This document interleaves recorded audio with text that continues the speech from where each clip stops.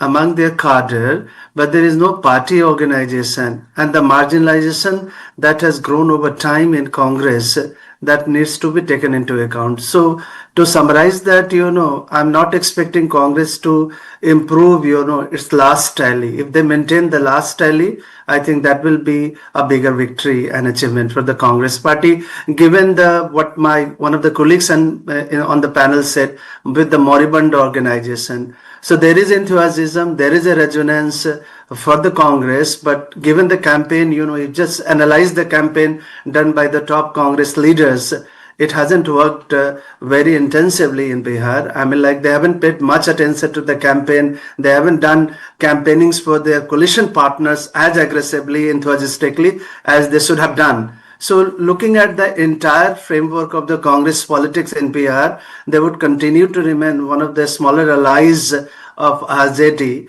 and creating that kind of, framework. And the vote theory has no resonance on the ground, because vote theft, if you just look at the vote theft idea and imagine in this historic turnout, it makes no sense that why vote theory is becoming and also attacking the EVM. On the other hand, Bihar electorate, especially women, have given a decisive vote in favor of, electoral management, trust in the system, electoral system, trust in the vote, the power of the vote. Okay, Nabila. If I could also introduce Manish Sinha, the spokesperson of the BJP, joining us. Thanks very much, sir. Manish, we hear the BJP has sent out a directive asking for no celebrations, no overt celebrations. Could you give us the reasons to why and how confident are you? Good morning, everyone. All the viewers of your channel. So we are very confident. We're very elated.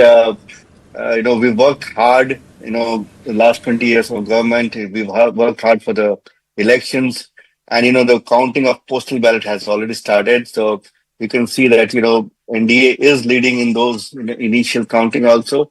And we're going to make a very strong government, this time, surpassing what we did last time. So we just have to wait for some more time. I think it's a matter of time, and then the real celebrations will start soon.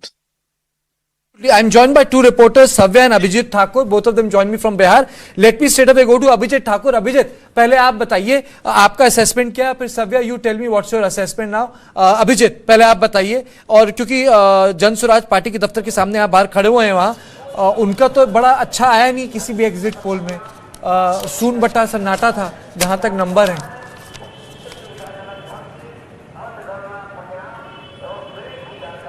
Abhijit, देखिए तस्वीरें भी सुबह सुबह की यही बयान कर रही हैं. जनसुराज एक बड़े बदलाव की बात कर रही थी, लेकिन अगर आज हम उसके मुख्यालय की बात करें तो यहाँ पर आपको एक डेजर्टेड लुक दिखेगा, यानी कि यहाँ पर आपको लोग दिखाई नहीं देंगे. यही वो बिहार बदलाव यात्रा की गाड़ी है जो कि इस वक्त यहाँ पर खड़ी है, और पीके भी यहीं अपने आवास पर ही मौजूद हैं. लेकिन अभी तक कोई कार्यकर्ता या फिर कोई भी रिजल्ट डे की जो तैयारी पार्टी कार्यालयों पर दिखती है वो आपको यहाँ पर दिखाई नहीं देंगी. वही अगर हम बात करें बीजेपी, जेडीयू, कांग्रेस या फिर आरजेडी की, तो सबने अपने अपनी तरफ से तैयारियां कर रखी हैं और वो दिखाई भी दे रही हैं. ट्रेंड्स की अगर हम बात करें तो 14 सीटों पर अभी जेडीयू आगे है. पोस्टल बैलेट्स की काउंटिंग शुरू हो गई है, सबसे बड़ी अपडेट इस वक्त की हम आपको दे रहे हैं. और 4 सीटों पर महागठबंधन आगे है, एक सीटों पर अन्य और जनसुराज भी आगे दिख रहा है. लेकिन अभी मैं आपको फिर से कहना चाहूंगा कि ये पोस्टल बैलेट्स की काउंटिंग शुरू हुई है. अभी आधे घंटे तक शुरुआत में सबसे पहले पोस्टल बैलेट्स की काउंटिंग शुरू होती है, और वहां के ट्रेंड्स अभी जो है वो सामने आने शुरू हुए हैं, जिसमें कि 14 सीटों पर जेडीयू यानी कि एनडीए जो है वो लीड करती हुई दिखाई दे रही है. और महागठबंधन की अगर हम बात करें, और ये ट्रेंड्स तेजी से चेंज भी होते रहते हैं, जैसे कि अभी की ताजा अपडेट बताएं तो 19 सीटों पर आपको एनडीए जो है वो लीड करते हुए दिखाई दे रहे हैं, तो 9 सीटों पर अभी आपको महागठबंधन लीड करता हुआ दिखाई दे रहा है. और अन्य और जनसुराज की अगर बात करें तो एक सीटों पर उन्हें भी लीड दिख रही है शुरुआती पोस्टल बैलेट्स के काउंटिंग के ट्रेंड में. तो शुरुआती ट्रेंड अभी यह है, शुरुआत यह है. आने वाले समय में यानी 9 से 10 बजे तक ये तस्वीर और क्लियर होगी. जहां तक बात करें असेसमेंट की, तो एनडीए हो या फिर महागठबंधन, अपनी अपनी तरफ से दोनों के दावे हैं. अगर महागठबंधन कहती है कि बड़ी बदलाव की ओर बिहार देख रहा है, तो उनके पक्ष में आपको ये नतीजे जाते हुए दिखाई देंगे दोपहर के बाद. लेकिन अगर हम बात करें एनडीए की, तो सुशासन और नीतीश कुमार के चेहरे को सामने रखते हुए बीजेपी और एक चीज बताइए, अपने कैंपेन को आगे बढ़ाया और अपने पिछले 15-20 साल में किए हुए कामों को गिनवाते रहे। और बीजेपी की जहां तक बात करें तो अभिजीत, एक चीज बताइए, काफी लोग हमारे यहाँ स्टूडियो में बैठे हैं और सब ये जानना चाहते हैं कि बहुत मेहनत की प्रशांत ने बहुत सही इश्यूज उठाए, पलायन का इशू उठाया, जवान लोगों के मसले उठाए, बिहार में उन्होंने कोशिश की कि जात के बजाय मसलों पे बात की जाए। ये मॉडर्न कैंपेनिंग का हिस्सा होते हैं, लेकिन उसके बाद भी जो एग्जिट पोल के नतीजे हैं उनको कोई जगह नहीं दे रहे हैं। आपका विश्लेषण क्या है? वो जगह क्यों नहीं मिल पाई? पहला चुनाव है इसलिए या कोई कमी रह गई?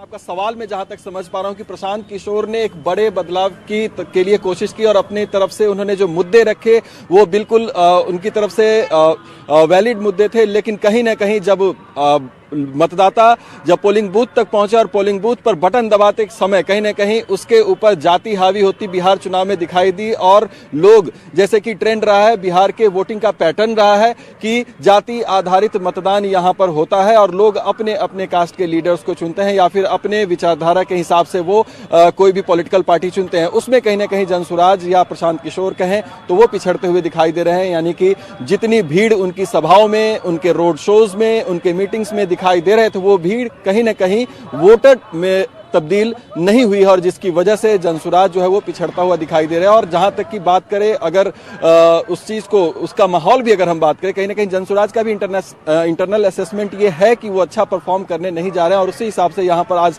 आपको किसी भी तरह की तैयारी उनके स्पोक्स पर्सन या फिर लीडर्स भी यहाँ पर दिखाई नहीं दे रहे हैं, जो कि चुनाव से पहले बहुत ही प्रो एक्टिव मोड पर थे। वॉर रूम यहाँ पर चल रहा होता था, लेकिन आज आप यहाँ पर अगर आप देखेंगे तो यहाँ पर आपको कुछ पत्रकार, कुछ लोग यहाँ पर दिखाई देंगे, लेकिन उसके अलावा कोई भी लीडर आपको यहाँ पर किसी भी तरह की तैयारी आज के हिसाब से दिखाई नहीं देंगी। तो इसी पॉइंट पर जनसुराज कहीं ना कहीं पिछड़ती हुई दिखाई दे रही है। Tejashwi Yadav, a brief comment is made to the media. Tejashwi Yadav is leading from his constituency. Let's hear it, what he had to say. जीत होने वाली है, चलिए हम लोग जीत रहे हैं। बहुत शुभकामनाएं आप लोगों को। बदलाव होगा, बदलाव होगा, बदलाव होने जा रहा है, बदलाव होने जा रहा है, सरकार बना रहे हैं।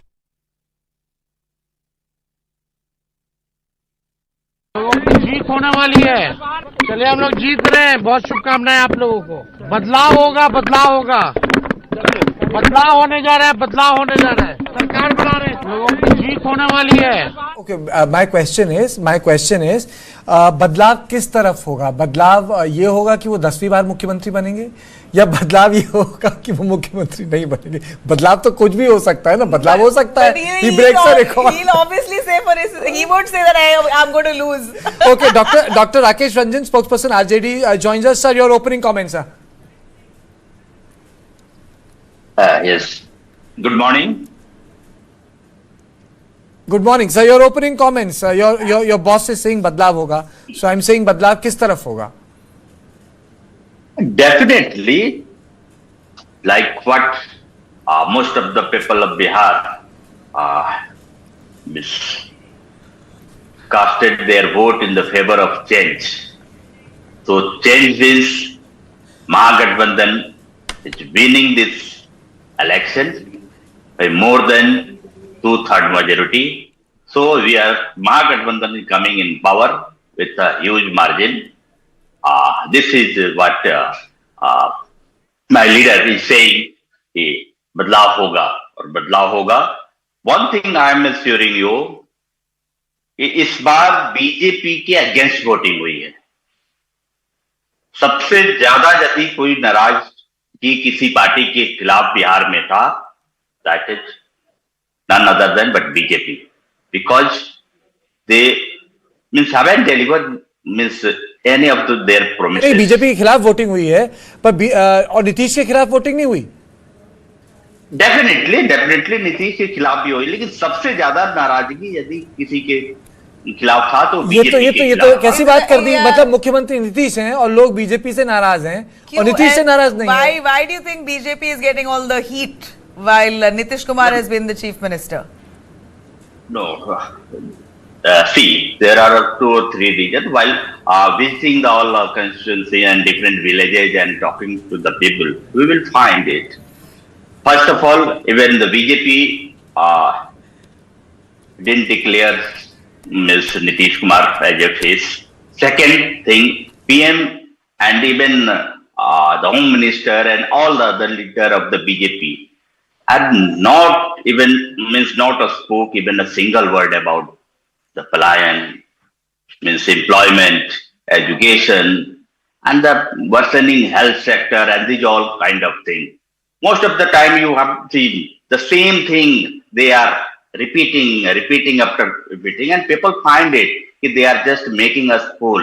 And this message conveyed very in the, I think all the downtrodden people, poor, and even all the concerned people who wanted to hear about the employment or education, health sector, and all the public concern issues. But BJP failed to even speak a single word for the people concerned the issue. That's why I think the anger among the people is, I think, the center of the anger of the BJP.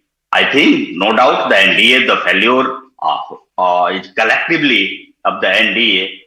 But that's why I'm saying, लोग जो यहाँ BJP के against the voter is wise. They are very well aware that Nitish Kumar's JDU right now, the reins of which is currently handled by the BJP. That's what you're trying to say, and people are aware of that, and therefore they're angry more with the BJP. Manish Sinha, would you want to counter that? People's anger is largely towards the BJP, less towards Nitish. I don't know from where he's getting the data. You know what RJD said yesterday was very, very unfortunate about the results and how Bihar can go the Nepal way. I mean, think about it. I mean, how can a responsible national party like RJD say like that, right? I mean, so, you know, people at the ground know what is happening. They are seeing the development which is happening under Honorable Modi ji, Honorable CM Nitish Kumar ji. And, you know, you can see the results, the trends right till now. If you can see all the opinion polls, all the exit polls are in our favor. Even now, the initial, the way, you know, NDA is leading this entire thing, I can see this momentum will be there, and the momentum will only go in the right direction, and our lead will even widen further, right? So if you see the women voters are happy, the youth are happy, you know, this entire the vote base of Mahagathbandhan is also shifting towards NDA. Breaking coming in. I'm sorry, Manish. There's a big breaking coming in. Tej Pratap is trailing. Sumit, Tej Pratap is trailing. But initial days, I mean now. You expect him to win? Initial hours. Tej Pratap from Mahua. Well, I won't be surprised if he pulls through.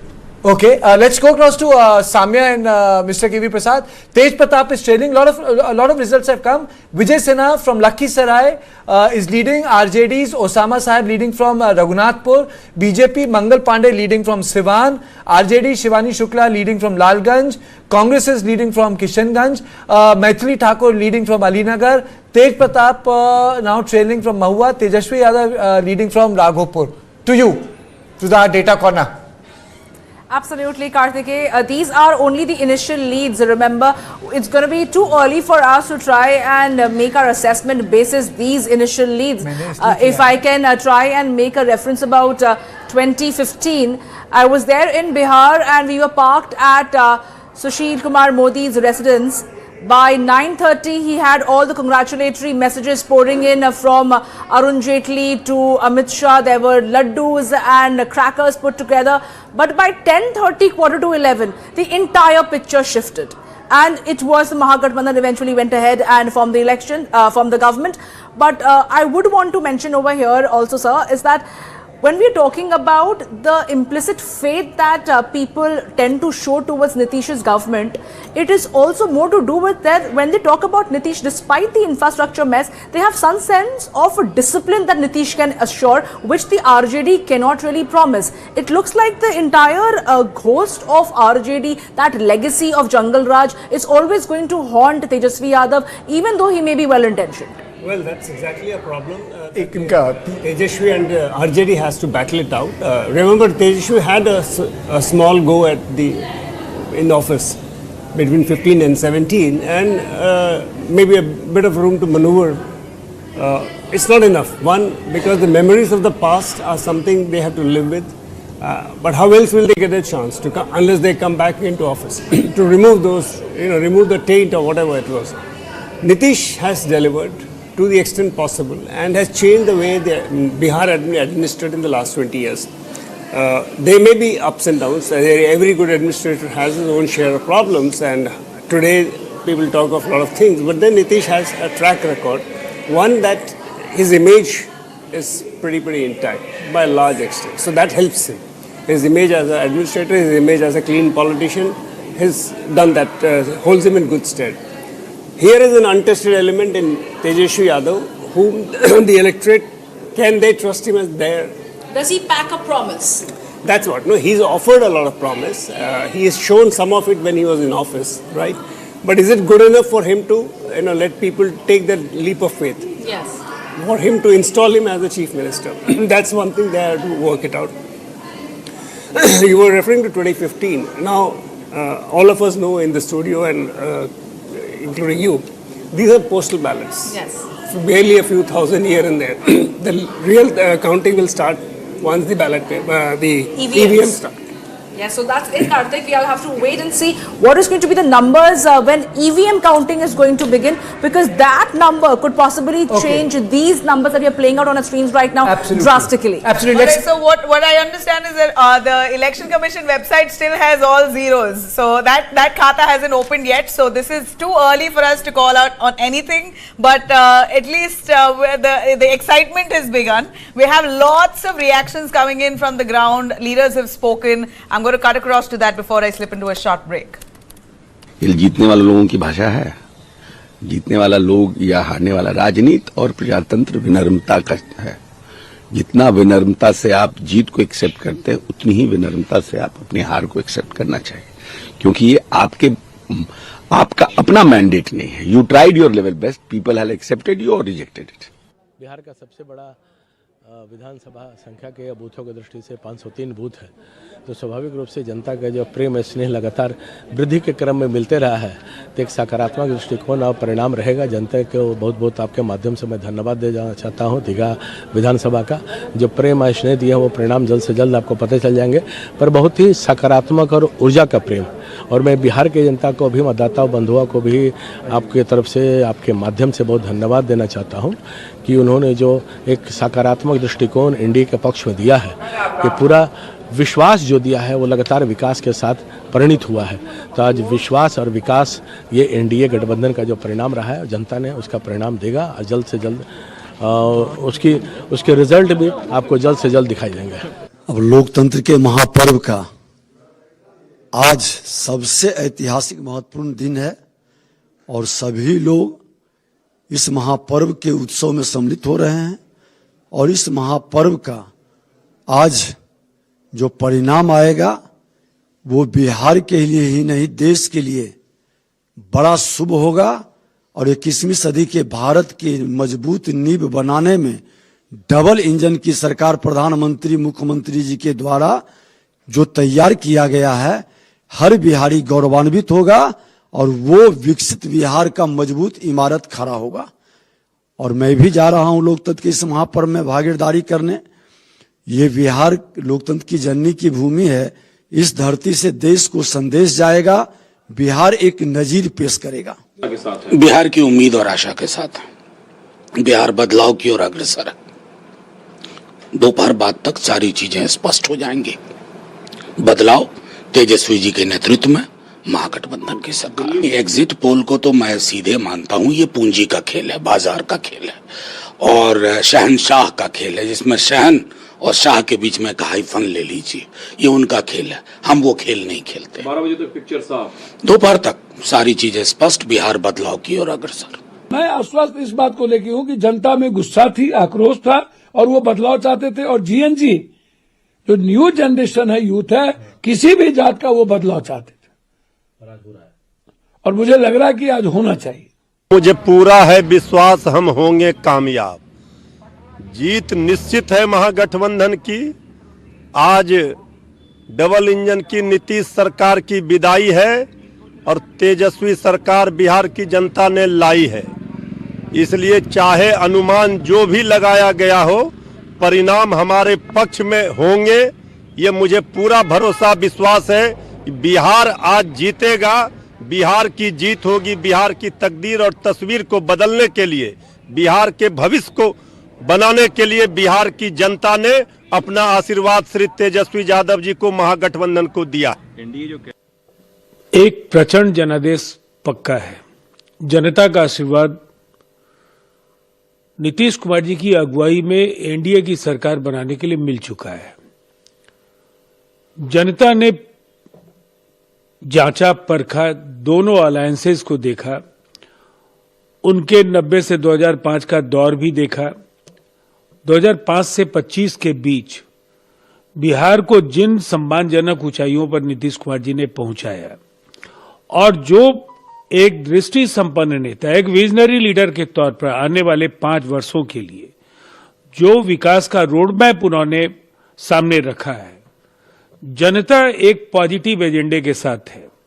और इसीलिए हमारा feedback विभिन्न मतदान केंद्रों पर काम कर रहे पार्टी के संगठन से जुड़े लोग, अलायंस के साथियों के जो रैंक एंड फाइल के लोग हैं, उनके बातचीत के बाद हम पूरी तरह से आश्वस्त हैं 2010 के आसपास हमारे नतीजे होंगे। बिहारियों ने हमेशा संयम से काम लिया है और उन्होंने हमेशा सही का चुनाव किया है। मैं मानता हूं कि 90 का जंगल राज कतई कोई वापस नहीं चाहेगा कि किसी भी कीमत पर लौटे, और इसीलिए ना सिर्फ एग्जिट पोल के कारण मैं ये बयानबाजी कर रहा हूं, बल्कि हम सबकी मेहनत पर मुझे विश्वास है। जो एनडीए के नेताओं ने मेहनत हम लोगों ने की है और जो रुझान हम लोग को जमीन से मिले हैं, हम लोग एक बड़ी मार्जिन के साथ हम लोग सरकार बनाने जा रहे हैं। 150 का आंकड़ा हम लोग पार करेंगे, ये मेरा विश्वास है। और एक मजबूत, स्थिर और विकास की सोच वाली सरकार अगले 5 साल बिहार को बदलने की दिशा में लेकर जाएगी।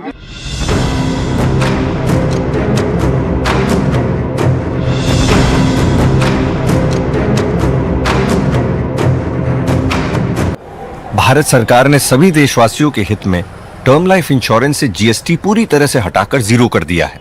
इससे टर्म लाइफ इंश्योरेंस काफी सस्ता हो गया है। पॉलिसी बाजार पर अब 1 करोड़ का टर्म लाइफ इंश्योरेंस सिर्फ 400 रुपए महीने से शुरू। बढ़ता है, खेलता है, झूलता उछलता है, दौड़ता कभी कभी दौड़ कराता है, आगे आगे बढ़ता है इंडिया, अमूल दूध पीता है इंडिया। यही मौका है बिजनेस को बढ़ाने का, पर पैसा। अपनी सुपर पावर यूज करने का टाइम आ गया है। आप टेंशन मत लीजिए, IIFL फाइनेंस से झटपट गोल्ड लोन लीजिए और बिजनेस आगे बढ़ाइए। आपके जैसे सुपर हीरोज ऐसी छोटी मोटी प्रॉब्लम से थोड़ी ना रुकते हैं, इसीलिए लाइफ जब भी आगे बढ़ने का मौका दे तो अपनी सुपर पावर, अपना गोल्ड यूज करिए और IIFL फाइनेंस से गोल्ड लोन लीजिए। IIFL फाइनेंस करता है सीधी बात।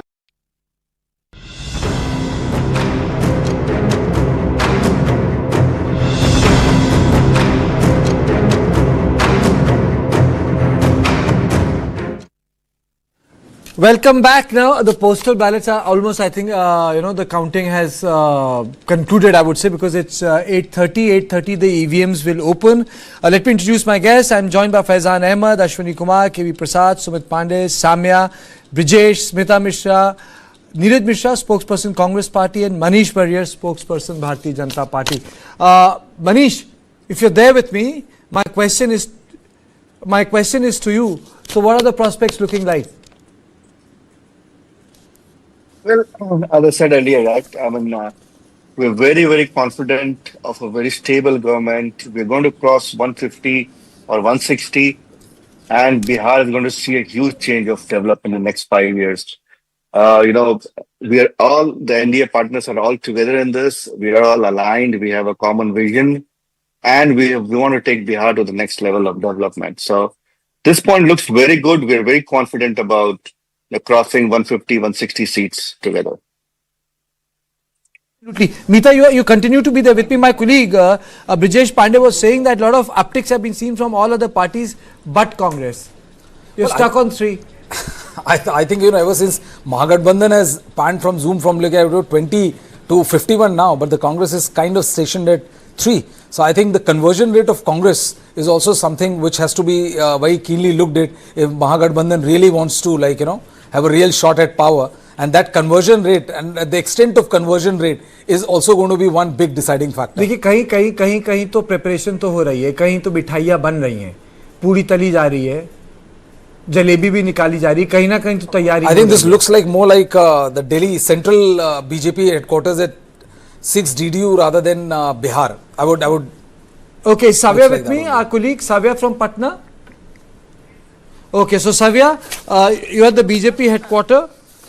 What's your take there? वहाँ तैयारियां शुरू हो गई हैं, नंबर तो दिख ही रहे हैं सामने. Well, see, the party workers have started to come, but there are no sweet preparation yet. See, the entire party office has not been decorated. Neither the JDU party office has been decorated. Party workers are coming in. There are excitement that could be seen among the party workers. But we have to wait that after 12 p.m. only, the large amount of party workers will start coming in. And that's the time when the leaders also will start coming in, because till now, no leaders have arrived at the BJP party office in Patna. So the party workers are happy. The party workers are excited. They are confident that it's once again the NDA government is going to be in power in the state of Patna.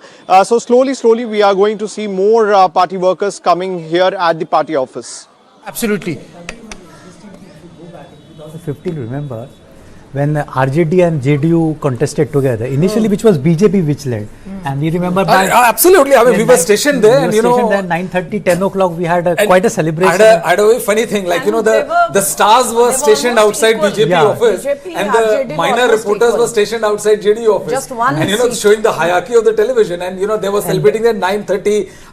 Sanjay Mayuk, who is like infamous episode, he bursted crackers and all, crackers bursting, and all of a sudden at 10:30, you got a call, would you like to shift to BJP office? And immediately the stars were shifted to JDU office, and the minor reporters were shifted to BJP office, because the entire upswing happens. That's the reason why people have stopped calling elections this early until they're like, the difference is huge. That was Because one of the books, it was also quoted that at 9:30 Lalu Prasad Yadav called Prashant Kishore, who was the strategist for the JDU RJD combined, and saying, are you seeing the number? Is this the number which you promised us? And Prashant Kishore said, sir, why don't you wait for one more hour? And then as proverbial gig would happen, that the numbers started changing and went huge in favor of Mahagathbandhan. This time what happened in Haryana, BJP was sulking all throughout, and they looked very sad and sitting very mum, and then the tables turned. Congress had already started celebration in a bit. And so are we going to witness something like that today? I don't know. I don't think any party will now rush into celebration until they are very sure. That was a very different election. Remember, it was JDU and RJD together combined, which, if you look at it, they themselves constitute more than 40-45% of the polity when they are together. Panditji, whether it was 2020 or once before in 2015, when again Nitish Kumar had created, which was the first time this term Mahagathbandhan came into the political lexicon. When RJD and JDU came together, Nitish Kumar had quit the NDA and joined hands with the RJD, and on both these occasions, if you remember, it is also the caste umbrella. You have to look at the social caste umbrella also. That caste umbrella itself was such a big tent for the BJP to challenge them and win alone on its own, with just a smattering of a few very small parties, was itself too big a challenge. I remember I was there in Patna, and the moment I landed back in Delhi and I was told that it is the lynching and it is the cows and the calves and Muhammad Akhlaq and issues like that which have swung the vote. I don't know if they played a role, but even before all this, I had told them, I said, look, whether it is Akhlaq and lynching and other things, the most important point is that social umbrella of the RJD and JDU coming together, the RJD bringing the Muslim and Yadav combined, and the JDU with Nitish Kumar at the helm, having all the EBCs and the Kurmi and Koiri Samaj together, is itself such a huge caste umbrella, and it is just not possible for the BJP to defeat them all on its own. Smita, and that is what happened. No, on another issue was that actually that election was quintessential mandal sort of an election, Yes, post-mandal, yes. where you remember there was also a statement by the Mandal, RSS leader. Mandal in all its power. Yeah. With RSS, sort of RSS leaders working making that statements. narrative. There is one more interesting thing about the number. Let me get in Ashwini Kumar. Sir, if you look at the numbers, BJP continues to be ahead of JDU. BJP is 48 and JDU is 32. It's not as if, so can I say that the days of JDU being Bada Bhai in Bihar's politics is over? Can I say that, or? It's going towards what I predicted. Okay. Yes, to be fair, only Nabila said that. None of us did. Okay. Let's wait and see. I guess it looks like RJD, BJP, JDU. But let's wait and see the order. I'm still little cautious because compared to BJP, RJD has been JDU hasn't faced any kind of challenge, neither voter fatigue nor big mass dissatisfaction against Nitish Kumar in his policies. So let's see how the final tally, comes out. But looks like, but if if that's the trend, it seems that NDA is on the verge of, very comfortable victory. If that holds. What is surprising, even the last time, Brijesh, the BJP got more number of seats than the JDU. Well, I think, 2020 was a different election. 2020 was an election which was, the role of Hanuman, very effective. Hanuman was played by LJP and it was backed suitably by the Bharatiya Janata Party. And the attempt was to cut JDU to size, and this is precisely what happened. But the BJP realized that they cannot wish away JDU, and that is the reason why they said that they adopted the grand gesture of saying that irrespective of JDU getting less seats, we will still make Nitish thing. And this is the reason why Nitish paid in kind to Chirag Paswan, making sure that there is a split in the party, making sure that the Ram Vilas Paswan's belongings were thrown on the road, and also ensuring that Chirag Paswan was a persona non grata for the BJP for a quite considerable time, and made sure that Paras Paswan became the minister, central minister in Modi's cabinet. And giving LJP 23 seats to contest when they had won only 2. Is also in a way 29 seats. So is also in a way to try and keep the JDU in check, isn't it? I would say that more than JDU in check, they didn't wanted to upset the caste coalition, and that is the reason why they didn't wanted to antagonize Chirag Paswan and further fear any kind of social torpedoing of their otherwise a very good coalition which they had built. That is the reason why he got more than that. Okay. Okay, so let me go across to Samia. Samia has got some data to show us, and the question which we are going to ponder upon is that though a lot of people are saying it's the farewell election of Nitish. So in case it's a farewell election for Nitish, and even then the party is not the #1 party in Bihar, what happens when Nitish exits the scene? What happens to JDU? Is it going to go the way ADMK has gone in Tamil Nadu? But before that, Samia. Absolutely, Karthikeya. We have certain early leads, early trends, I would like to say, and we're putting it out on our screens right now. We are starting with West Champaran. NDA is looking at 4 leads over here, Mahagathbandhan at 1, JSP is standing at 1. We are waiting to see if these numbers are going to change because they are. EVM counting has just begun. This is for West Champaran district. The next is the East Champaran district. NDA is still holding strong over here, but Mahagathbandhan also, it's going to be like a neck-to-neck space over here. JSP clearly has not been able to create a dent either in NDA or in Mahagathbandhan's vote share, at least in East Champaran. The next district is Sitamarhi, which is NDA is leading over here. No prizes for guessing over there because Sitamarhi has been one of the most talked about, the intensive campaign that it has witnessed. The next district that we are looking at is Vaishali, where Mahagathbandhan is leading with 3 seats over here, and the NDA is standing at 1. I would like to come to Mr. KV Prasad later to ask about this sort of a shift in Vaishali, but Madhubani is standing at 2 seats over here with NDA leading. We are waiting to see if Mahagathbandhan is going to also show certain numbers, but as of now, as per the early trends, it doesn't look like that JSP is going to hold fort over here at all. Darbhanga is standing with 2 for the NDA. Mahagathbandhan hasn't opened up its khata, like they say. But we are waiting, like I mentioned. JSP over there was leading with 1 seat. At Buxar, of course, NDA is standing with 3 strong seats there.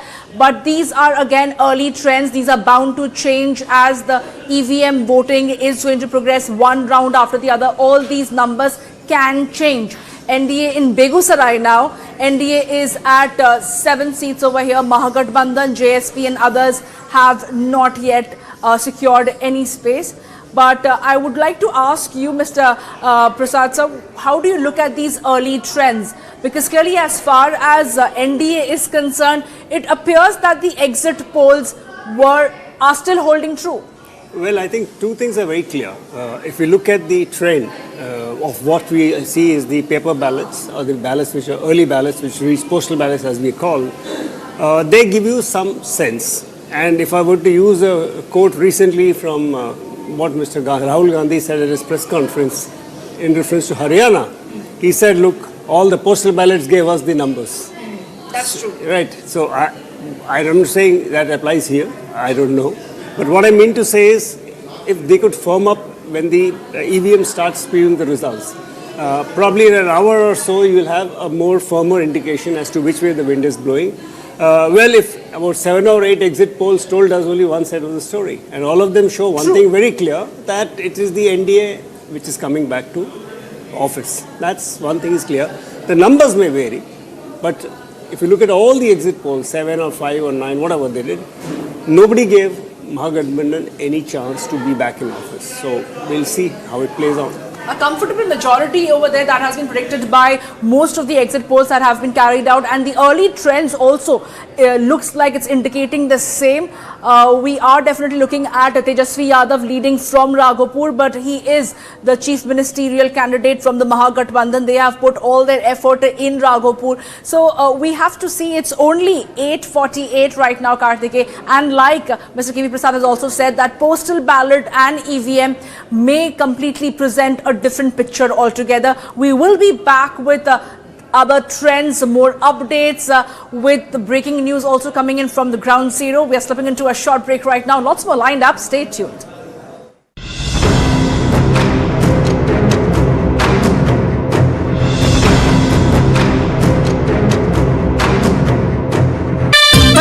खेलता है झूलता उछलता है दौड़ता कभी कभी दौड़ कराता है आगे आगे बढ़ता है इंडिया अमूल दूध पीता है India Breaking news. Major disruption is expected this week.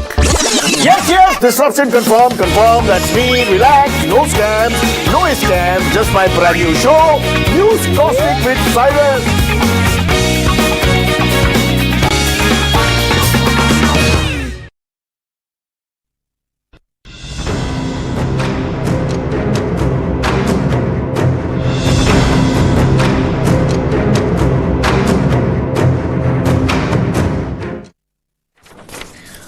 All right, welcome back. Well, we're looking at numbers flashing on our screens there. Right on top, we're looking at the RJD seems to be appearing as the single largest party there, and catching up with RJD's number is BJP, not the JDU but the BJP. BJP looking at 58, going strong. RJD at 42. Yeah, you have 64. RJD at 64. RJD at 64, BJP at 58. What does it really speak of? I'd like to ask Brijesh here, as much as, we may want to diss, or one may want to diss the Mahagathbandhan, saying that they haven't picked the right issues, they haven't fought enough, they haven't, gotten to the ground of it. What does it mean when they become the single largest party? Don't they have the people's mandate? Well, I think, right now as we speak, the RJD is the single largest party, 4 seats ahead of BJP. And the fact of the matter is just proves one point that yes, the RJD's social base is completely intact and there's no tinkering with that. I think the real challenge will be whether the Congress is able to convert its sheet share. If they are able to do that, I think then there's no stopping the Mahagathbandhan. But if Congress is not able to do that, then I think it'll be a big challenge for the Mahagathbandhan to cruise as easily as it should have been. But right now, I think it's too early to say any kind of thing. I think we have to wait for at least 1 hour before, you know, couple of rounds of voting takes place, so that we're in a much better position to hazard a guess as to which party is the largest and which way this election is, at least it's indicative. And if Ms. Smita, if at all the JDU does not match up with its might, it's clear that Nitish Kumar will not be made the chief minister this time. That's the buzz. That if the BJP gets more numbers... Yes, it has been in the chatter for a while that if the BJP emerges the bigger partner, and BJP tally is much more than the JDU, then there may be a question on the leadership. But so far I will not go with that theory at all, because this election, if the NDA is leading comfortably, is as much a Nitish Kumar election as it is a BJP Narendra Modi Amit Shah election. It is the combined impact, it is the narrative, it is the issues, it is the support of the center to the Bihar government. It is also Nitish Kumar's bold decisions and his very welfare centric governance which has created this environment. Otherwise, to be in a pole position, in a leading position at a time when you have been at the helm for 20 years is not a small thing in a democracy. So therefore, I do not think, I do not see a rethink on the leadership question, even if JDU is below the BJP, which it appears as of now. Yeah, you know, I see a very interesting point we are flashing on our screens as well. Prashant Kishore's Jan Swaraj Party leading in 3 seats. So that's quite a big opening there for, I'm not too sure if this is too early to call this. I think, by Prashant Kishore, we all know where his electoral fortune is. It'll be very interesting to see the percentage of vote he would poll at the end of the day, and how much big of a dent he is to either, NDA or to mahagathbandhan. But if you look at the numbers which are flashing up there, suddenly there's a slight uptick in the fortunes, as early as it may be, of mahagathbandhan, because from 3 Congress has now jumped to 15. So I'm saying that it is the Congress conversion rate that is going to play a very crucial role as far as the electoral fortune of mahagathbandhan is concerned. If Congress is able to take its tally to somewhere in the range of 20 or plus, I think it will give a good fight to the NDA. But the number of Congress is so dismal. There's 15. Congress at 15. No, from 3 to 15, because it was stuck with 3 for How much did the Congress win the last time? I don't remember I exactly. think Congress contested 75 seats. They contested 70 and they won 19. 19 seats. They contested 70. So in the alliance, they had the worst strike rate. And the CPML, Dipankar Bhattacharya's team, had the best strike rate. Okay. So now they contested 19 and Smita, won 12. let's divide this conversation into 4 parts till numbers solidify. 1, why doesn't, after 1989, how come no party has got a simple majority in Bihar? Has something fundamentally changed in Bihar's politics? That's number 1. Secondly, the results are showing that this is an election between BJP and RJD.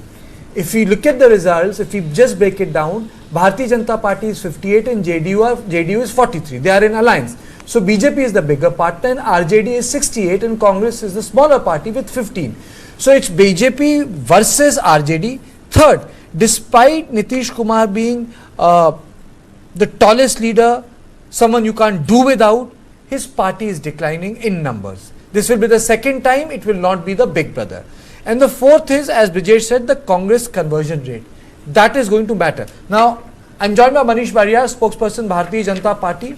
I'm also joined by Neeraj Mishra, spokesperson Congress. Smita Mishra continues to be with me. Brijesh, Sumit Pandey.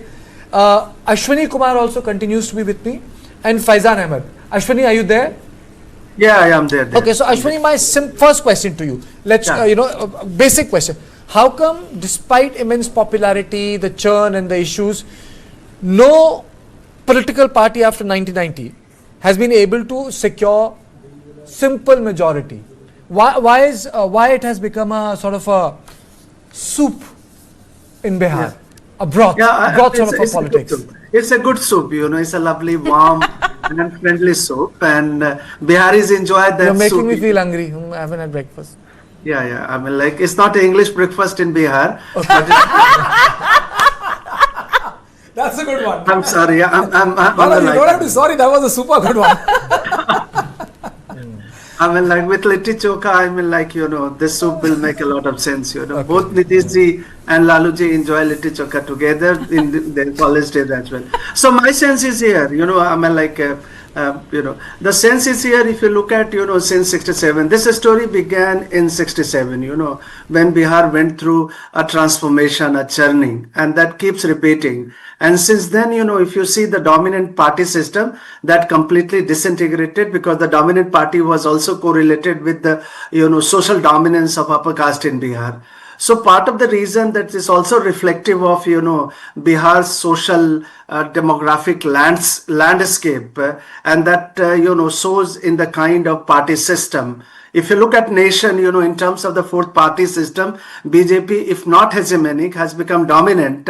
On the other hand, if you look at Bihar closely, every election, if you look at, except 2010 election, RJD, has been, almost same, dominant, but not dominant enough to become, single party rule. And the reason is the, social alliance and the social bloc, the mandal, So this whole fragmented mandal bloc leads into this kind of electoral system, which is not giving the only the big change that would happen if BJP gets to number one. In future, maybe in next election 2030 or in this election, if BJP manages to get ahead of JDU, that will be real big change in Bihar's politics, because BJP politics is very different, radically different from the socialist mandal politics.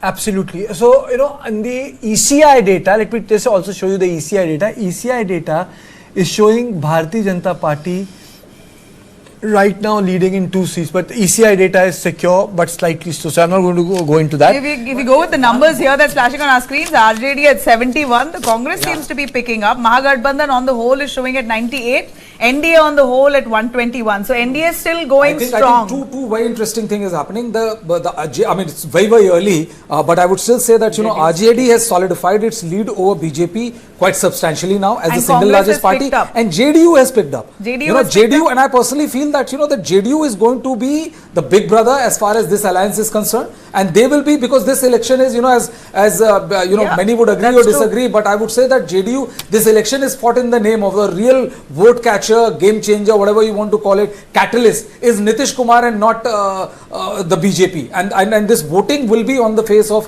JDU, and I personally feel that JDU is going to be the big brother as far as the number is concerned, because I thought otherwise, and it's surprising that there's hardly any anti-incumbency if that's the case. No, and it's also a very good case of vote transfer. The BJP is also getting Nitish Kumar's vote apart from its own vote. The JDU is also getting Narendra Modi and Amit Shah's vote.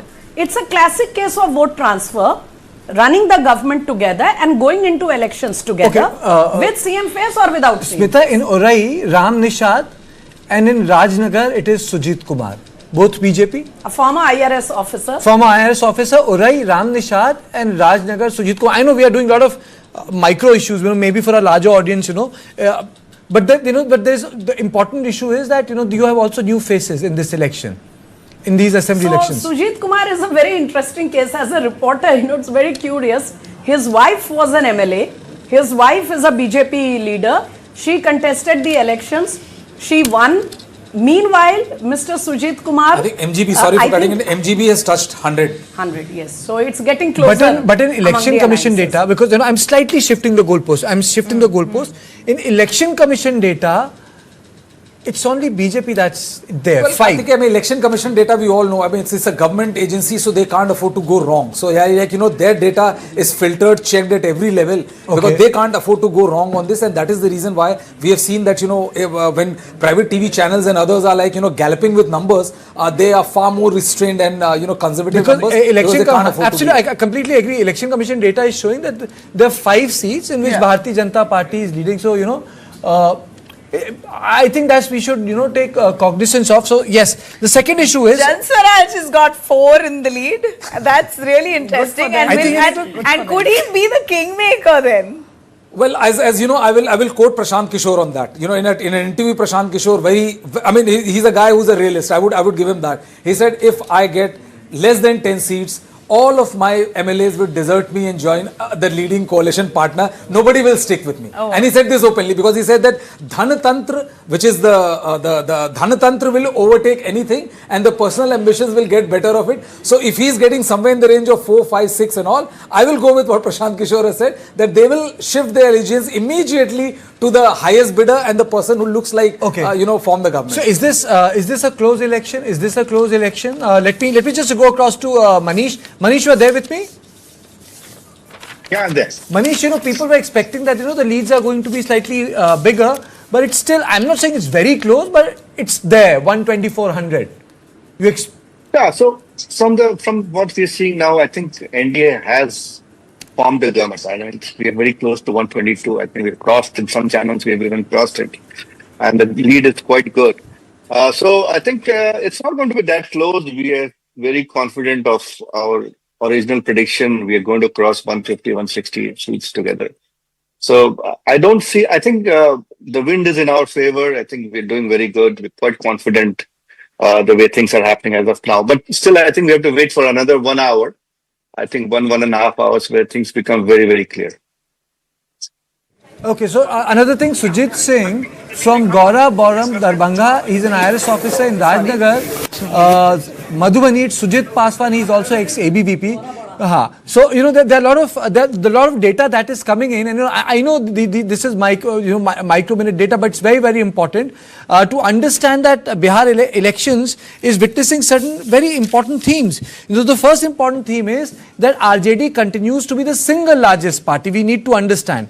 Second important theme that is emerging is that the BJP continues to be a bigger partner than JDU. The third important theme which is emerging is that LJP and Congress, they are operating at the same level. If Congress is leading in 17 seats, LJP is also leading in 11 seats. That's also very, very important. Third is the conversion rate of the Congress party is an issue right now. The fourth thing is the election is not about a sweep and bigger margin. That is also becoming very, very evident. So if you look at it, NDA has got 126 seats, MGB has got 103 seats, Jan Swaraj Party has got 3 seats, others have got 1 seat, and we are also taking you through the ECI data. So these are the general leads that are coming in. When I say ECI data is something which is officially that is declared on their website, which shows 5 seats to Bharatiya Janata Party and 2 seats to RJD. So I don't want my viewers to get confused about it. So viewers should not get confused about it. These are the data which is as per the Election Commission of India. So that's one thing. Now KV Prasad joins me. Samya also joins me from the newspaper. Samya, are you there with me? Samya, you there with me? Samya, are you surprised with these results? 57 BJP, JDU 54. Are you surprised? Well, Karthike, clearly as far as BJP leading the way in NDA is concerned, it is the indication of the fact that perhaps the regional satraps or the regional parties are not as significant as the BJP over here, because the national party is the one that has led this election. Of course, it got to be about a local issue, but we can't really forget about the fact that how there were comments being made about the Prime Minister's mother and these issues where the Prime Minister, Home Minister, senior leaders, everybody descended over there, and it did have a national political overtone to Bihar's election as well. We can't rule that out. But as far as Congress's conversion rate is concerned, I mean, it is an area of concern that the Congress will have to address.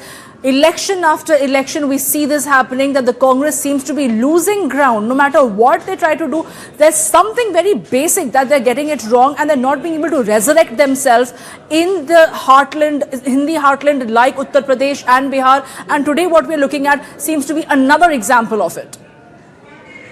I'll be joined by Santosh Singh, senior journalist from Patna, Manish Varyar, spokesperson Bharatiya Janata Party, Neeraj Mishra, spokesperson Congress, Smita Mishra, author and senior journalist, Brijesh Pandey continues to be with me, Sumit Pandey, political editor, Deccan Herald, KV Prasad, senior journalist, Professor Ashwini Kumar Tis, and Faizan Ahmed, senior journalist.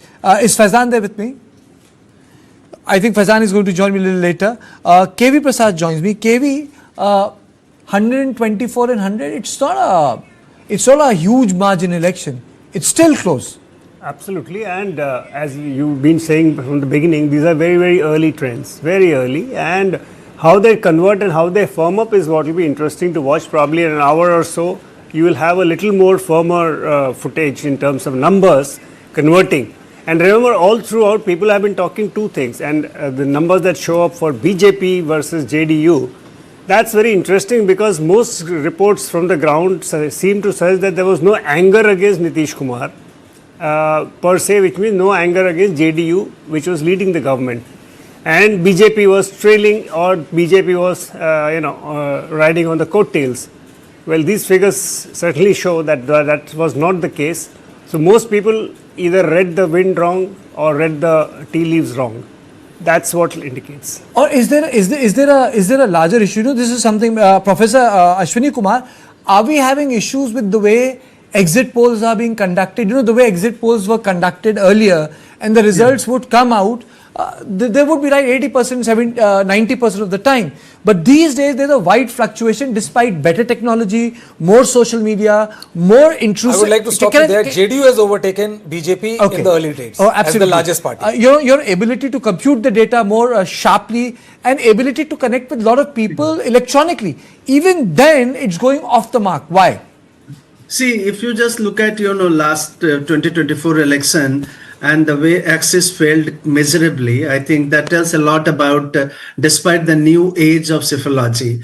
I mean, as a political scientist and as psephologist, the first primary principle is violated by most exit pollsters in terms of, randomization, non-responsive, and looking at the complexity of its, especially, social complexity. And most of the exit pollsters, barring there are few C voter, and again, Axis has done good job this time. That's the problem, lack of transparency also. I mean, we don't know their sample size. I mean, which is very key, fundamental to you figure out rightly. And also, if you leave the constituency by 3 o'clock, I'm sure you're going to make huge mistakes, blunder, in fact, predicting. That's why exit polls have become more, in terms of gauging the mood of the electorate, not always correctly. And perhaps more about, chatter here and there in the drawing room, because by 4 to 6, if you have been on the ground, and most of us have been on the ground, that is where massive votings take place. And also there is in Bihar a problem in terms of, most exit polls make mistake in Bihar because of social complexity and the screening, people really screen themselves, upper caste talking to upper caste, media is largely, and the pollsters are largely coming from that social constituency. That is also a huge social bias, resulting into the misreporting. Okay, Manish Bariyar also joins me, spokesperson Bharatiya Janata Party. Good morning, Manish. So the slogan is already out. Bihar hai taiyar. वो चल रहा था. फिर से नीतीश कुमार. फिर से Nitish Kumar. Yeah, that is what we have been discussing, and just hope that I'm very confident that this looks like very much on the lines of exit poll, even better. We have been telling that it's going to be 2/3, but looking at now, it seems that it might actually be 2/3. Let's hope so. 2/3. Yeah, why not? I think the kind of momentum it is, but it's still early. I just hope that this momentum remains, but then it is possible because as all of you know that if the momentum picks up, it can go beyond 145, 150 to even to 160. Absolutely. Santosh also joins me. Good morning, Santosh. Good morning. Good morning. Good to have you here.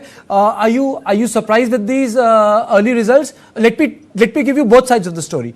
These are the results which we are getting by tracking our own feeds, which is 132 NDA, which is 55 BJP, 58 JDU, 14 LJP, HAM 4, and then in MGB 75 RJD, 20 Congress, VIP 1. The Election Commission data is showing Bharatiya Janata Party 6, Rashtriya Janata Dal 2, Lok Janshakti Party 2, Janata Dal United 1 and Indian National Congress 1. That's a different story. So first your opening comments. Karthike, I think it would destabilize. Let us wait for say 11:30. By that time we would have clearer picture. I think several rounds of counting will tell us which region is doing in what manner. So these are the early threats, and it is so far going along the same lines. We do not know the difference between the two combination. But what I still sense, it is a closely called election, closely fought election. So different would not be too much. I do not know about the psychology, about the convertibility, what the difference between vote percent, how much it results into the number of seats or the margin of victory or loss. But as of now, okay, but it doesn't look like a landslide victory, but it will be something along in the manner we have been discussing for the last 2-3 days. So so far we do not make too much into the data so far. Kartikeya. Landslide. Santosh, another question. Despite performing consistently, what is stopping Tejashwi as of now? I might be proved wrong later, for not crossing that Rubicon. What is limiting them? Is it the MY factor which enables them, also limits them, boxes them? It does. Santosh? You are asking? Yes, you are asking me? Yes, that's the question. Yeah. It's a very important question. It's always about MY plus what. What do you get on the social platter? He has been trying hard. He got IIP, Indian Inclusive Party, BIP. But MY plus what and how much? That was exactly the story last time. It's about social combination. What was the difference between the two combinations last time? I think Chirag, Paswan and Kushwaha were the difference between the two. When they came back to the NDA fold, they start with arithmetic advantage of 5%. So now are they going to get closer with IIP and BIP with them now? It's a 5-party alliance versus 7-party alliance, as they say. But is it good enough? And it's about my leader versus your leader, my social combination versus your social combination, my narrative versus your narrative. So it's the game. It's also the personality, Nitish Kumar's personality, and Tejashwi just emerging. Let me ask this outlier question. If I just go by, I know I'm switching, but I really need to do this because it's very interesting, and this brings me to an issue. Brijesh, anyone, you can raise your hand and come to me. Are we going? Is it possible that we may witness Maharashtra and Bihar? Going by the EC, the only party that is making substantial jump, Brijesh, you can come in, is Bharatiya Janata Party.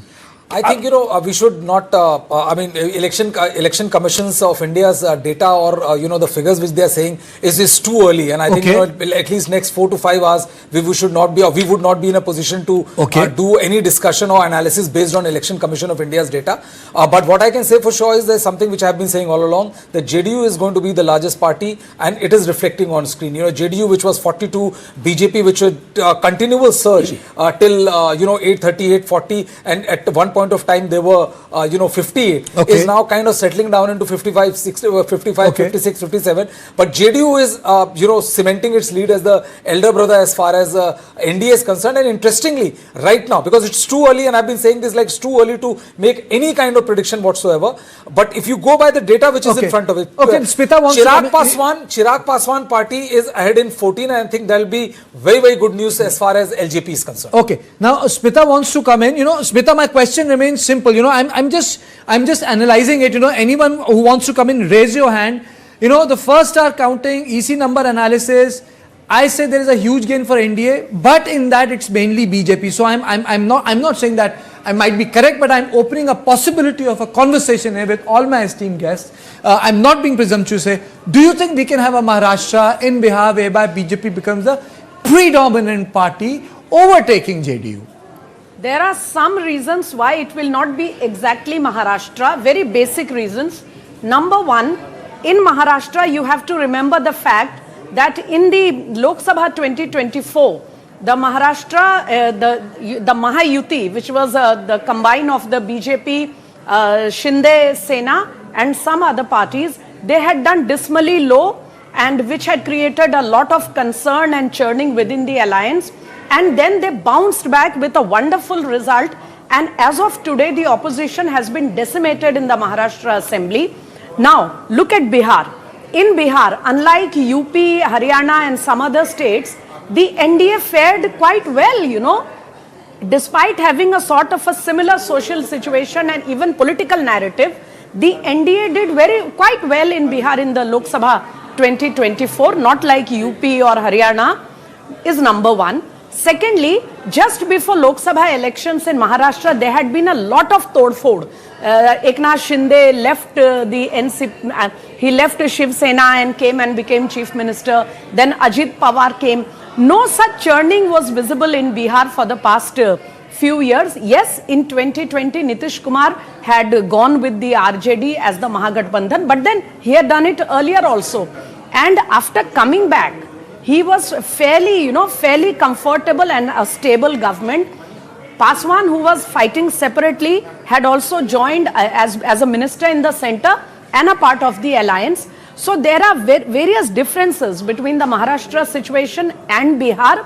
But if you say that the NDA or the Mahayuti as in Maharashtra continue to be the dominant alliance, yes, I think the similarity is there to that extent. Okay, I'm also joined by Neeraj Mishra, spokesperson Congress Party. Sir, your opening comments.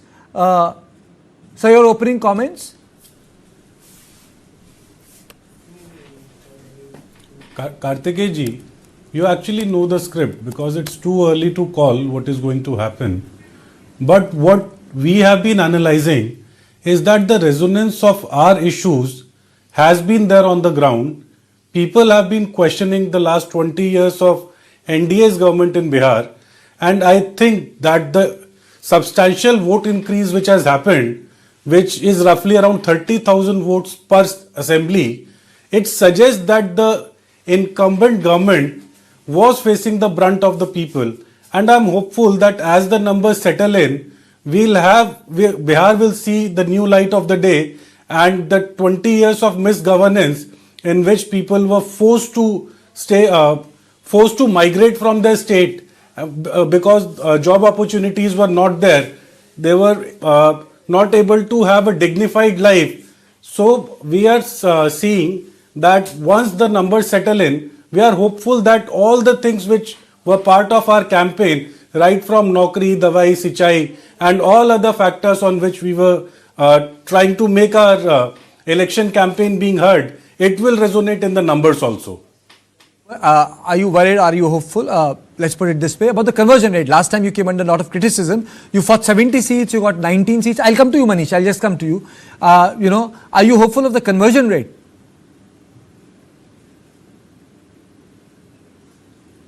We are. Because I think this time around when we were negotiating the seats, we made it a... Okay, I think there's a bit of an audio problem with him. Manish, you wanted to come in, please. We analyzed the election. Because he seems new light of the day has already happened. Where is he? He needs to smell the coffee now. So he's still in the election mode. It seems Congress is now 10. I know it is very early days, and we've had enough of experience of what has happened. Even last election was too close to call, and there were a lot of things. But still, the trends, the early trends, whatever it is coming up, I think Congress has a lot to do in introspection on that. Congress needs a lot to do introspection on that. Santosh, can Maharashtra happen in Bihar? Can BJP actually overtake JDU completely? I don't think so. As the results will settle now, we will see that it is not going to happen. It doesn't. It looks unlikely. It's a different state. If you go by the social combination, JDU also has stitched a very good alliance. See, there could be some convertibility issue between JDU and BJP, or also LJP versus JDU. It can happen. It did happen on some seats. But overall, I would see there would be neck and neck between JDU and BJP. Who knows, the JDU could be 5 seats more, or it could be pretty even. So I don't coming back to your question, I don't see that happening. So BJP is emerging as a party of interest to me. Manish, I'll come to you. It is emerging as a party of interest to me. Yes, Ashwini, please, and then I'll come to Manish, because we've got a plethora of bites now. Coming back, I think, if you just look at, the performance of BJP in Bihar, historically, I remember from the old days, even during the emergency, BJP worked very hard, to establish its ground in Bihar.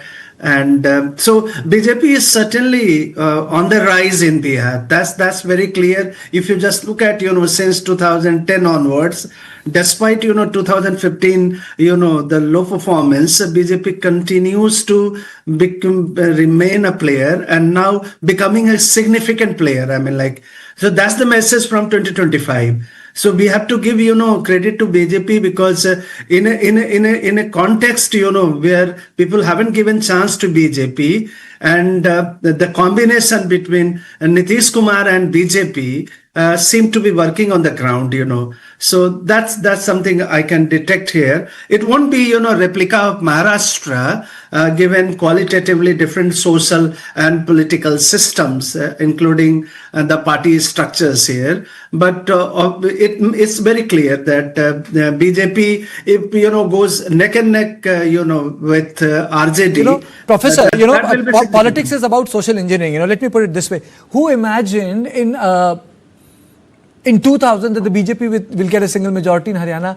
Who imagined that a state which was formed on the identity of tribals, you would have a non-tribal as a chief minister of Jharkhand? I'm just asking, you can say, Karthik, you have got it wrong. In Haryana, there was a reverse. And in Haryana, BJP made a Punjabi the chief minister, state that was dominated by Jats. And and then in Maharashtra, Maratha dominated politics, they made a Brahmin the chief minister.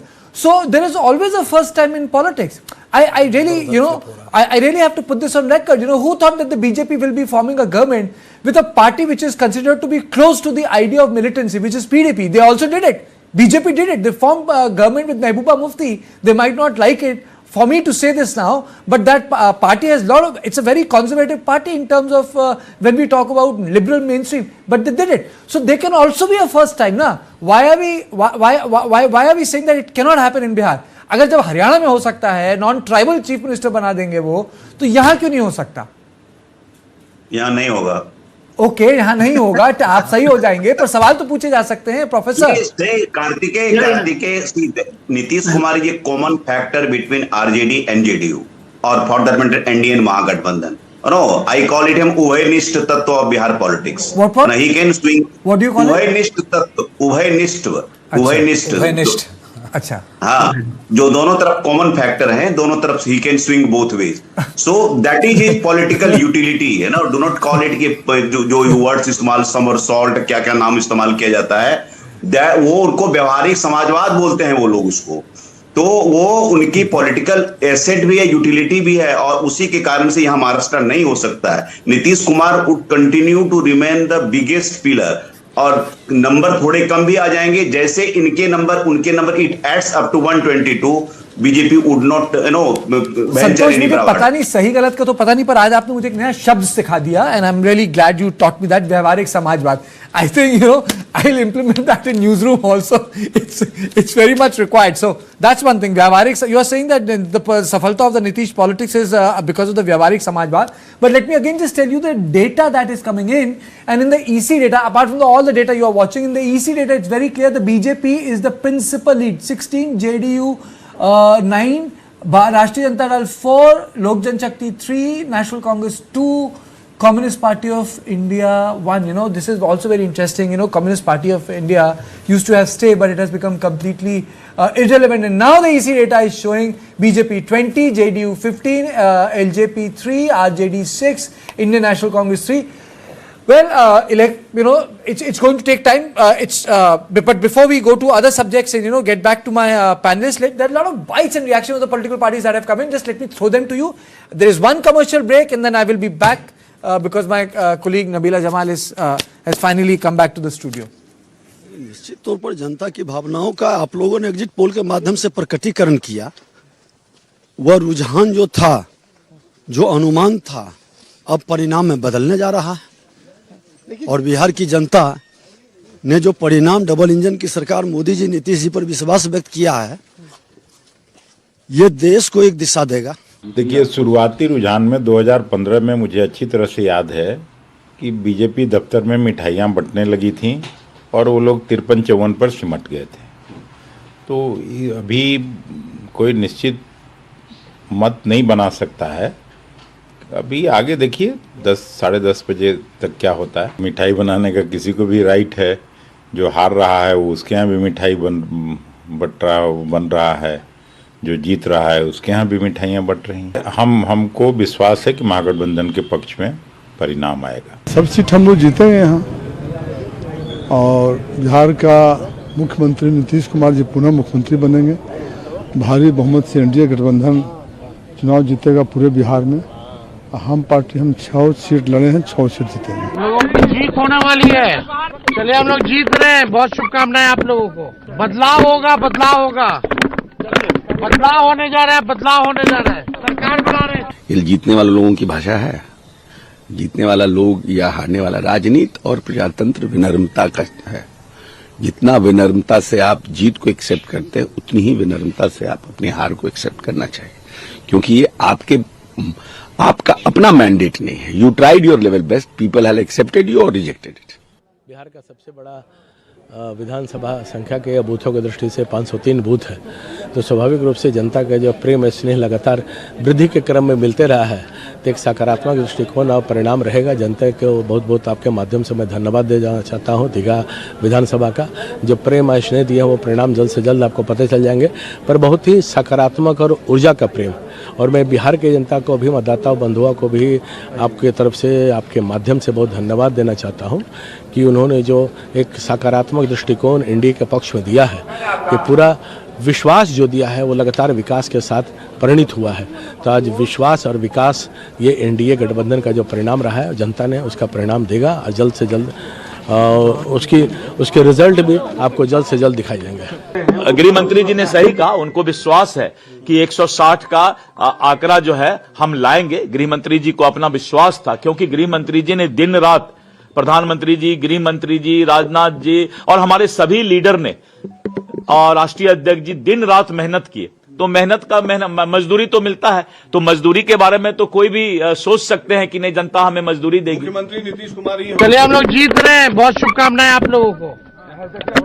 बदलाव होगा, बदलाव होगा, बदलाव होने जा रहा है, बदलाव होने जा रहा है। सरकार बना रही है। We have BJP leader Prem Shukla ji with us. Let us talk to him. Sir, what do you predict is happening in Bihar? Bihar में भारतीय जनता पार्टी और राष्ट्रीय जनतांत्रिक गठबंधन को प्रचंड जनादेश मिलना निश्चित है। सर, लेकिन अभी कांग्रेस के दफ्तर के बाहर एक एजिटेशन टाइप से कुछ हो रहा था, जिसमें वो कह रहे थे कि वोट चोरी के खिलाफ वो प्रदर्शन। देखिए, जनतंत्र में हर किसी को विश्वास रखना चाहिए, संवैधानिक व्यवस्था के विरोध में नहीं जाना चाहिए। लेकिन ये जो एजिटेशन अभी से उन्होंने शुरू कर दिया, अभी से ही कर रहे हैं, और हार पर रार ठाने की उनकी परंपरा है। हार पर रार ठारने की परंपरा है। लेकिन आप किस तरीके से देखते हैं, क्या क्या फैक्टर्स हैं जो आपके फेवर में काम कर रहे हैं? अभी अंतिम जनादेश आने का इंतजार कीजिए। बिहार की जनता ने विकास को मतदान दिया है, नरेंद्र मोदी जी के नेतृत्व पर विश्वास व्यक्त किया है। महिलाओं का फैक्टर कितना काम कर रहा है? निश्चित तौर पर महिलाएं, जो स्त्री शक्ति तो नरेंद्र मोदी जी को हमेशा साथ देती है। इस बार क्या लगता है सबसे बड़ा फैक्टर महिलाएं ही होने वाला है? बिहार का विकास सबसे बड़ा फैक्टर है। We are at BJP office, and for the Bihar election results, you see the preparations that are going on in BJP office.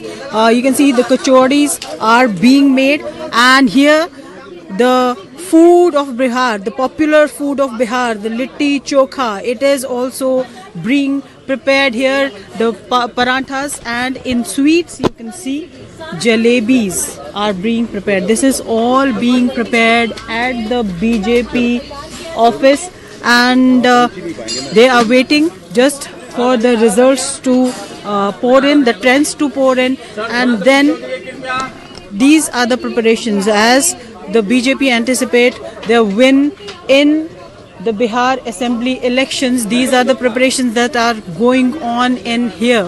Let us talk to these people and try to understand what kind of preparation is going on in here. Sir, क्या-क्या बन रहा है? सत्तू के पराठे, जिलेबी और बैगन का चोखा। बिहार का खास के लिए बिहार का डिश है, और बिहार का चुनाव है इसी उत्सव पे, इसलिए खास तौर पे लिट्टी चोखा बना है। जी जी। मीठे में क्या बन रहा है? जिलेबी, राष्ट्रीय मिठाई। राष्ट्रीय मिठाई, जिलेबी। और ये क्या बैंगन का भरता बना है? बैगन का भरता भी ये नाश्ता में है, भोजन में लिट्टी चोखा है। क्या ये जीतने वाले हैं पूरा जीत के खुशी में। जीत की खुशी में जी। ठीक है, तो लंच डिनर सब सब चीजों की प्रिपरेशन है जी। सारे एक्टिविस्ट जितने भी आएंगे उन सब के लिए। जी बिल्कुल।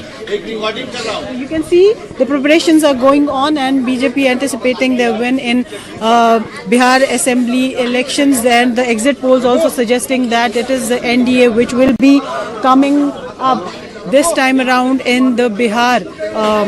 They will form the government in Bihar under the leadership of Nitish Kumar.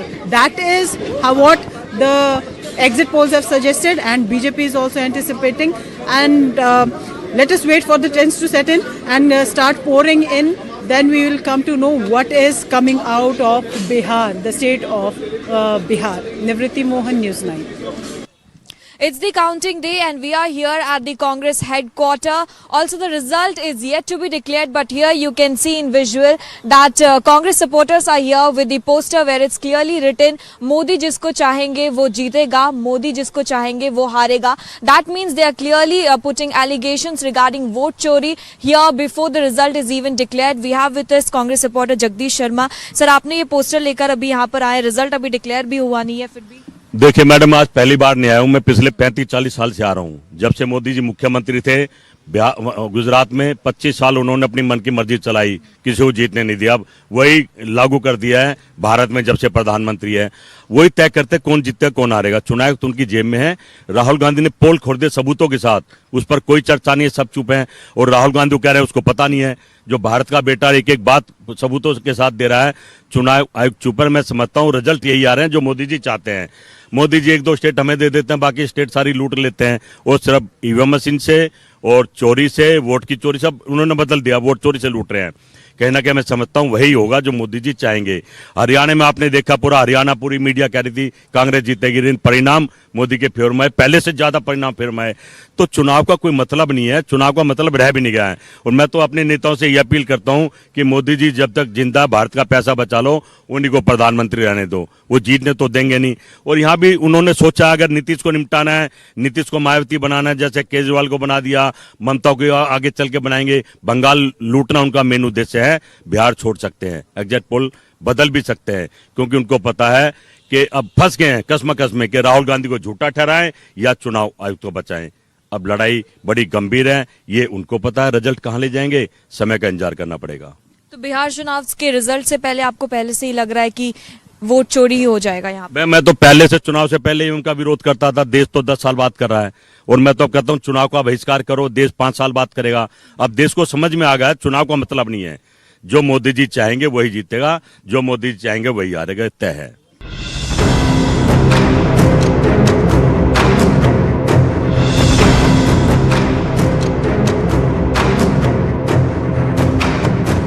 पता है हेल्थ इंश्योरेंस आपकी फैमिली के लिए कितना जरूरी है?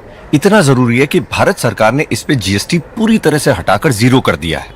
पॉलिसी बाजार पर अब 1 करोड़ का हेल्थ इंश्योरेंस सिर्फ 550 रुपए महीने से शुरू। policybazaar.com।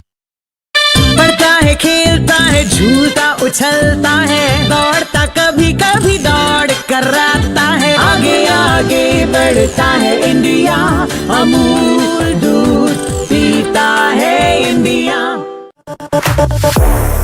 कसका है दिन, ये दीवानापन,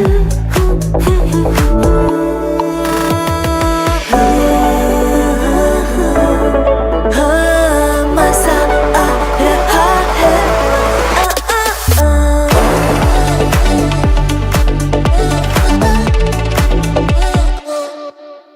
अपनी सुपर पावर यूज करने का टाइम आ गया।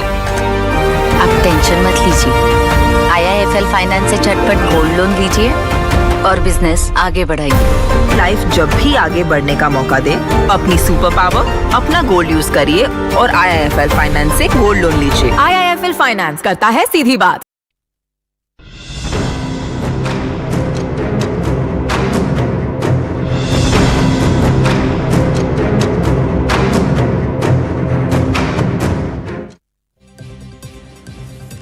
Welcome back. As we see a clear lead for the NDA, the mahagathbandhan at this point, as per our tally, is set at 89. But if we go by the Election Commission site, Mr. KV Prasad also, who joins us in the studio, has said EC is going rather slow. They've finished only first round so far, and EC website says 25 in the lead for the BJP, 18 for the JDU, RJD showing at 14, LJP Chirag Paswan showing 6, and Congress showing 3. Jan Swaraj is not even in the tally at this point here. But looking clearly at the figures, it was in the media all over. Looking at the figures, you're clearly showing BJP as the largest party. As of now. The latest is 28 BJP, JDU 20. Yeah, latest is 28 But there is also BJP. one more thing that is, I think, I would like to draw attention to this. 1985 elections, 63 deaths were reported in 156 booths. 1990 in Bihar election, 87 deaths took place. In 1995 Bihar elections, change session postponed it 4 times. 2005 repolling done in 660 booths due to violence and malpractice. 2025 Bihar elections, 0 repolling and 0 violence. But it has not happened overnight, Karthik. If you remember, when even in that Magad Shahbaz belt, where you saw a real conflict between the Naxalites and the upper caste private armies, it was in 1989 that for the first time we had parties which were underground, who became overground, and the first candidate of the CPIML, which was I think called the IPF then, was elected from ARA. Okay, so the transformation has not happened overnight. To add to what you say, you see, the Election Commission has learnt from every election how to have the security forces better deployed. Remember, Bihar had multiple rounds of elections. Now this time they brought down to 2 phases, number 1. Number 2, also the overhang of what was an Naxal movement or the left-wing extremism has comparatively shrunk over the years. I think 2005 was the watershed moment. I remember KJ Rao was the deputy election commissioner when he was credited with having the cleanest election in Bihar, and he posted himself in Patna. I remember in Maurya Hotel. In fact, what you're telling me, I remember Karthikeya just referred to the 95 election session thing. I remember having covered a event of Mr. Session in Delhi, where he thumped the table lectern and said, "मैं देखता हूँ बिहार में कैसे चुनाव ठीक नहीं होंगे." And that was the election when he had multiple, and there was a lot of criticism of him, that why is he continuing to postpone elections, because he said, unless the ground conditions improve, I am not going to have the elections.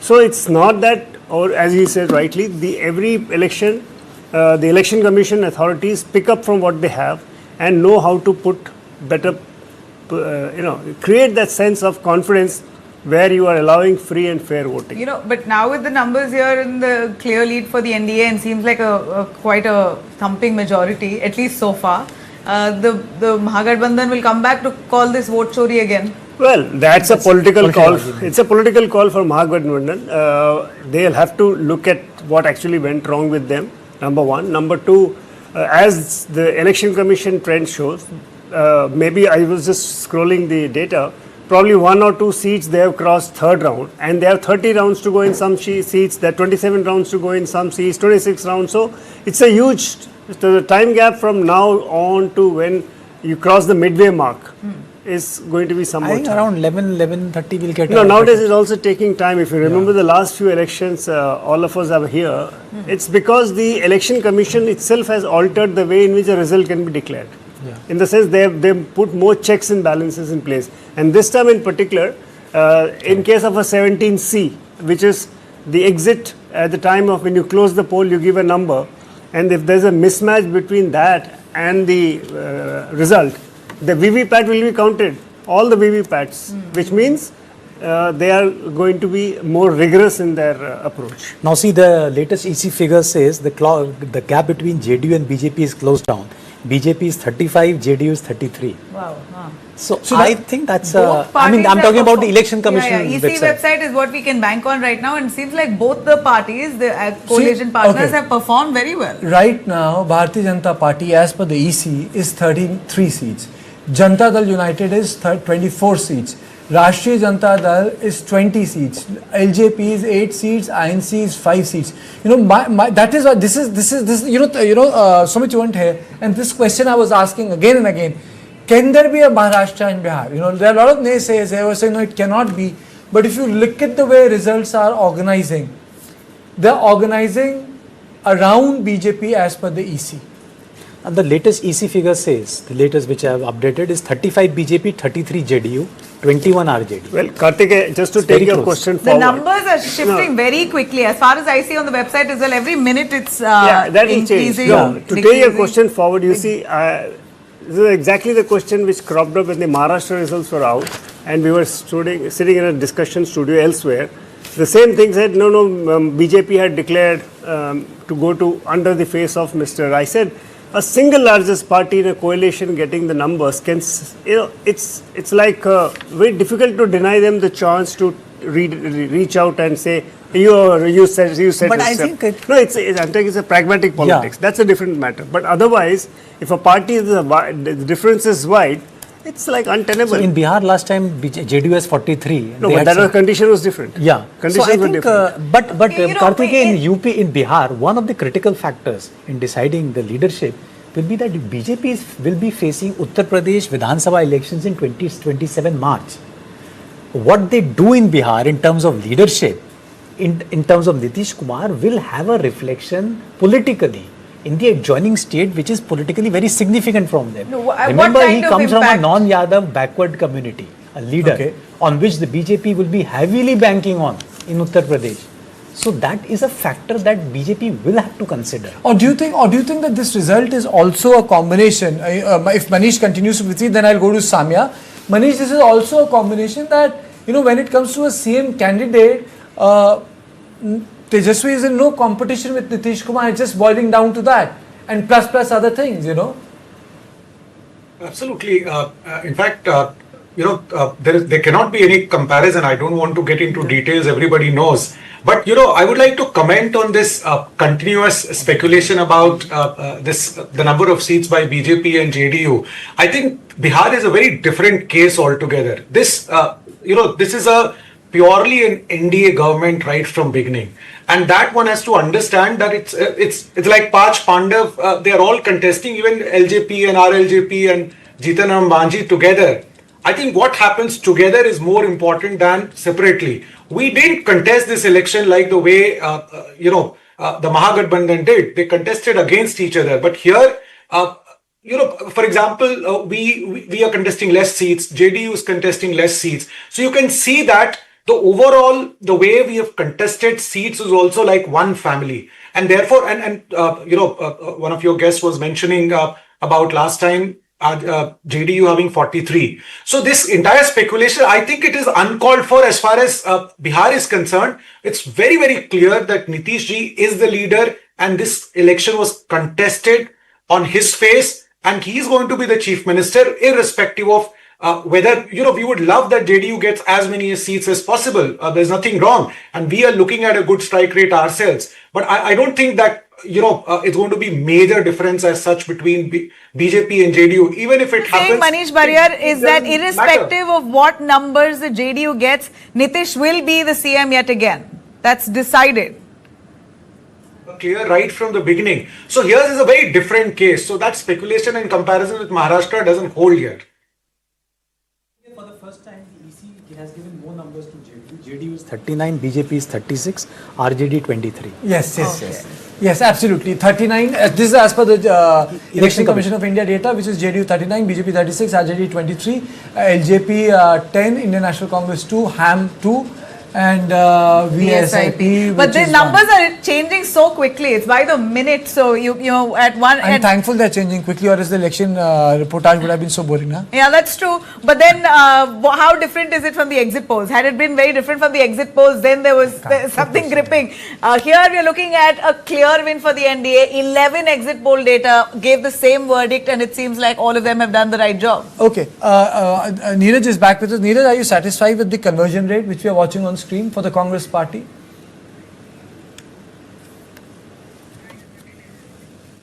No, Karthike, if this holds the test of water and finally settles in, then it will be a cause of concern for us. But I am aligning with the fact that because first, second, third round of counting has happened only and still 25 rounds are pending. So we are hopeful that whatever we were trying to communicate to the people of Bihar, it has resonated with them. But I was very curious about the election violence you were speaking. Why did you discount what happened in Mokama, where a JDU leader is now accused in the murder of a OBC leader? And that should also put across to everybody that in this election also, that election violence happened, and it happened from the incumbent government's leader. So that is something which everyone should be cautious about.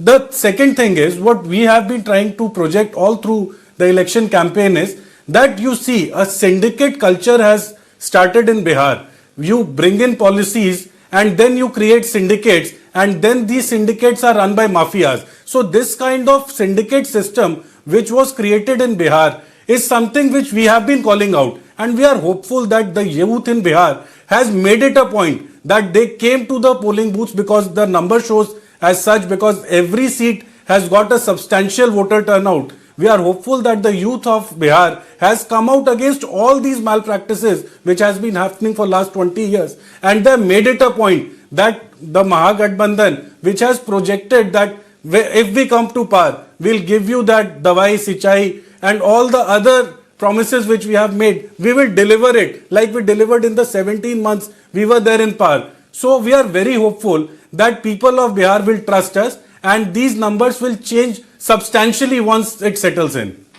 From the looks of it, the Congress has really failed to pick up. Even in early trends, it's showing 6 at this point. But somehow the Congress from the last time to this time hasn't really worked enough, it appears, to raise your stake.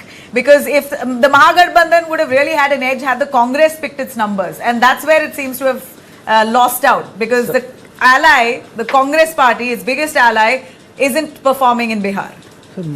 I mean, currently, if I look at the Election Commission side, the only contest I see is between JDU and BJP for being the single largest party. Yes. Because I think that seems to be a interesting aspect. As of now, if the numbers, it's BJP 44, JDU 43, RJD 24. So, which as I said earlier in the morning, Karthik, in Bihar elections, emerge as a single largest party. Yeah, it's a very critical. ऐसा लग रहा है BJP और JDU के बीच में लड़ाई है. I completely agree with your analysis. But if you look at the exit poll figures, many gave RJD as the number one party. Yeah. Okay, that's a good point. That's a good point. So we'll have to. I'm not saying we jump to any conclusion right now. That's a good observation, Samia, to you, that's two things are emerging. It's looking like, it's a contest between BJP and JDU. RJD is like really trailing now. If you look at these numbers, it's way behind. That's number one. And secondly, I still stick my neck out. There are a lot of naysayers, my esteemed guests, but I still say, can there be a Maharashtra in Bihar? Samia? Well, Karthik, there seems to be some sense of one-upmanship, whether it's the JDU or the BJP within the NDA, who is going to be, holding the larger share of the pie. But over here, I would like to talk about Congress's performance. As of now, as I am looking at the Election Commission's numbers, BJP is at 48, JDU 47, RJD 23, LJP is at 13, Congress is at 7. They are at a single digit. What is ailing the Congress party is something that they have not been able to crack. Having said that, if the Congress is ending up being a liability for the mahagathbandhan in 2020 and now in 2025, can RJD then go solo, or will the Congress party eat into their vote bank?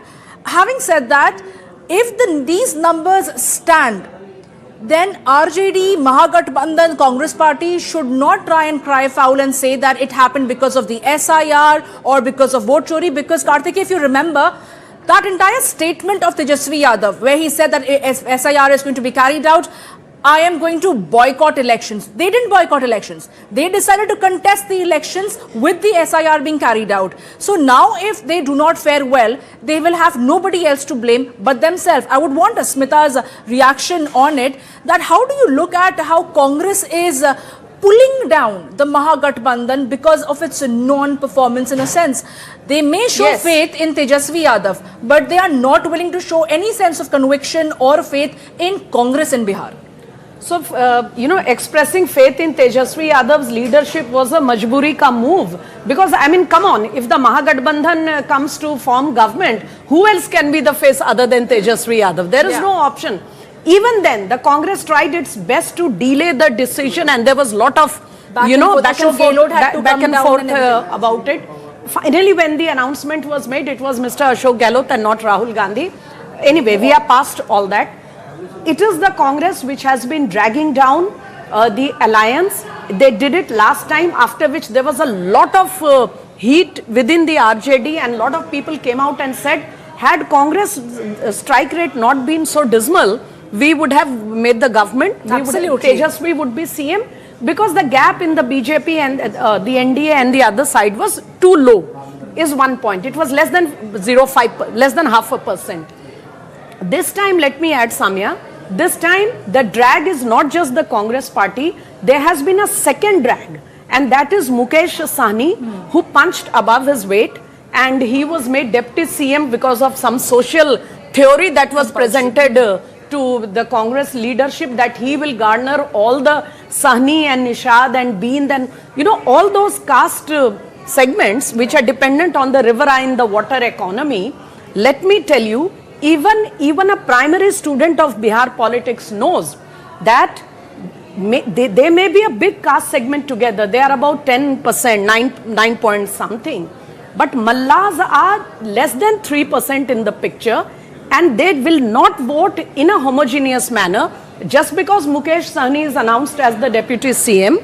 So you think that the Nishad and Beend and Kewat and Ghatwar, all of them will come round, is first of all a very, very theoretical kind of an lazy analysis.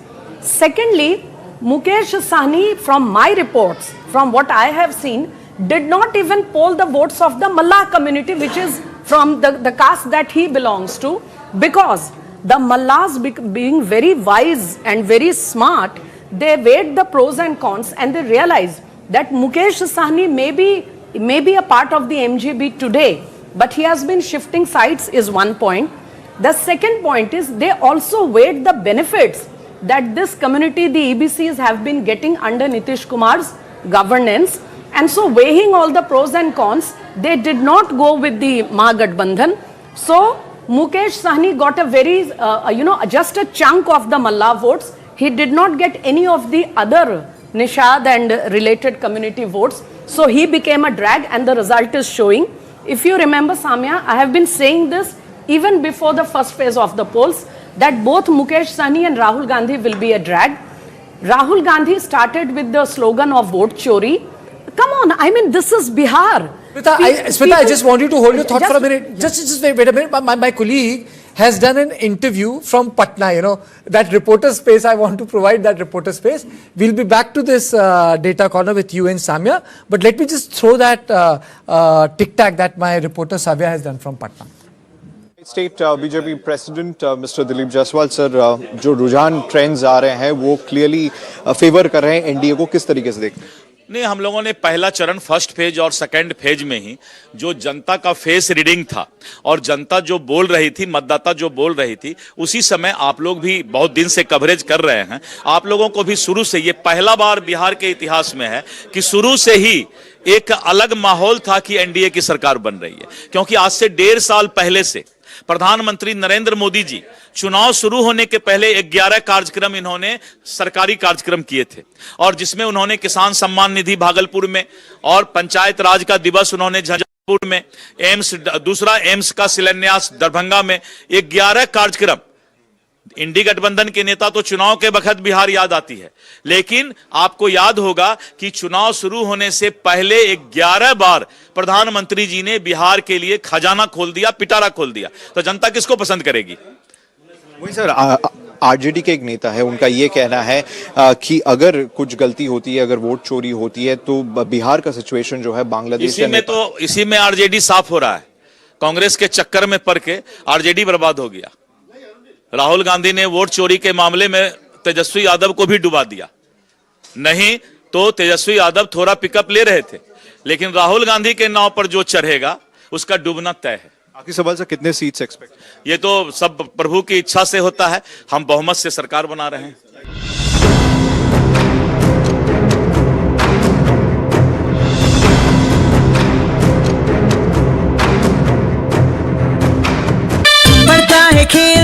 है झूलता उछलता है दौड़ता कभी कभी दौड़ कराता है आगे आगे बढ़ता है इंडिया अमूल दूध पीता है India Light, camera, and action. Kick back, relax, grab your favorite snack because News9 is here with your weekend dose of entertainment. It's time to take a deeper dive into the buzzworthy happenings of the entertainment world. From celebrity gossips to exclusive conversations, from nostalgic moments to News9's pick of the week. Don't worry, we've got you covered here.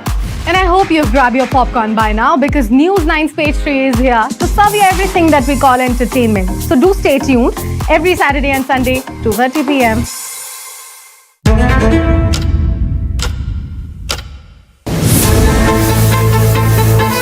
Being a chef, it's my priority to deliver taste in a plate with good presentation, unique innovation.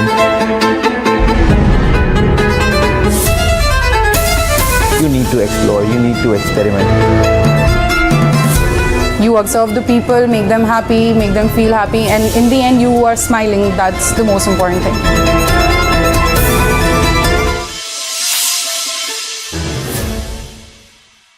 What is to the nines? In literal terms, it's perfection.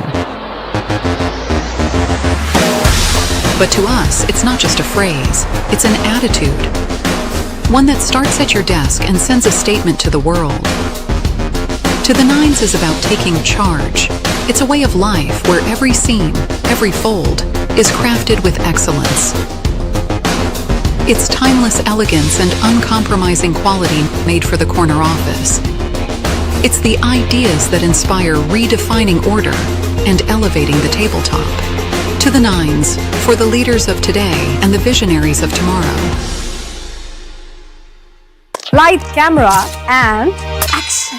Kick back, relax, grab your favorite snack because News9 is here with your weekend dose of entertainment. It's time to take a deeper dive into the buzzworthy happenings of the entertainment world. From celebrity gossips to exclusive conversations, from nostalgic moments to News9's pick of the week. Don't worry, we've got you covered here.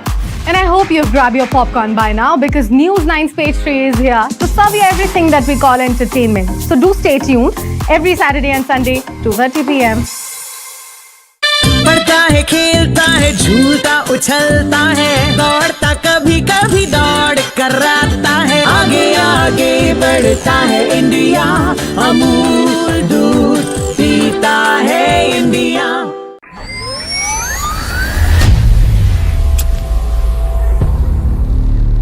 RJD ने कांग्रेस की कनपट्टी पर कट्टा रखकर CM पद चोरी कर लिया। आजकल जो सरकार के लिए आता है अंड बंड बोलता है तो सबको जरा कहिएगा कोई काम किया है जी। जो 20 साल में ये सरकार नहीं कर पाई है 20 महीने में तेजस्वी इस काम को पूरा करने का काम करेगा। हम आपको वोट देंगे, आप स्टेज पे आके नाच लो, नाच लेंगे। राजनीतिक बंधुआ मजदूरी को खत्म करने के लिए पूरे बिहार के 1 करोड़ लोगों ने मिलकर ये नया विकल्प बनाया है।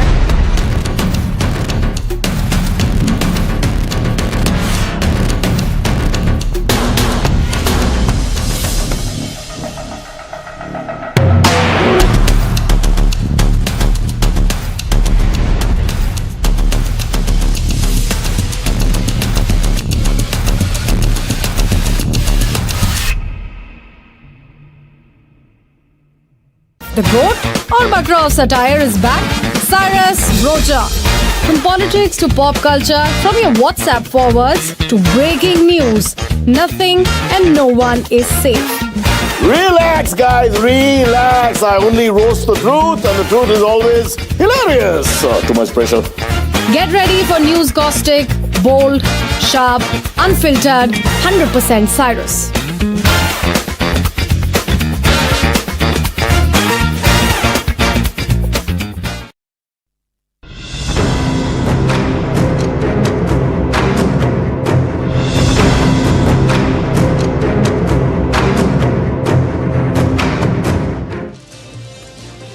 Welcome back to our rolling coverage on Bihar election, and let me first take you through the data of the Election Commission because that's where the battle is going to settle.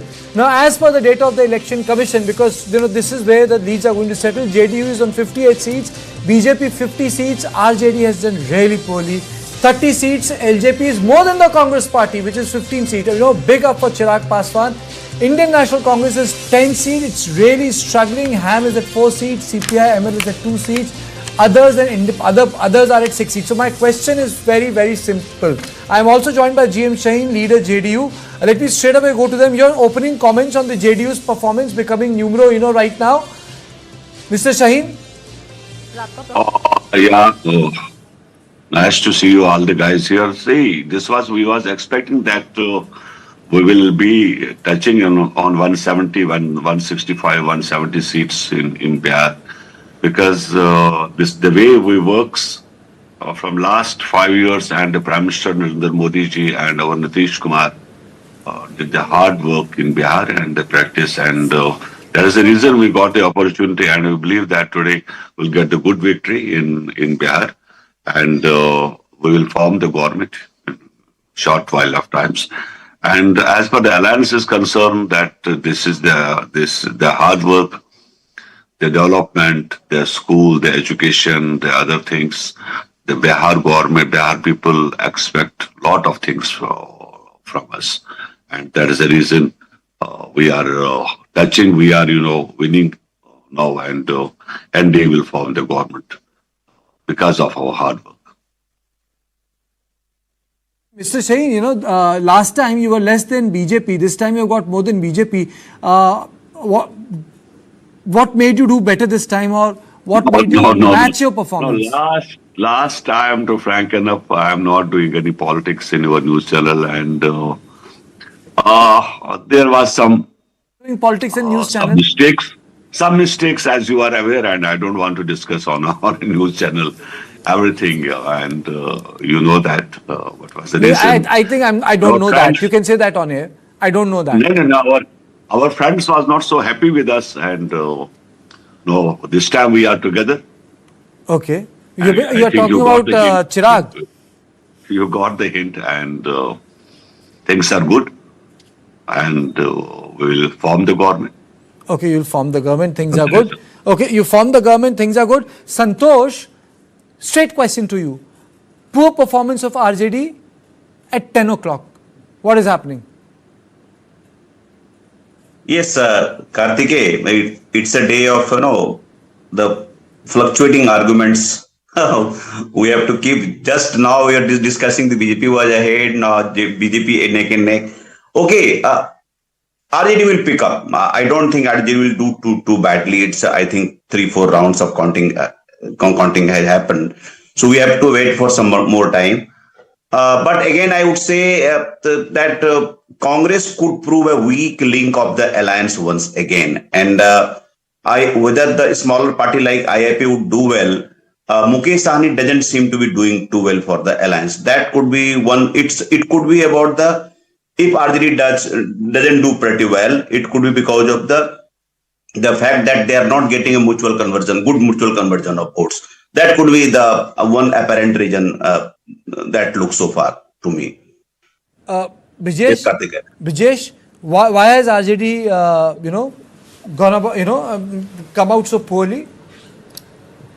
I mean, it's a bit early to say that it has come out poorly, but yeah, right now, I mean, along with RJD, I think, the Congress and VIP and all, they all are performing very poorly. I mean, to imagine that LJP is equivalent to what Congress is, speaks volumes about the conversion rate. And once again, Congress has been found extremely faltering, given the fact that they contested on more than 60 seats and they are at 18. Whereas if you look at the conversion rate of Chirag Paswan, who many thought that would not do well, including myself, they are, at 18 seats out of 29, 26 seats which they were contesting. So this shows that, not only, every single nut bolt of the NDA is firing at its best. Yeah, and JDU is like the largest party, and the trend is holding on for almost 1 hour now.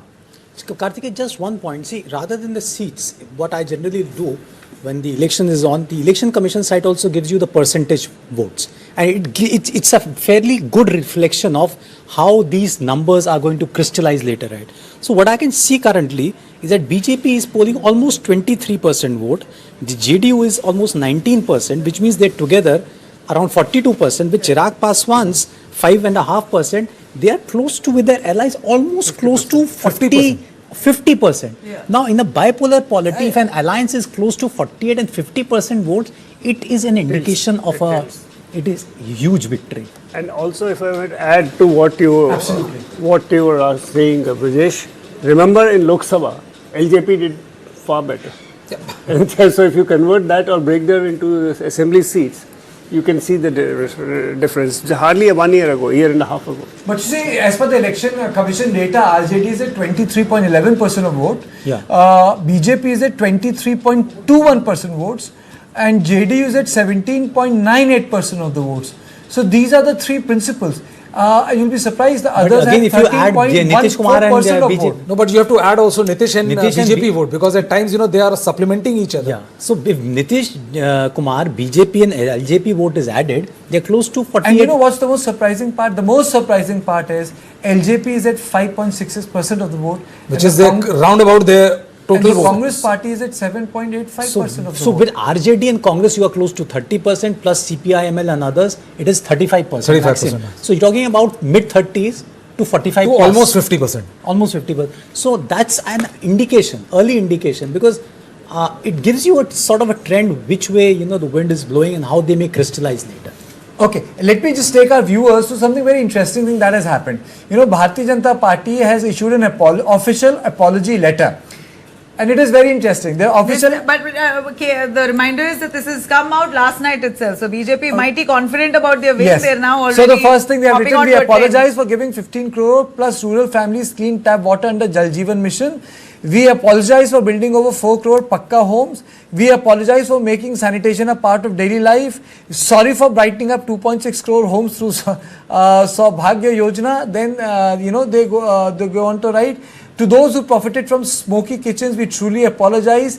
We are sorry for smooth roads and shorter journeys. Apologies for speed of modernization. Sorry for turning Garib Kalyan into action, not just a slogan. And finally, apologies for building a new India that delivers, for providing governance can be about grit, growth and genuine care. To the series of bridge collapses, there's no, is there a thank you for that? The other indication about the NDA is that in this alliance, Mr. Chirag Paswan's party was being said to be a drag as Congress, but they are doing extremely well, which means exceptionally well. Which means that the vote conversion and transfer is happening. Solid. It's been happening and solid. It's not like anybody is left wanting compared to Mahagathbandhan. Absolutely. And as per all the exit poll survey, Jan Swaraj always stayed at 2, and here also it remains at 2. Even on the election, we are also joined by Chitra Batham. Whatever happens to Prashant Kishore, I mean, this is really not a good start. It is, I think, coming around expected lines. Nobody expected Prashant Kishore to win 10 seats or 8 seats. I mean, find me a politician who would say that he's going to lose. No, but heart of hearts, because he's a strategist. And he knows better than anyone else. See, if you ask me, he did put up a good show. He is the one who kind of, set the narrative, if I may say, as far as this particular election is concerned. For a third He got the eyeballs, he raised the right and pertinent questions. So it's not like it's a complete washout. But I think his refusal to contest election kind of, started his decline as far as perception is concerned. And that is the reason why, it has not picked up from there. It has only gone down. Either way, I think he knew that this election was not an election to win. It was, but vote share will matter. See, if he manages a certain amount of vote share, then he's in the game. Vote share will matter, but I think, barring Arvind Kejriwal or, very rare exceptions, very hardly a new party, especially in a place like Bihar, would made a very sensational or dramatic entry point as far as election is concerned. So nobody gave Prashant Kishore lot of seats. All were looking at Prashant Kishore as the percentage of votes he polls, which will ultimately cut into either NDA or. But what I can tell you for certain is that the Mahagathbandhan was really eyeing the numbers that JSP would get. They were hoping that they get Jan Swaraj gets something, because that would help them. But then hope is a good breakfast but bad supper. So it's very clearly spelling out for the Mahagathbandhan. Yeah, so it's not worked out for them at all. And not. If anything, the Congress has pulled down the RJD's chances. I mean, if you compare it with LJP and all, fighting 29 seats are at 18 or 19 seats. It's a very clear indication of how the other components of Mahagathbandhan has pulled down the performance. Otherwise, if you look at the top three party, which is JDU, BJP, and LJP, they have been all guns blazing, and they have been. Okay. Chitra Batham also joins me, spokesperson Congress Party. Madam, your opening comments.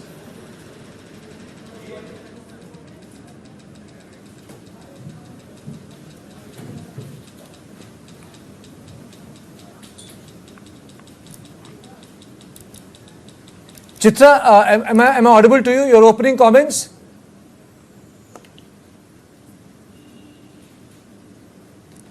I think there's a bit of an audio line issue. So Chitra Batham joins me, spokesperson of the Congress Party. Santosh continues to be with me.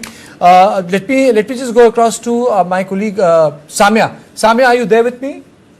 Yes, Karthikeya. Samya, if you look at the EC data, just take us through the first of all party-wise vote share data, if it is there with you. And party-wise results, what is coming on EC? Well, absolutely. It's very interesting over here because as far as the percentage is concerned and the numbers that we are projecting on our screens right now, it tells a different story altogether. The BJP stands at 22.81%, while the JDU is at 18.23%, and RJD is actually the larger party with maximum vote share, which is 23.47%. But unfortunately, the Congress Party stands at 7.44%. And there are other smaller parties that I want to talk about over here, whether it is the AIMIM, whether it is the BSP, they're all standing around 1.15%, 1.25%. CPIM, for that matter, is less than 1%. But interestingly, the LJP, they seem to have improved their vote percentage over here. They are standing at 5.92%, and we can expect this number to change, these numbers to mount further. So it pretty much is very clear over here, Karthikeya, that as far as the big national parties are concerned, whether it's the BJP, the JDU, the RJD, they are the ones who are holding fort over here, and the smaller parties seem to be pushed to the periphery, whether it is the AIMIM, the Jan Swaraj also I would like to bring over here, hasn't really done that sort of a performance despite all the tall promises and claims of Prashant Kishore. But LJP is turning out to be the dark horse in the scheme of things as far as the NDA is concerned. These are the numbers that these are the percentage that we are looking at, and of course we are going to be keeping our viewers ahead as far as the Election Commission numbers are concerned also, where JDU is right now at 64, BJP also at 64. So neck to neck over there within the NDA. Like I told you earlier, that it looks like some sense of a one-upmanship about who gets the bigger chunk of the pie as far as the NDA is concerned. The RJD is at 34, LJP 17, Congress 11. Congress is right now in double digit, but it's the LJP's performance that we are looking at right now. So clearly there is something that Chirag Paswan has gotten it right. There's some major connect with the people, the voters, especially again Gen Z. And like I would like to borrow from what Brijesh had said earlier, he's terming them to be the Gen B for Bihar, the Gen B voters who could probably make a difference as far as the young politicians is concerned, showing faith in their leadership. GM Shaheen, who is the JDU spokesperson, joining us live. Mr. Shaheen, your take. The JDU, as you may have imagined, has not performed even to a number that you would probably be comfortable or happy with. Even if you lost, there should have been something you could have gone to town with. But so far, the early trends itself suggest that they have done better. Nabila, they have got 64 seats. I think JDU has done... JDU right. The JDU, I beg your pardon, I mistook it for RJD, but JDU has done far better than the BJP as well. So changing my question to you, sir, JDU has performed quite well, has now neck and neck with the BJP itself. So both alliance partners have really outshined in this election. One imagined that the JDU may not get that kind of numbers. At least I thought after the 2020 poll performance, we thought that maybe that figure, you won't be able to achieve that bright figure, but it seems like the trend has changed in 2025 for you. See, Bihar has seen our work, right? And Bihar trusts our leadership, and choosing progress, the JDU-BJP alliance as concerned, and returning to the power with the people's clear mandate for stability and development, because only the one leader in Bihar, that is Nitish Kumar, and our leadership in Delhi, that is Pradhan Mantri ji, Narendra Modi ji. People of Bihar trusted, and they had decided to NDA is coming back with a strong mandate, and we are ready to deliver the next phase of development. And we know people of Bihar has trusted with us this time. And there were some mistakes in the past which we will improve much better this time. And we believe that Bihar will be the #1 state of the country, because on the fast track we are working for development of Bihar in country. Definitely Bihar will be the one of the developed states. But you say Bihar will be #1 in the country, but in the last nearly 2 decades under the JDU itself, under Nitish Kumar, progress has been dismal. It's been very slow. Though there has been a large amount of work that's been done in compared to what Lalu Prasad Yadav had done, but nonetheless, in compared to the rest of the country, Bihar seems to be going at a snail's pace. Definitely, because we believe that when we start, when we take Bihar in past, and what was the position, everybody is aware of that. Even after 6 p.m. there was not a woman was having to achieve a special status. You have been asking for a special status. It hasn't been granted to you by your own ally. We got a lot of things from Government of India. It is not only special status. If you don't have good funds, if you don't have finance, backup, special status cannot do anything alone. And Government of India definitely they helped us a lot to get the streamline. Overtaking JDU in leads after a long time. You see that? Sorry, Mr. Shen, that's my RJD is slipping. My original I stand by my original proposition. Can there be a Maharashtra and Bihar? Can BJP emerge as a poll party? I'm also joined by Nikhil Anand, spokesperson, Bharatiya Janata Party. Faizan, finally we have got you. Thank you so much. We have been waiting for you. Nikhil Anand. Yeah. I'm very sorry. I'm very sorry. It's okay. It's a matter of speech. I'm glad to have you. So, Mr. Nikhil Anand, your opening comments on BJP's performance? It is an early trend, and we are hopeful that we will take the decisive lead. And NDA is going to form the government under the leadership of Nitish Kumar ji, as we said earlier. So NDA is quite confident. But Nikhil, ऐसा लग रहा है कि election तो JDU BJP के बीच में हो रहा है. मतलब if you go by the numbers, you find that it's actually an election between BJP and JDU. 70 JDU, 70 BJP. RJD is at 40. No, it is for the media to make a comparison. But when we entered into the election process, it was a very united psyche, united force. And in August even, we completed our NDA conferences in all over the state. And in September, you won't believe that how much prepared we were. That in September, we completed the NDA conferences of all the assembly constituencies in Bihar. And no one really covered at a national level that there are 243 constituencies, and NDA held their summelans in all the assembly constituencies. So our preparation was going on in a very collective mode, and it is to everyone's surprise that in every NDA meeting of the assemblies, all the NDA party leaders, top leaders of the state, shared the dais. So the preparation was collective, and not like at least the Grand Alliance, where Tejashwi Yadav, Kanhaiya Kumar, and even Rahul Gandhi did not gel well, and there was contradiction which was visible all over. So between Rahul Gandhi and Tejashwi Yadav, everyone both wanted to take the lead and put everyone on the back seat. When the vote chori yatra started, Rahul Gandhi started pitching for a particular case. There is fault line in the SIR, and BJP is preparing for the vote chori. And Tejashwi Yadav was not allowed to mingle a single word. Even he spoke few words in Rahul Gandhi's ears, and he did not mention his agenda.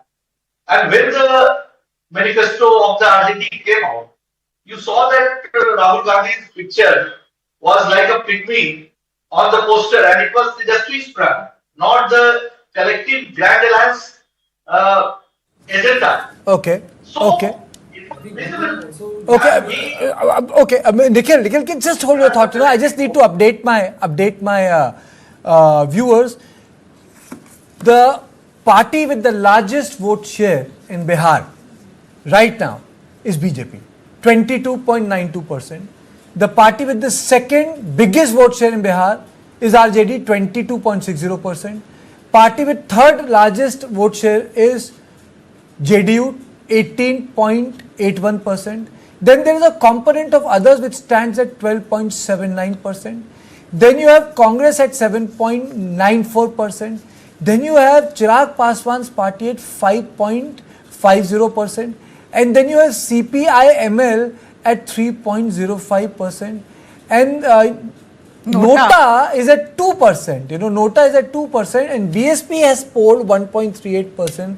And AIMIM has also polled 1.36% of votes in Bihar. Now, that's the basic. I think the narrative also needs to change a bit, because we are criticizing Congress party and every other party, but if you look at the performance of RJD itself, it's 44. Last time there was 71 before 3 or 4 MLAs or 4 MLAs from AIMM joined them, and their tally rose to 75. If you take the final figure of 75 and compare it with the figure right now, which is 44, I think it's a 70-80% decline from their previous fortune. So I think it's and the figures are holding up. It's not like that the figures are going down or there's a complete surge in the numbers which are coming out. I think it's a very, very dismal performance all around as far as this brings me to, absolutely, sir. This brings me to the question, Faizan. This brings me to the question: why has the performance of Mahagathbandhan declined? There has to be a reason. Why has the performance of Mahagathbandhan declined? And decline Chitra, is a polite word. Decline is a polite word. Chitra, is my question after Faizan? This question is to you. Yes, decline is I think not a very suitable word here, but still, Tejashwi Yadav was so confident, overconfident, that till yesterday he was inviting everybody for 18th of November for his swearing in. Can you imagine the kind of result and trends are coming, and still he is saying that this is badlav.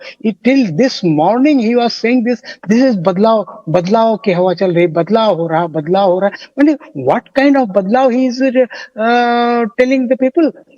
You see, not only RJD's performance is not up to the mark, even its allies. See, where is VIP?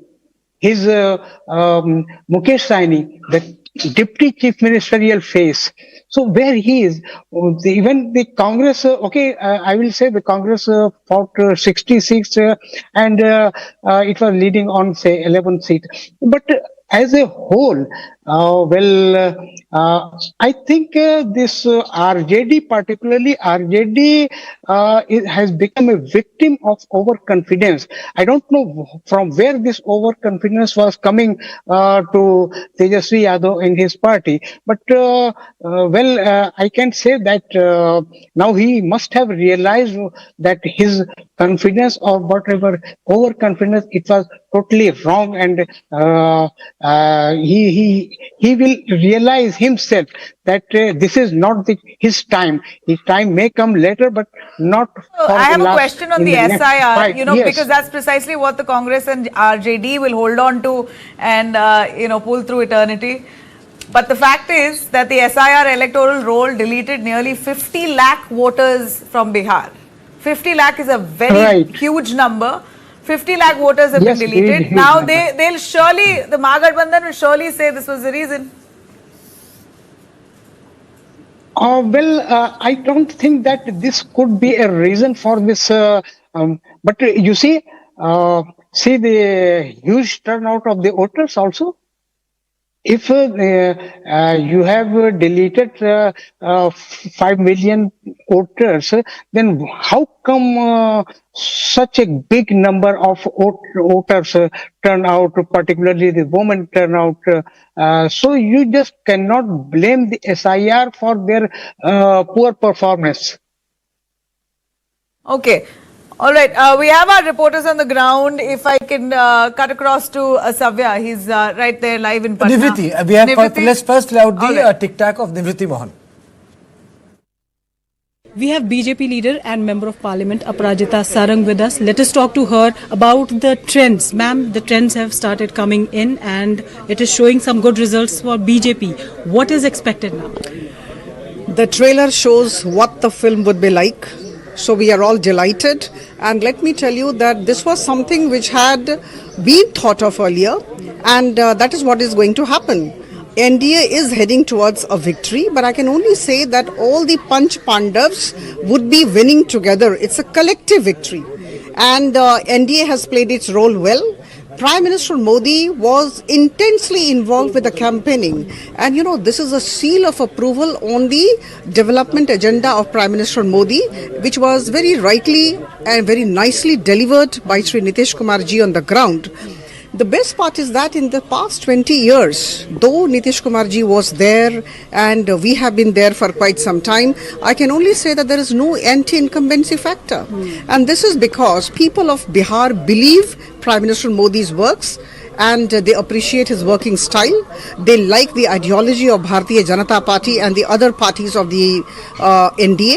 So I think we are heading towards a collective win, and they were saying, RJD was saying that it would emerge as the single largest party. But seeing the trends, I think I will not be surprised if Bharatiya Janata Party emerges as the single largest party. So this is for the first time. If it happens, this will be for the first time, and BJP will be playing the role of a big brother this time around. No, it's not a question of big brother or small brother. I will definitely not say. See, all the Panch Pandav brothers were equally important when the Pandava and Kaurava battle was fought. So I think all Panch Pandavs are together and it is a collective victory. I have been emphasizing this. So I think we are all heading towards the collective win, and again we'll be forming the government in Bihar, and development agenda was our focus, and I'm sure in the days to come, under the leadership of NDA, under the leadership of Prime Minister Modi from the center, the state government would be leading the show and would be focusing on more and more of development of the Biharis. मुझे तो अपने लोकतंत्र पे बहुत विश्वास है जो होगा, क्योंकि मैं भी अभी बहुत ज्यादा खुश हो जाऊं ऐसा नहीं है। मैं टीवी देख रही हूँ, आपके चैनल के माध्यम से हर एक ट्रेंड को फॉलो कर रही हूँ, लेकिन एक विश्वास मन में बन गया है कि जो ट्रेंड अभी दिखाया जा रहा है वो आगे तक फॉलो होगा अंत तक। ये एक महीने मैंने ऐसा जो भी एक्सपीरियंस किया है वो कभी किसी किताब से मैं नहीं सीख सकती थी, ना ही किसी यूनिवर्सिटी से सीख सकती थी। ये जो मुझे एक्सपोजर मिला है, लोगों के बीच में जो प्यार मिला है मुझे, ये इसके लिए मैं हमेशा धन्यवाद कहना चाहूंगी प्रधानमंत्री जी को कि एक युवा लड़की को, 25 साल की लड़की को ये इतनी बड़ी दुनिया देने के लिए। देखिए, महागठबंधन और राजद के नेता हार स्वीकार करके बयानबाजी करने लगे। वो कल से ही बयानबाजी कर रहे हैं और वो जान रहे हैं कि एनडीए भारी बहुमत से जीतने वाला है, इसलिए हार का ठीकरा चुनाव आयोग पर कैसे फोड़े, इसलिए वो बयान दे रहे हैं। जो अभी रुझान भी आए हैं, जो अभी 2-3 राउंड की गिनती हो गई है, पोस्टल बैलेट में भी हम आगे थे, जब राउंड की गिनती अभी हो रही है तब भी हम आगे हैं। इसलिए स्पष्ट बहुमत के साथ एनडीए सरकार बनाएगा। एनडीए पर विश्वास है बिहार की जनता को, प्रधानमंत्री नरेंद्र मोदी और नीतीश कुमार पर विश्वास है बिहार की जनता को। उसी का प्रकटीकरण है कि हमारी सीटें काफी ज्यादा दिख रही हैं। जनता ने तय करेगी भाई। आप जो भाषा बोल रहे हैं कि जबरदस्ती जाके बैठ जाएंगे, ऐसा होता नहीं ना लोकतंत्र में, संविधान में ऐसा नहीं होता है। आत्मविश्लेषण कीजिए कि क्या कमी है और क्यों इस तरह की स्थिति आपकी हो गई है कि 20 साल के बाद भी।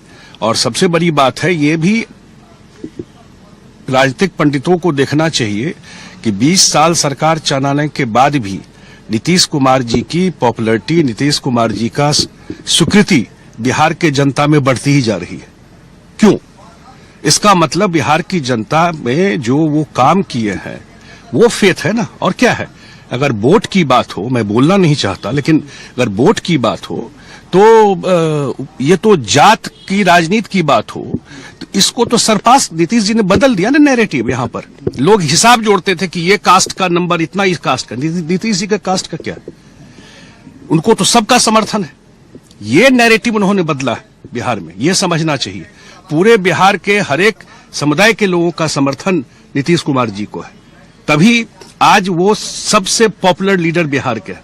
सब समुदाय का एक्सेप्टेंस है, बिहारी पन से लोगों ने नीतीश कुमार जी का समर्थन किया। ये हर चुनाव राजनीतिक पार्टियों के लिए जनतंत्र का सबक और जनादेश का संदेश होता है, और उस जनतंत्र के सबक और जनादेश के संदेश को विनम्रता के साथ नतमस्तक होकर के सबको स्वीकार करना चाहिए। जहां जो तक है कि जो जीत की जलेबी है और हार का हलवा, दोनों का अपना जो है वो जायका होता है। जनतंत्र में जीत की जलेबी हो या हार का हलवा हो, दोनों का जायका होता है। उसे जो है वो विनम्रता के साथ जो है वो उसका उस जायके का को स्वीकार भी करना चाहिए और समझना भी चाहिए, क्योंकि जो जीता वो सिकंदर, जो हारा वो धुरंधर। Okay, so just let me take you through, one important observation. Santosh, there are areas where Mahagathbandhan has done well, parts of Bhojpur, but across other areas, it's NDA all the way. Why has that consolidation happened for them? Is specific reason South Bhojpur? Yes, we have been talking about this. See, Sahabad region was the only region that clearly gave primacy to, but still it was deficit Mahagathbandhan, because they won 22 seats against 22, just 2 of NDA. So NDA covered some ground there itself. So again, it comes to mutual conversion of this 5-party alliance is proving much better. And of course, the Nitish Kumar's leadership and his social and political capital I've been talking about, that weighed against Tejashwi, raw and immature leadership. He has not been proven, even though he was deputy chief minister twice. So it boils down to the better social combination, better narrative, and the politics of doles. Let us not forget that politics of dole that cemented NDA's position in the last 2-3 months. That we are not talking very less about 125 megawatt of free electricity. That covers 1 crore 60 lakh families. And if there are 2-3 voters in each family, most of the voters are covered. At least 60% of voters. And then, of course, the 10,000. I would still call it a 10,000 election. See, I have been calling this 10,000 election. Eventually, it proved that the surge of women voters was a big factor, even though youth continues to be divided. I would still say youth was divided, youth is divided, but Nitish Kumar's leadership, that Omania scheme, and the better social combination is going across the regions. It will blur the line. I see maybe in Sahabad, in Magadh region, say in Jahanabad, Arwal, in some pockets they do outperform NDA, Mahagathbandhan. But if you go to Nalanda, it looks NDA all the way. If you go to South Bihar, it's primacy of If you go to Simanchal, it is the OYC factor. You have just given the percentage 1.3. The OYC is not much of a factor. NDA had won 12 out of 24 seats there. If it manages to get 14 seats this time, I would not be surprised. So even it is gain in Simanchal bed, it continues to be which used to be a hold of Mahagathbandhan. So where are you gaining? See, you are not gaining in Tirupati, you are not gaining in Saran region. So it's even region wise, it is NDA gaining. It's again comes back to the great mutual conversion of votes. If the vote difference is it's 7-8%. So I'm a bit surprised. I thought it could be 5%, 4%, but it is going more as of now. Let us wait for some more rounds to be concluded. Yes, Karthikeya. a lot of people, including, of course, Mahagathbandhan will assume that they will win, but people, best of the best experts said that it will be a tight fight, at least something on the lines that we saw in 2020, where the RJD really leveled up, lost by barely 15 seats. But this time it seems the gap is huge. So none of their campaigns resonated. As much as they thought the Gen Z support they have, the youth will be in favor of Tejashwi, or the fact that there's large-scale unemployment, development hasn't happened as much as it was promised, and just sheer anti-incumbency. Really, nothing has caught on, because the numbers that we see for the NDA now is sweeping. It's possibly the best victory in recent times for them. If I could bring in Chitra Batham, where do you think the Congress went wrong? Because all our experts here on our channel today has very clearly said, if anything, the Congress has sort of weighed down the RJD.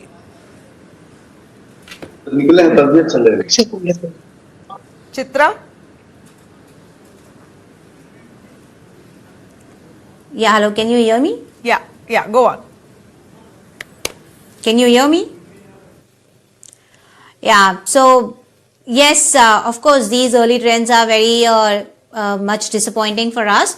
But I think the true picture is going to be consolidated by 12 p.m. So we will have to wait and watch the correct figures and the correct trends.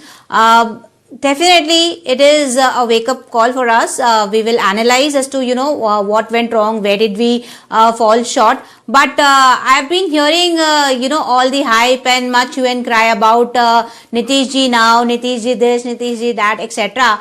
But where was Nitish ji during the entire elections? Why was he not declared as the CM face? And I am quite doubtful as to whether he will continue as a CM face in Bihar now or not. So that is a very much pertinent question. But that doesn't matter now. That's besides the point. In fact, with JDU's performance now, Nitish Kumar very well will be the CM, without a doubt. Politics that the BJP is trying to... No, it is his development politics ultimately on the ground that the BJP is trying to credit itself for, right? So, of course, it matters. It does matter. Now that when you're losing what... They're big guns like Mr. Doesn't matter. Who becomes the CM is besides the point. That's now not even a point of discussion. The point of discussion should be, where did you fail? That was my question. How and where did you fail? Let me bring in Brijesh, who's been keenly following the elections here.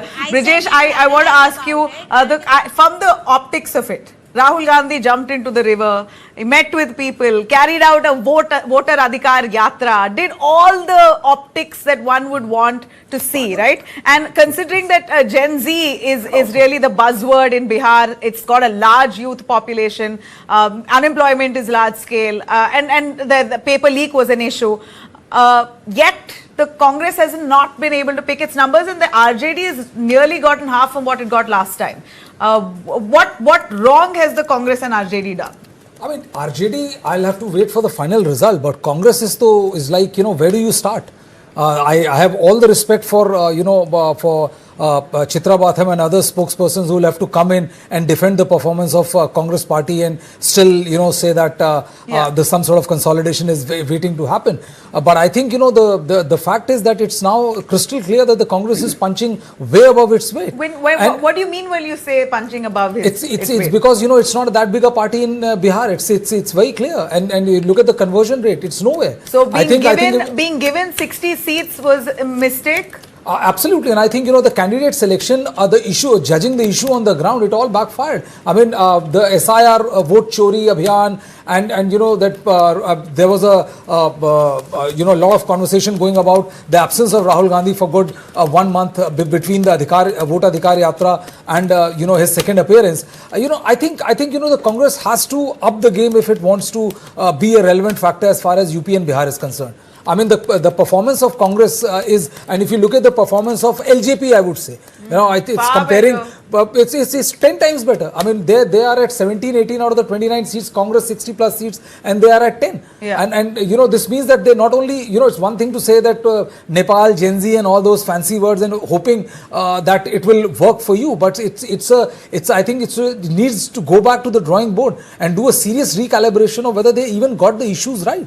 Because it is not a loss. It's almost right now we are staring at a 2/3 majority, and it's huge. They spoke of the right issues by and large, but do you believe that the candidate choice was terribly a lot of Congress people were miffed with Alavaru's candidate selection and the way ticket distribution was done. That's where the raw point is. That's not the only thing which went wrong. I think almost everything which can go wrong went wrong for the Congress party. The mahagathbandhan couldn't get a handle on, or couldn't tap into the anger of youth, because which was upset. People were lathi charged, students were lathi charged in Patna over paper leak. So I mean, they were not able to tap it, and the result is absolutely shocking. If you ask me, I mean, winning more than 2/3 majority, and the Congress and RJD, saying that we will get youth vote, employment, and the kind of various other promises they made. It's crystal clear that it's Nitish Kumar and people of Bihar's big belief in Nitish Kumar, which has turned the table on the mahagathbandhan, and Congress got it all wrong. Look at the conversion rate. I mean, they're not. It's not that RJD's performance is exemplary, but I'm saying that the Congress performance is a big question mark on the ability as far as this two very, very critically important state of UP and Bihar is concerned. Before I take that break, KV Prasad, in a nutshell, what wrong did the Congress do here? I'm going to repeat myself. Rahul Gandhi's optics was fairly good for the cameras, but it hasn't translated to votes. Why? Well, certainly the SIR issue that they wanted to work out the ladder up before the elections may have found some people around them, milling around them, but that was not good enough for people to convert it into reposing faith in terms of handing over the reins of office to them, number one.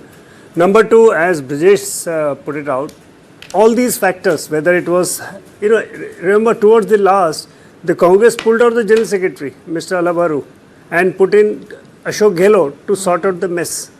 Because only when Ashok Gehlot met Lalu Prasad Yadav and others did the declaration of Tejashwi Yadav. That allowed a lot of time for the opposition to the mahagathbandhan to play upon these differences.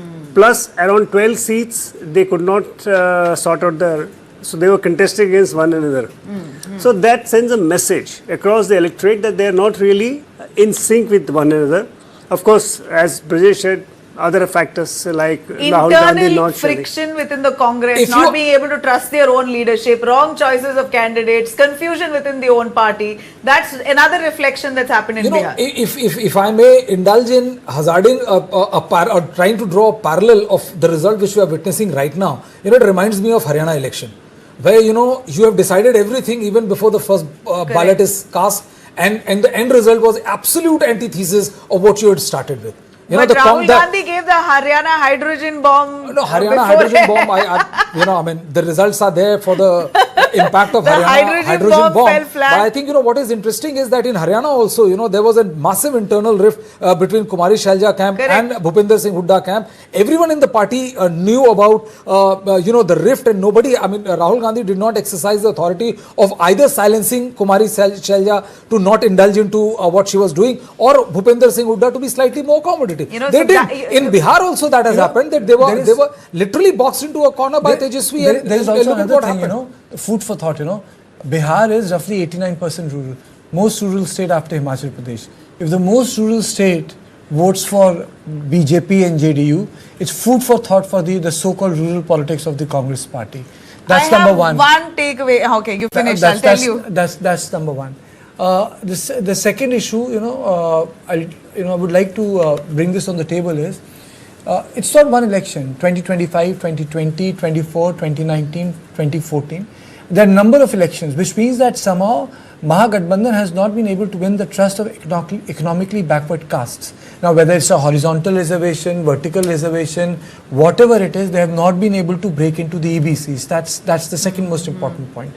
The third more important point is that I don't know whether it's a dynastic politics has worked better for Mahagathbandhan or not, but they have not been able to create an alternative to the persona of Nitish Kumar. For what he stands for, whether he's Sushasan Babu, whether he's a somersault guy, I don't know, or as Santosh taught me a new word today, Vyavaharik Samajwad. I think the time has come for Congress to listen to Shashi Tharoor. I mean, if you look at the performance. Santosh taught me another word, Vyavaharik Samajwad. Is it a win for Vyavaharik Samajwad? I don't know. I mean, look at the But numbers. something has not been learned by the opposition, and that's the most important thing. I have one big takeaway is that nobody reins in the allies better than the NDA. The NDA's coordination with its allies and the way they sort of keep them intact in place with whatever power, money, strength, conviction, strategy, anything, but they go in for the kill. But that said, the India alliance is always so fragmented, confused, looking everywhere else. Too much democracy is also not good. You need someone to crack a whip, and there's nobody to hold on, nobody to bring, nobody to really act like the glue. But with the NDA, Prime Minister is the glue. Agreed, Navina, but I like to disagree on that point that it is not BJP. It is the BJP under the current leadership, which is different because when Mr. Vajpayee was leading a 23-party coalition, parties within the coalition went out, contested against coalition partners. So there's a difference. Okay, it's time for a commercial break. It's time for a commercial break, and once we are back, we're going to discuss one thing, and this is a national question. Has opposition finally lost the momentum it gained in 2024 Lok Sabha elections? But after the short break.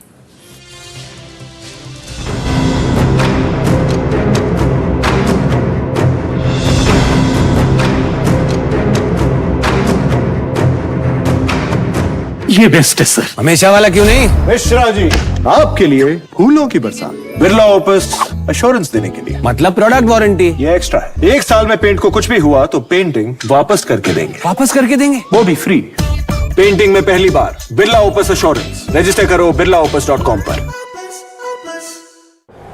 पता है term life insurance आपकी family के लिए कितना जरूरी है? इतना जरूरी है कि भारत सरकार ने इस पे जीएसटी पूरी तरह से हटाकर 0 कर दिया है। पॉलिसी बाजार पर अब 1 करोड़ का टर्म लाइफ इंश्योरेंस सिर्फ 400 रुपए महीने से शुरू।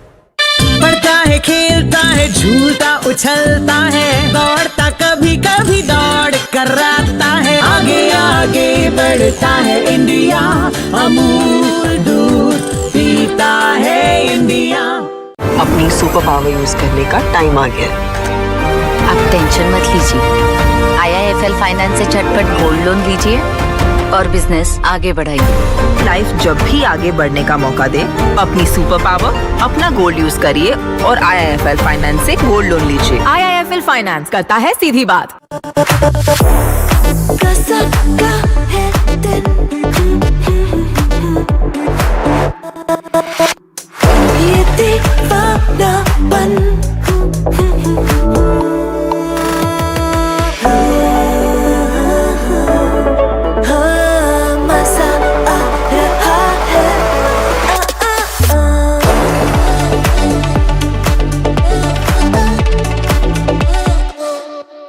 जनाब, आपने भारत कनेक्ट का नाम सुना है? नहीं, बस सर्विस है क्या?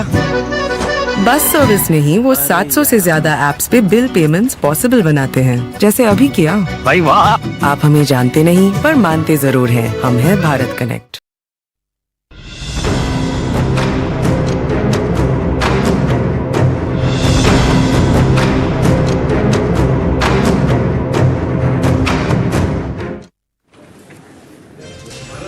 All right. Well, we are right here at News9 tracking very closely developments there coming in on the numbers, and the numbers are, sadly laughable for the Mahagathbandhan. Brijesh joins me in the studio here with our panelists. But before I go to our panelists, Brijesh, as Team News9, we've been tracking Bihar elections, and the run-up to it showed quite promising results for the Mahagathbandhan. But it's appalling to see the number 57 that our updates are showing us. 57 versus a 183. I bet you the Mahagathbandhan is now going to town saying this is exactly what we said. SIR has stolen our votes. Well, I think, they can bet anything they want to. I think these are the numbers, if I can be honest. Even the NDA wouldn't have thought that this is the kind of resounding victory they will get. LJP, who fought 29 seats, is 21 seats, BJP 82, JDU 74. I mean, what to say of Congress? I think the RJD is also perhaps at their lowest best if the current numbers are anything to go by. I think any and every issue, I think its time has come for the Congress party to completely drop that, whatever hydrogen bomb or any other bomb which they intend to drop, and focus on issues which concern people and do a serious run into election. Otherwise, I mean, I think, from 2024, when it looked like, that there are certain issues which were big enough to eclipse Prime Minister's popularity, and it brought BJP, from the expected 350 plus seats to 240 seats. I think BJP has done a lot of cool calibrations and cruel calibrations, if I may add, and look at the comeback, the kind of comeback they have done. If the numbers hold up. Underestimate the fact that people have seen the Lalu Prasad era. And clearly at that point, it was, it was deemed as Jungle Raj, and that image still, See, follows him. I'm not denying that. It follows him for the only reason because he has corruption cases even today. Just a few weeks ago, there was another case that was slapped against him. Tejashwi Yadav is also involved in the same case. The same case that's been going on for years now, charge sheeted. So, corruption shadow is on the Lalu family. See, honestly speaking, I don't think in Indian politics corruption mattered that much until you were kind of caught right in the middle of the election. A state like Bihar that's really borne the brunt of it. See, I mean, in Bihar, like, you talk of Mahabali, you talk of corruption. It happens, when the case breaks in between the election or leading up to the election, then it can have a cascading effect. But cases which have been there in public domain for more than 2, 3 years, 4 years, I don't think they will have that kind of impact. I would say that, 10 Hazaria scheme, I know Santosh has been talking about, had a huge impact on the electoral fortune of the BJP, of the NDA. And I think any issue and every issue which both the RJD and the Congress party thought it's going to work well for them or pay good dividend, it just simply crashed. I don't, have any other explanation, if I may say so, offer, because 183 seats, I don't think even any of the exit poll had predicted this extent of rout for mahagathbandhan. There were 20 seat difference, 30 seats different, but to predict an absolute, one-way traffic as far as this election is concerned was something which I doubt, even any credible pollster had predicted. So basically, mahagathbandhan, RJD has lost out. It's not just the Congress that has. I mean, 75 from last is 42. RJD has lost significantly. So if I could quickly bring in Sumit Pandey also on this, on 3 top reasons to why RJD sees this kind of debacle. None of us expected this number for the RJD. First, I think RJD's vote share, or mahagathbandhan vote share tells the story. 33%, which means primarily 17% Muslims plus 14% Yadavs plus some assorted votes of Congress and all. They have not been able to get anything more than that. Bihar in some ways is complex, but in many ways is also very easy state to understand. This alliance would have had to get at least 60% of the extremely backward caste votes. That is 26% of the vote block as per the last caste survey which was done in Bihar in 2023. 36% is the extremely backward caste, out of which around 26% is the Hindu backward caste, the rest is the Muslims EBC. The communities like, the Nishads, the other thing, if you are not able to get around 60-65% of their votes, I don't think you can make it. I also feel, why do you think that the mahagathbandhan wasn't able to take in the confidence of the backward classes? What really went wrong? If I could also bring in our panelists, we have Faizan Ahmed, senior journalist, who also joins us. Faizan, if you can come in on that, why do you believe that the mahagathbandhan wasn't able to build confidence with the backward classes enough as much as JDU or the BJP could? Yeah, but one thing I wanted to say, that who is responsible for this mess in mahagathbandhan? I will say it is RJD. Because you see, RJD was the biggest party in the mahagathbandhan, and it was given the responsibility of coordinating with all its allies. And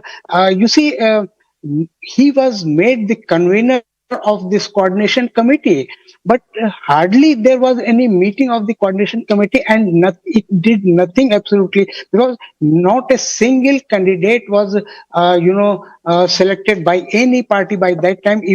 Not even the seats were decided. So all this mess was created in the among these mahagathbandhan partners.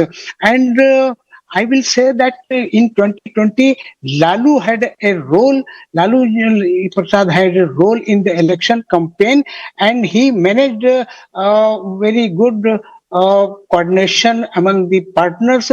But this time, the entire responsibility was on Tejashwi Yadav, and I'm sorry to say that Tejashwi Yadav just failed to perform his duties, and he was just in a overconfidence kind of things, and he was surrounded by these advisors who were not even fully aware of the situation on the ground. So there was a very bad reading of the situation, and that is why he was saying that our alliance is coming and this change everything. And also I want to add one thing, that a slogan, very common slogan of the JDU people was 20-25 फिर से Nitish. And if the results are any indication, the trends are any indication, Nitish Kumar is again going to be the chief minister.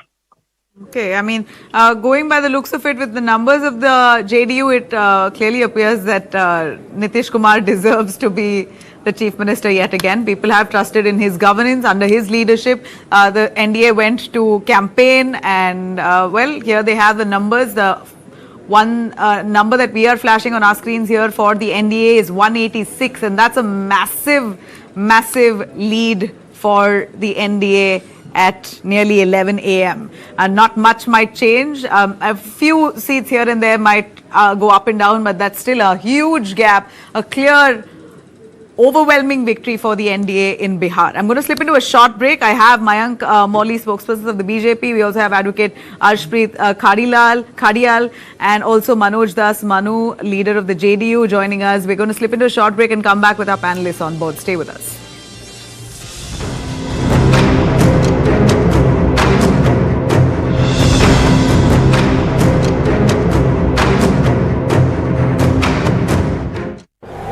पता है term life insurance आपकी family के लिए कितना जरूरी है?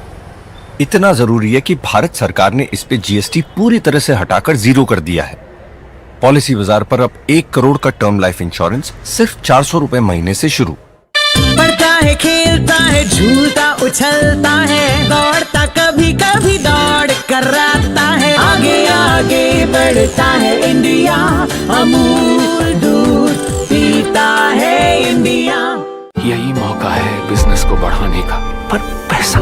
अपनी सुपर पावर यूज करने का टाइम आ गया है। अब टेंशन मत लीजिए, IIFL फाइनेंस से झटपट गोल्ड लोन लीजिए और बिजनेस आगे बढ़ाइए। आपके जैसे सुपर हीरोज ऐसी छोटी मोटी प्रॉब्लम से थोड़ी ना रुकते हैं, इसीलिए लाइफ जब भी आगे बढ़ने का मौका दे तो अपनी सुपर पावर, अपना गोल्ड यूज करिए और IIFL फाइनेंस से गोल्ड लोन लीजिए। IIFL फाइनेंस करता है सीधी बात। ये बेस्ट है सर। हमेशा वाला क्यों नहीं? मिश्रा जी, आपके लिए फूलों की बरसात, बिरला ओपस एश्योरेंस देने के लिए। मतलब प्रोडक्ट वारंटी? ये एक्स्ट्रा है। 1 साल में पेंट को कुछ भी हुआ तो पेंटिंग वापस करके देंगे। वापस करके देंगे? वो भी फ्री।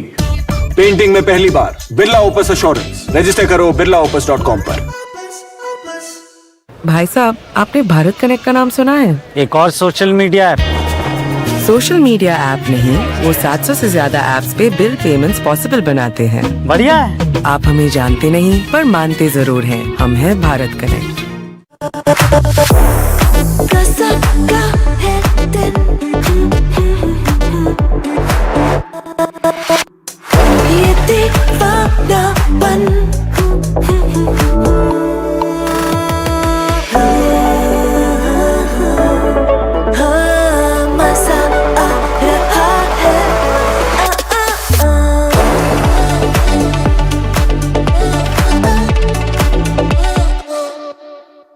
बढ़ता उछलता है, दौड़ता कभी कभी दौड़ कराता है, आगे आगे बढ़ता है इंडिया, अमूल दूध पीता है India. Light, camera and action. Kick back, relax, grab your favorite snack because News9 is here with your weekend dose of entertainment. It's time to take a deeper dive into the buzzworthy happenings of the entertainment world. From celebrity gossips to exclusive conversations, from nostalgic moments to News9's pick of the week, don't worry, we've got you covered here. And I hope you've grabbed your popcorn by now because News9's page 3 is here to serve you everything that we call entertainment. So do stay tuned every Saturday and Sunday, 2:30 p.m.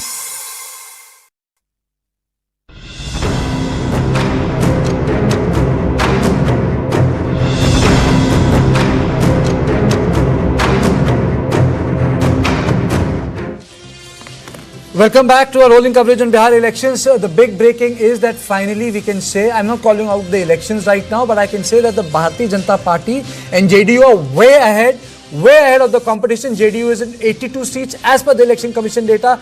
BJP on 78 seats as per the Election Commission data. RJD is decimated, 34 seats. And the Chirag Paswan's party, Ram Vilas Paswan's son, he is leading on 22 seats, and the Congress, which is a national party with 99 seats in Lok Sabha, is leading only on 6 seats. CPI-ML is leading on 6 seats. HAM is on 4 seats. I mean to say the Congress has, one, let the mahagathbandhan down. Second, RJD itself has let the mahagathbandhan down. It's a combined, I would say, failure of the mahagathbandhan to reimagine their politics around Nitish Kumar. So, and secondly, look at the way the wit has been deployed by Bharatiya Janata Party in context of the tweet. Nabila. Well, little did we imagine that the Congress will, be under the LJP also. That's the biggest embarrassment for them. LJP was got only 2 seats in 2020 elections. From there to now, what a big leap for them. Huge strike rate. 2024 also, Chirag Paswan's party did well, and it seems like that winning streak has continued. And if you see overall, it's not just the LJP, that way JDU has also done so well, much better than the last time. The BJP has also done much better than the last time. So entirely, it seems like all who voted clearly for the NDA as an alliance. I think, the Kartikeya was drawing a Maharashtra reference. I think if you leave aside the point that, that whether it was only BJP, I think if you talk in terms of coalition, I completely agree now with the figures that it's a Maharashtra redux. I mean, look at the number. It's like, I would not say that it has come out completely, like, 4th or 5th round of, or 6th round of counting would be done. But the way number has been holding up for the last 1.5 hours, it's very clear that NDA alliance is inching towards 200.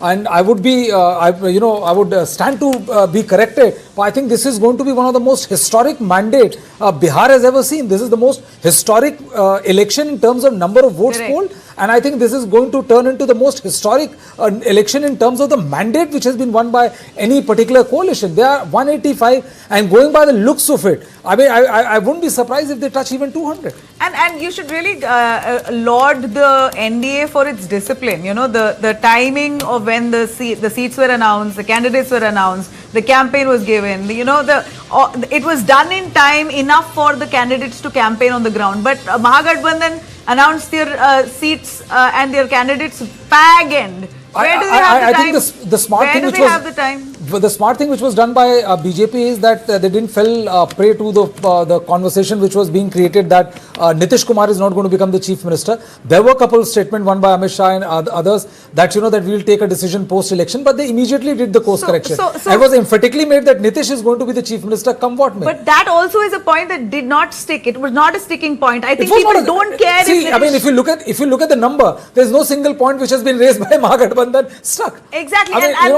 and the fact that BJP also is one sizably. BJP is the leading party, correct, number one shows party that right the now. People did not care that if Nitish or anybody else is the CM, but the NDA comes to power. Just let me introduce the guests. We are joined by Mayank Pauli, spokesperson BJP, Advocate Ashpreet Khadial, spokesperson Congress Party, Manoj Das Manu, leader JDU, Brijesh Pandey. He's with us, KV Prasad, senior journalist. Sumit is with me, political editor, Deccan Herald, Smita Mishra, author, senior journalist, Faizan Ahmed, and obviously Nabila. But let me go to Samya first. Samya.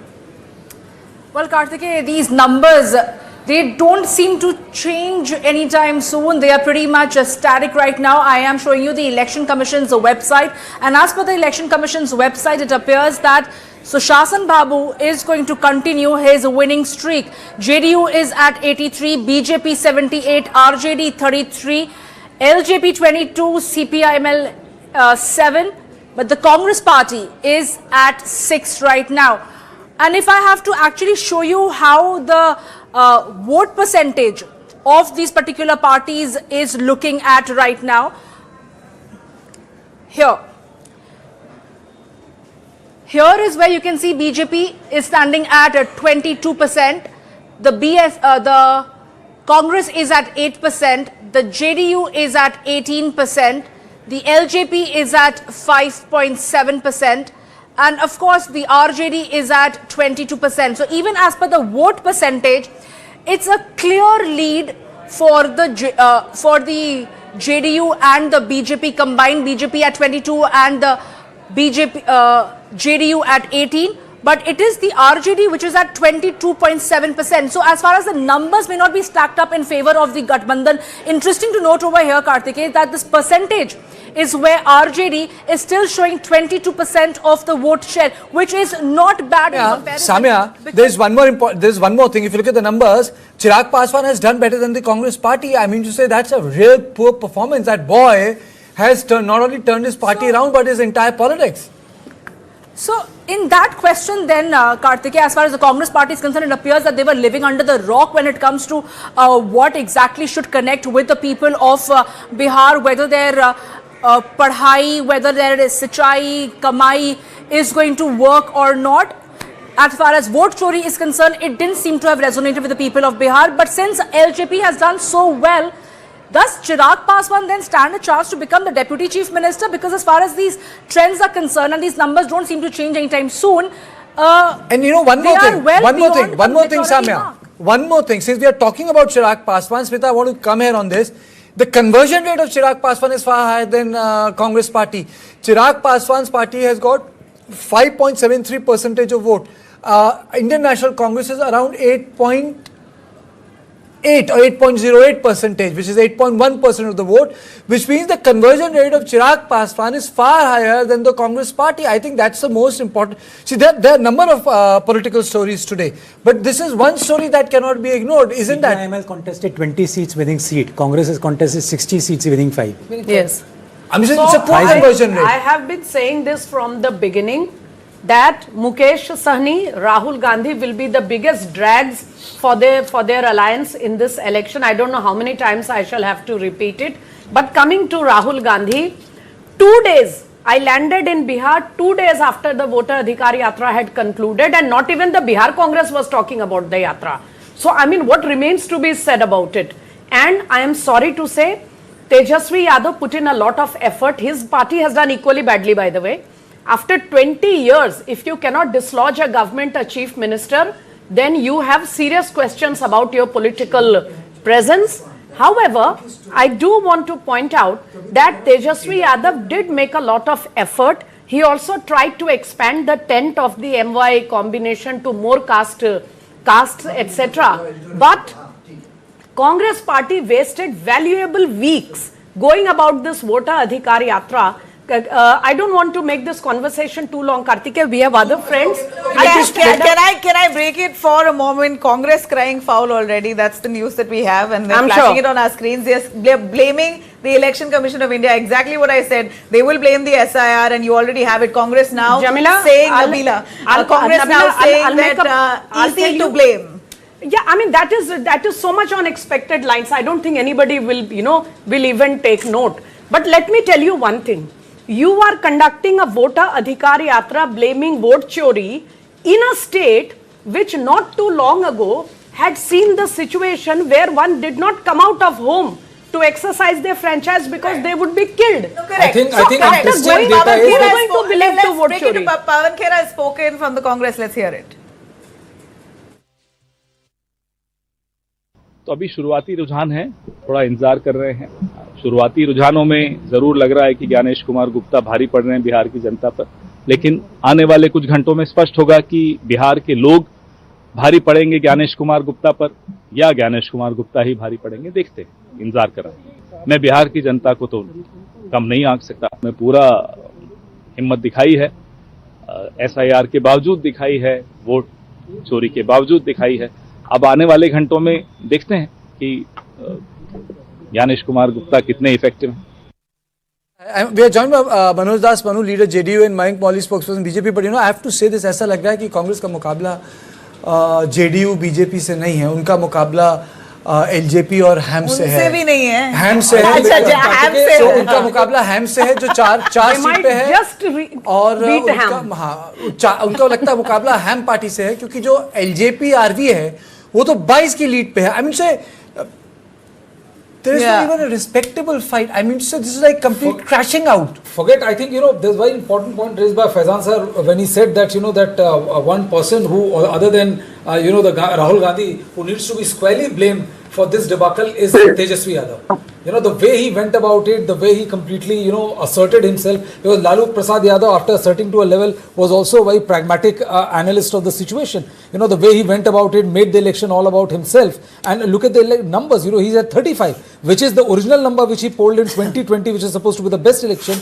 was 71. So he's 50% more, 51, 52% down than his previous best. So it's an equally dismal performance by RJD than is by the Congress party. Okay, absolutely. And Congress was never a force to reckon with in the larger gig as far as Bihar was concerned. Absolutely. So we have Mayank Mauli, spokesperson BJP, and Manoj Das Manu, leader JDU. First to Mayank. Mayank,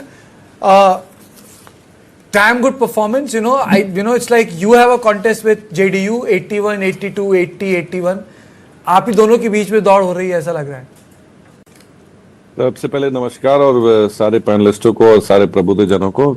ये एक mammoth victory है sir, और इसका पहले से anticipation हम सबने कर रखा था। हमारे विभिन्न नेताओं ने, चाहे जेडीयू से हो या हमारे बीजेपी से हो, हम सब एक ही बात दोहरा रहे थे कि ये प्रो इनकम्बेंसी चल रही है, ना कि एंटी इनकम्बेंसी, और जिसको जो कि हमने ग्राउंड लेवल पे देखा भी है। और लगभग हम लोग 2010 को रिपीट ही नहीं करने जा रहे हैं, उसको सरपास करने जा रहे हैं। बस थोड़े घंटों की बात और रह गई है।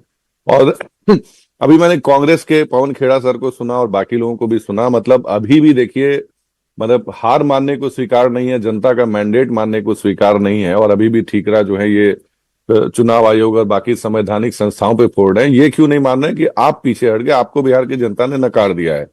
और चाहे ये इनके घटक दल से तेजस्वी यादव जी हों, या कथित तौर पे जिन्हें इन्होंने अपना चुनाव से पहले ही डिप्टी सीएम का पोस्ट बांट दिया था। तेजस्वी यादव जी तो कल सुबह तक कह रहे थे कि हम 18 तारीख को कहिए ओथ लेने जा रहे हैं, उसके बाद फलाने दिन ये करेंगे। उनका बकायदा एक टाइमलाइन उन्होंने जारी करा था।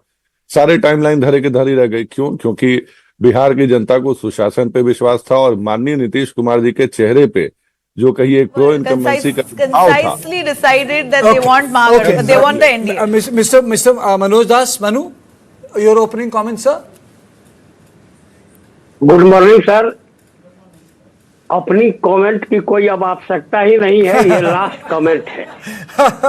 और बिहार की देखिए, पवन खेरा जी ने जिस तरह से आज बात कर रहे हैं, तो पवन खेरा बिहार में है कहाँ?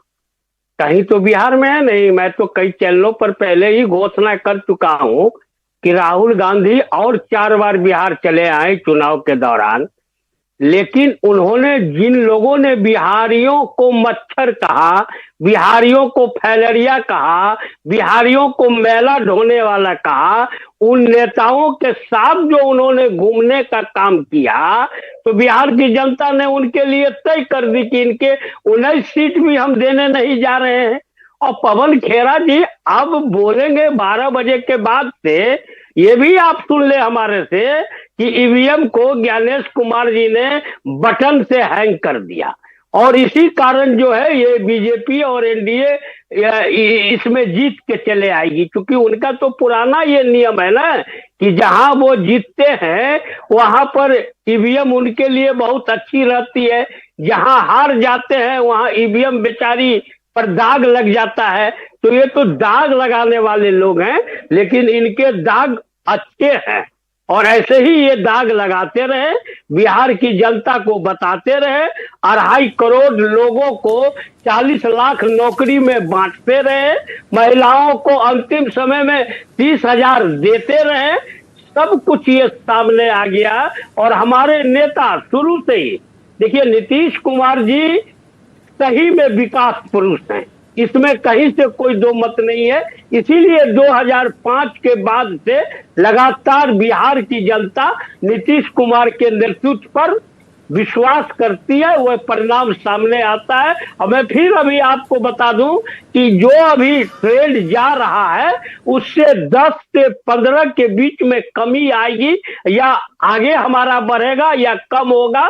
हम सरकार फुल मेजॉरिटी से बनाने के लिए जा रहे हैं। और नीतीश कुमार जी के बारे में जो हमने नारा दिया था कि टाइगर अभी जिंदा है, तो टाइगर हमेशा ही जिंदा रहता है, टाइगर कभी बूढ़ा नहीं होता है।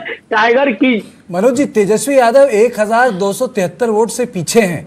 आपको उम्मीद थी कि आप जो नेता है दूसरा प्रतिपक्ष का, वो ट्रेन कर जाएगा इस चुनाव में? Translate please.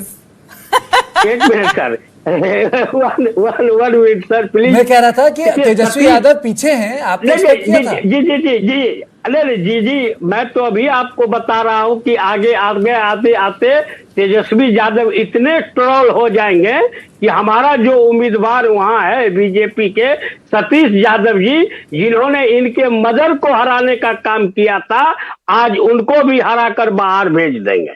आप निश्चिंत रहें, 2 घंटे का समय दे, वो बहुत नीचे ट्रेल कर जाएंगे और फिर उनको ऊपर पकड़ना बहुत मुश्किल होगा। So, clearly from the looks of it, with Tejashwi Yadav also trailing, people want experience more than energy. I think Tejashwi must have been Cat has 9 lives, Nitish Kumar has 10. Oh my God. I think, this election is, the only person who has literally reinvented himself. It was sort of political wilderness in the sense there's a lot of speculation about his health, his mental faculty, his ability to pull in voters, lead a coalition. Let's be fair, he hopped also twice. He has. That's why I'm saying that this is the 10th time he's going to become the chief minister, and the fact is that his party is now the leading party. He's contested election in 101 seats and he's leading in 84.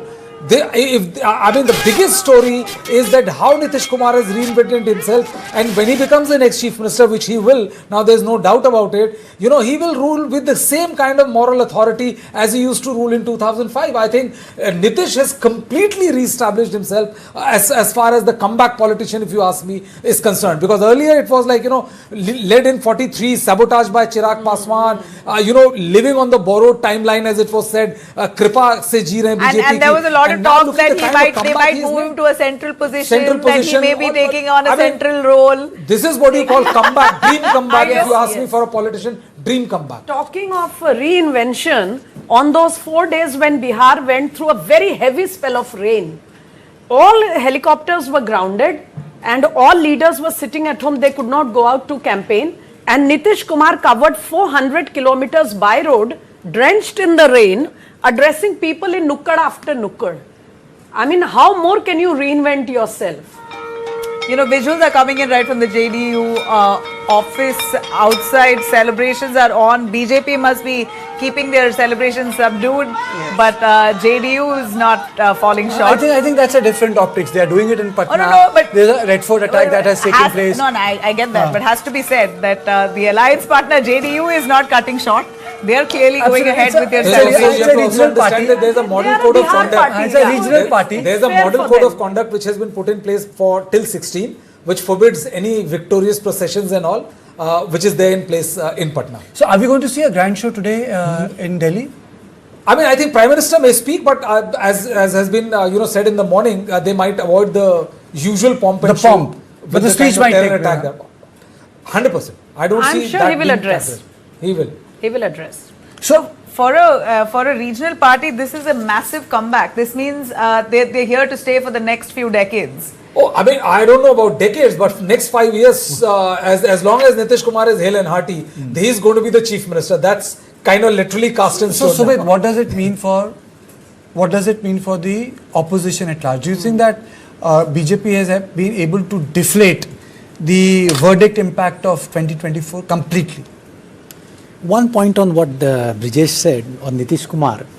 Interestingly, whether he is with the BJP or against the BJP, Nitish Kumar is the man who stands between BJP and the chief ministership of Bihar for the party. It is the only state. It is the only state where BJP has, in the heartland, where BJP has not had its chief minister.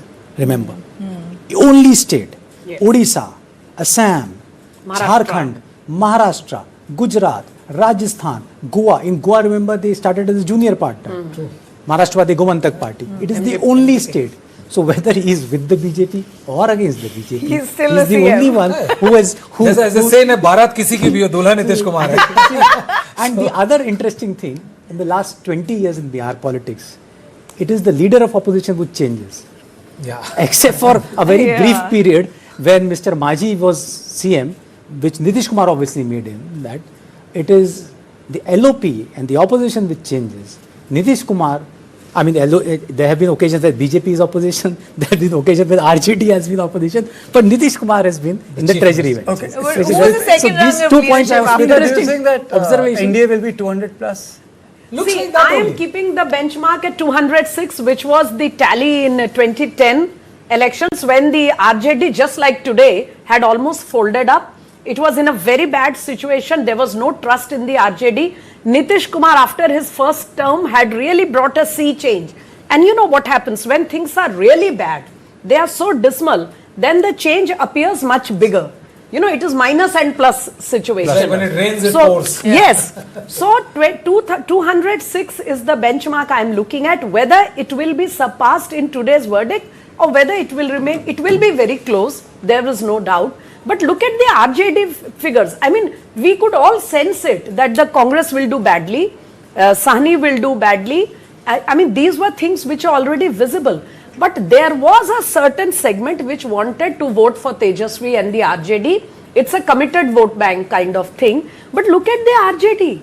I mean, their numbers are my real curiosity 32. today. 32 is I think it's an equal fall. I mean, It's worse than MVA. We may spend more time criticizing Congress because of the national party, but if you look at the overall figures, I think the performance of RJD is a bigger fall. Yeah, it's a huge fall. It's more than 60-70% fall. Last time they were 71. This time they are 32. Okay. So it's more than 60%. Okay, let's take a quick reaction from Mayank Pauli and Manoj Das also. Mayank, I know, you know, in election, winners takes it all. You are there.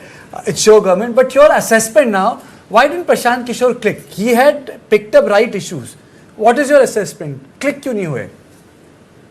See, we are thumping towards the surpassing like 2010 and very close to 200 mark. And Prashant Kishore, what we were saying, Prashant Kishore was nothing more or less than a political broker sort of thing. And वो बस आए यहाँ पे बिहार में, उनका आप जैसे जानते हैं कि चाहे देश में कहीं भी सरकार बनवानी हो, हमें संपर्क करे सॉर्ट ऑफ उनका एक बोर्ड हुआ करता था। और बिहार में बेसिकली आए, जो ब्रीफकेस का जो गेम होता है ना इलेक्शंस में, वो इलेक्शन में ब्रीफकेस उन्होंने वसूले और फिर राइट बिफोर द इलेक्शन उन्होंने स्टेप आउट कर लिया। आए थे गेम चेंजर बनने के लिए, चैलेंजर बनने के लिए, और बेसिकली एक रणछोड़ दास बन के गेम छोड़ के भाग गए अपनी पूरी पार्टी को छोड़ के। और शायद बंगाल में ममता दीदी उन्हें बुला रही होंगी और आगे भी अपकमिंग इलेक्शंस होंगे। तो प्रशांत किशोर कोई फैक्टर थे नहीं सर, बेसिकली ये इन्हीं महागठबंधन और कांग्रेस और बाकी पार्टियों के एक एजेंट के तौर पे आए थे। और जब इनकी नैया डूबती देखी तो फिर अपनी नैया उन्होंने पहले ही कही है कि उतारने से ही मना कर दिया और वो निकल लिए वहां से। तो प्रशांत किशोर ना कभी कोई फैक्टर थे। और जैसा आपने देखा होगा हमारे नेताओं पे हो चाहे जदयू पे बड़े आरोप लगाए, उन्होंने तो एक मार्क दिया था ना कि अगर 25 सीटें भी अगर जदयू ला लेती है तो मैं आजीवन राजनीति छोड़ दूंगा। आज आप उनको टॉर्च लेकर के भी ढूंढेंगे ना तो आज उनको वो दिखाई नहीं देंगे। वो उन्होंने राइटअप में लिख के दिया था कि बड़े बड़े चैनल के पत्रकारों को। तो वही सीन है सर, प्रशांत किशोर कोई फैक्टर ही नहीं था। हमने जैसे पहले भी कहा कि प्रो इनकम्बेंसी का दौर है, प्रो इनकम्बेंसी चल रही थी, वो ग्रास रूट लेवल पे कहीं एक टर्न अराउंड लिखा हुआ था। और जैसे अगर मैं इसे आज इस चुनाव को अगर एक टर्म में अगर मैं कहना चाहूँ तो महिला भाग्य विधाता कहना इसे सही होगा, बिकॉज महिला जो है वो हमेशा से हार्डकोर वोटर रही है और नीतीश कुमार जी की और एनडीए की। और महिलाओं ने एक बार फिर से, जैसे कि लास्ट अगर पास 2020 का इलेक्शन देखेंगे तो देवर 125 और मोर देन स्मिता नया शब्द दे दिया इन्होंने, महिला भाग्य विधाता। यस, एंड महिला भाग्य विधाता नॉट टुडे, महिला भाग्य विधाता from the day those young girls who were saved from dropping out from school because they got those cycles। दूसरा शब्द सीखा, एक तो व्यवहारिक समाजवाद और दूसरा महिला भाग्य विधाता। नहीं, व्यवहारिक समाजवाद तो 77 के बाद से ही धीरे धीरे दिखने लग गया था, लेकिन बिहार की महिलाओं ने कमाल कर दिया है। अब अगर कोई महिलाओं को पॉलिटिकल फोर्स के तौर पे नहीं देखता है तो ही और शी इज ब्लाइंड। जितना ज्यादा पॉलिटिकल पार्टीज महिलाओं को अपने आप में एक पॉलिटिकल फोर्स की तरह देखें, मुझे शब्द पसंद नहीं है जाति, लेकिन आज महिला एक जाति है। अगर आप उसको सोशल कैटेगरी में देखें, I think the good part is that people used to make fun in 1990s that women will not vote outside the caste line, but gender voting has become a reality, which I find, though much abused word, very progressive in nature. I am also joined by Advocate Arshpreet Khadiyali, spokesperson of the Congress Party. Sir, your opening comments, very dismal show by Mahagathbandhan. See, number one, early trends and exit polls are not the exact polls. We have seen that happen in Karnataka and in Maharashtra, where the trends had completely changed. 11, number 25. two, if I may, number two, NDA says there is a double engine, and we want to ask them where the engine is and where the track is. The NDA seems to be really concerned about Nitish Kumarji, given his history and given the patterns. Because given the number of alliances he has changed, even Google Maps has not been able to track his political direction. And that's why the Bharatiya Mr. Khadiyal, I know you can make one of them, but the fact is, let me just take you through the numbers, sir. 82 BJP, 75 JDU, RJD is 35, Chirag Paswan's party is at 22, you are at 7. CPIM is at 6 and HAM is at 4. It's like you are in competition with CPI, ML and HAM. As far as the early trends go, like I said, they have changed. After the lunch time, it changed in Maharashtra and in Karnataka back in the day. The initial trends could change, and we are optimistic they will change. Number two, as far as the double engine goes, the reason as to why they had to have so many slogans, they had to change so many slogans, because they could not change the ground reality. Why do we have elections? Why do we have government? So that work could be done. And what is the report card? They failed on law and order, they failed on corruption, they failed on drugs, they failed on farmers, they failed on women empowerment, they failed on development vis-a-vis education, vis-a-vis Medicare, vis-a-vis streets, vis-a-vis stadiums, vis-a-vis parks. Overall, Arshdeep, that's the irony there. Data which has come in, I would like to read. Simanchal, which many felt that is going to be a pocket borough for the RJD, and there was a bumper voting. I think the largest percentage was voted in Katihar, in Kishanganj. In Kishanganj, out of 4 seats, NDA is ahead in 3. In Katihar, out of 7 seats, NDA is ahead in 5. In Araria, out of 6 seats, NDA is ahead in 4. And in Purnia, out of 7 seats, NDA is ahead in 5. So even the counter-polarization has taken place, and I think, this speaks the volume of the route which Mahagathbandhan has taken place.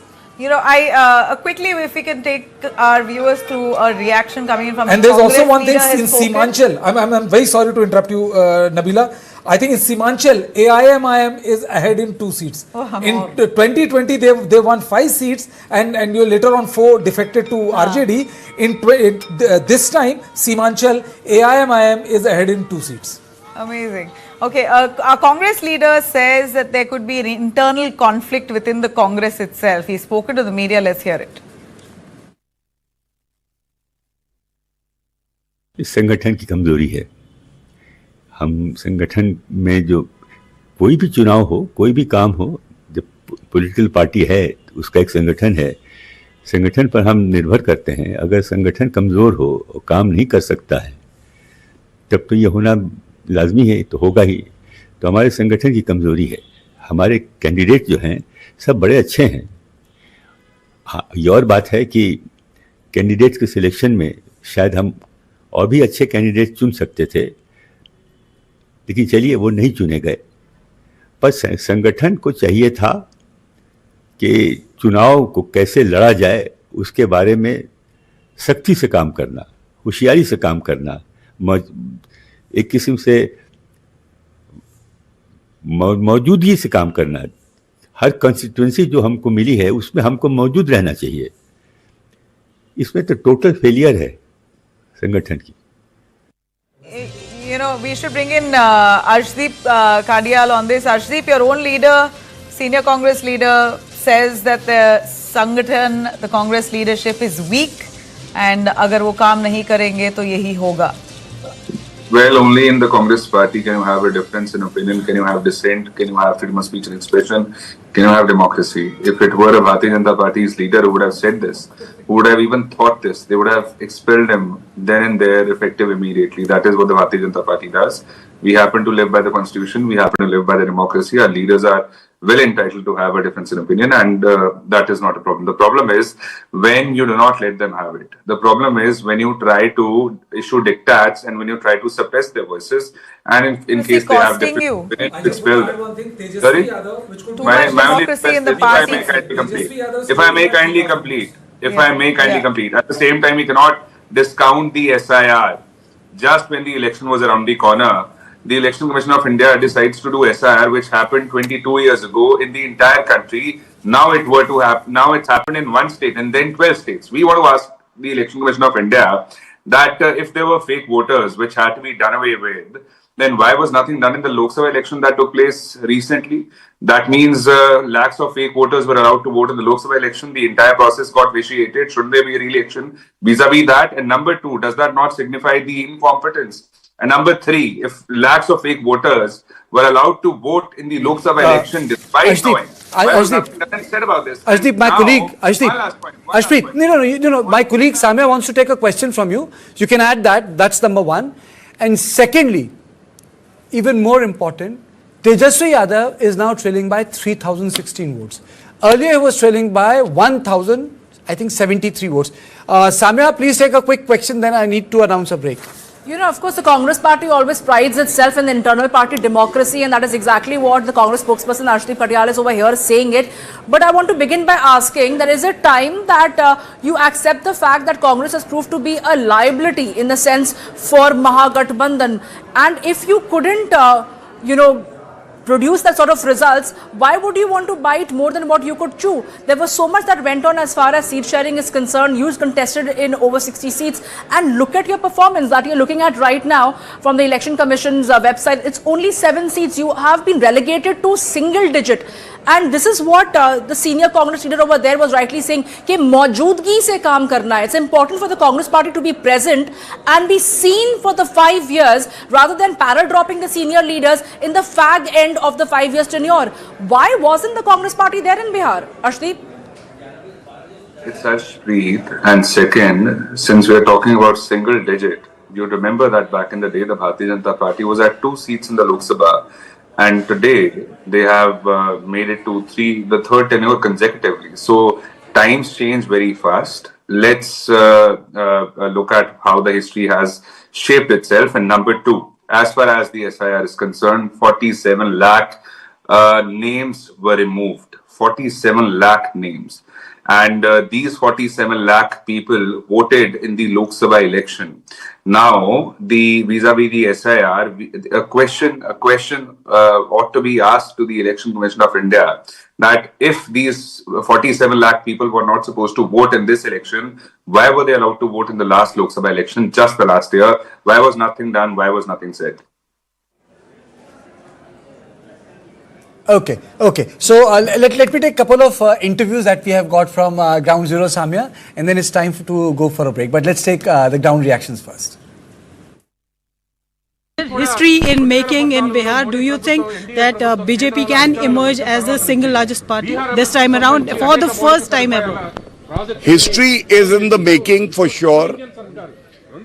People of Bihar have endorsed the politics of good governance, strong leadership of Shri Narendra Modi ji and Nitish Kumar ji, a government that is sensitive to the needs of the common man, that believes in women empowerment, youth empowerment, and has rejected the politics of Jungle Raj of Tejashwi Yadav, corruption of Tejashwi Yadav, Lalu Prasad Yadav, Rahul Gandhi, Sonia Gandhi, and also people of Bihar have decided that merit would be seen and not dynastic politics, which has been rejected.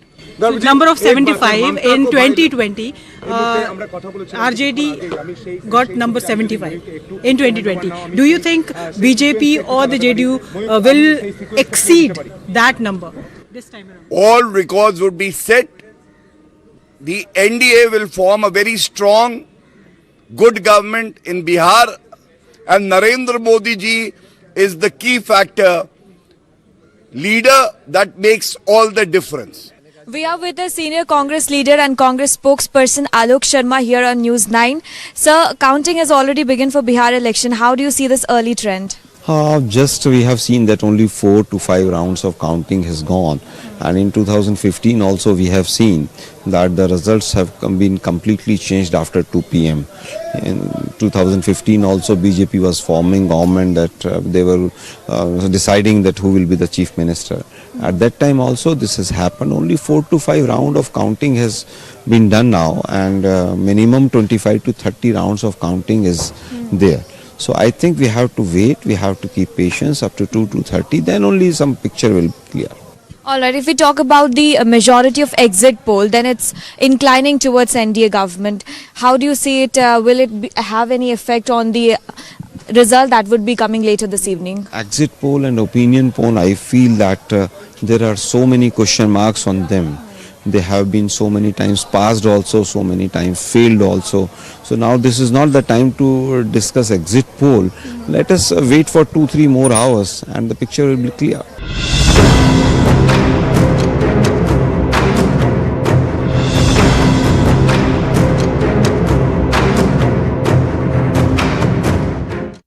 Bharat सरकार ने सभी देशवासियों के हित में health insurance से GST पूरी तरह से हटाकर 0 कर दिया है। इससे हेल्थ इंश्योरेंस काफी सस्ता हो गया है। पॉलिसी बाजार पर अब 1 करोड़ का हेल्थ इंश्योरेंस सिर्फ 550 रुपए महीने से शुरू। policybazaar.com। बढ़ता है, खेलता है, झूलता उछलता है, दौड़ता कभी कभी दौड़ कराता है, आगे आगे बढ़ता है इंडिया, अमूल दूध पीता है इंडिया। लाइफ जब भी आगे बढ़ने का मौका दे तो अपनी सुपर पावर, अपना गोल्ड यूज करिए और IIFL फाइनेंस से गोल्ड लोन लीजिए। IIFL फाइनेंस करता है सीधी बात।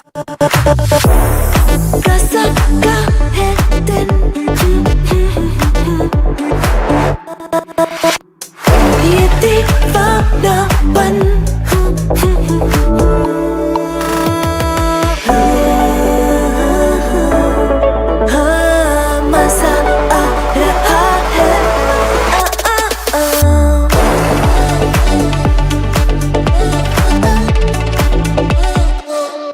जी, आपने भारत कनेक्ट का नाम सुना है?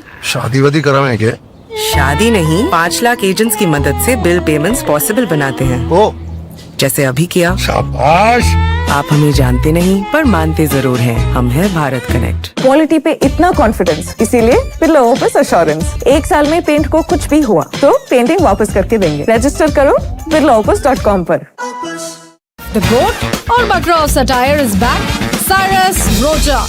From politics to pop culture, from your WhatsApp forwards to breaking news, nothing and no one is safe. Relax, guys, relax. I only roast the truth, and the truth is always hilarious. Too much pressure. Get ready for news caustic, bold, sharp, unfiltered, 100% Cyrus.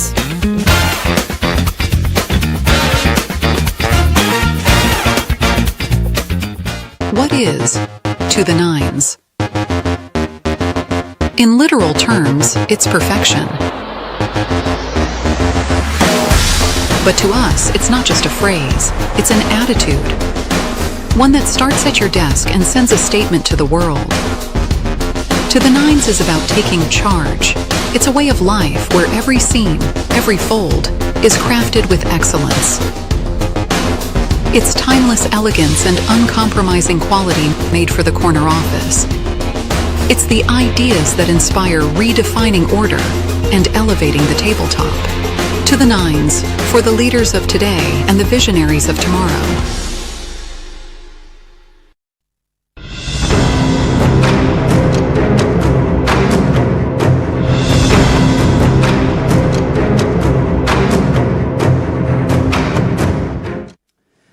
Well, I can say that the NDA has literally swept the elections. And when I say swept the elections, just look at the data that is there. BJP is ahead on 84 seats and JDU is ahead on 75 seats. Together, they are half past. They really don't need help of any other political party. together, BJP and JDU. RJD, I would say it's the worst performance, 36 seats right now. And the biggest issue with RJD right now is even Tejashwi Yadav is trailing. First he was trailing by 1,000 and some couple of votes, now he's trailing by 4,000 votes. LJP, Chirag Paswan's party, has been really a star kid performer. I mean, say he has really converted his seats into bigger numbers, something which Congress failed. 7 seats. And CPIML 6 seats. HAM 4 seats. So mahagathbandhan is down because of collective reasons. I don't think it's because of the Congress party or it's because it's RJD collective, lack of imagination, same old campaign, multiple things, came into existence for them to lose the ground so badly. The third aspect is, which I think we must really take into account is, that the spread of Bharatiya Janata Party in terms of constituency win is pretty even this time.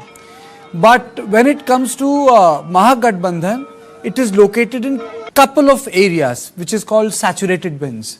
If those saturated wins wouldn't have come, then mahagathbandhan or RJD would have been in big trouble. And before I open up the debate, let me tell you the data in terms of vote percentage.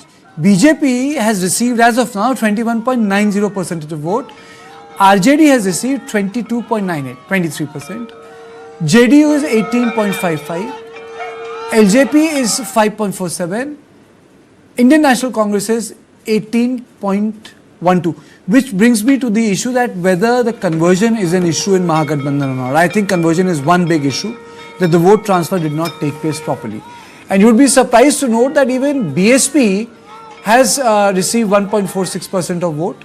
CPML is there with 3.15% of vote. There are Nota, 2% of people have actually gone for Nota.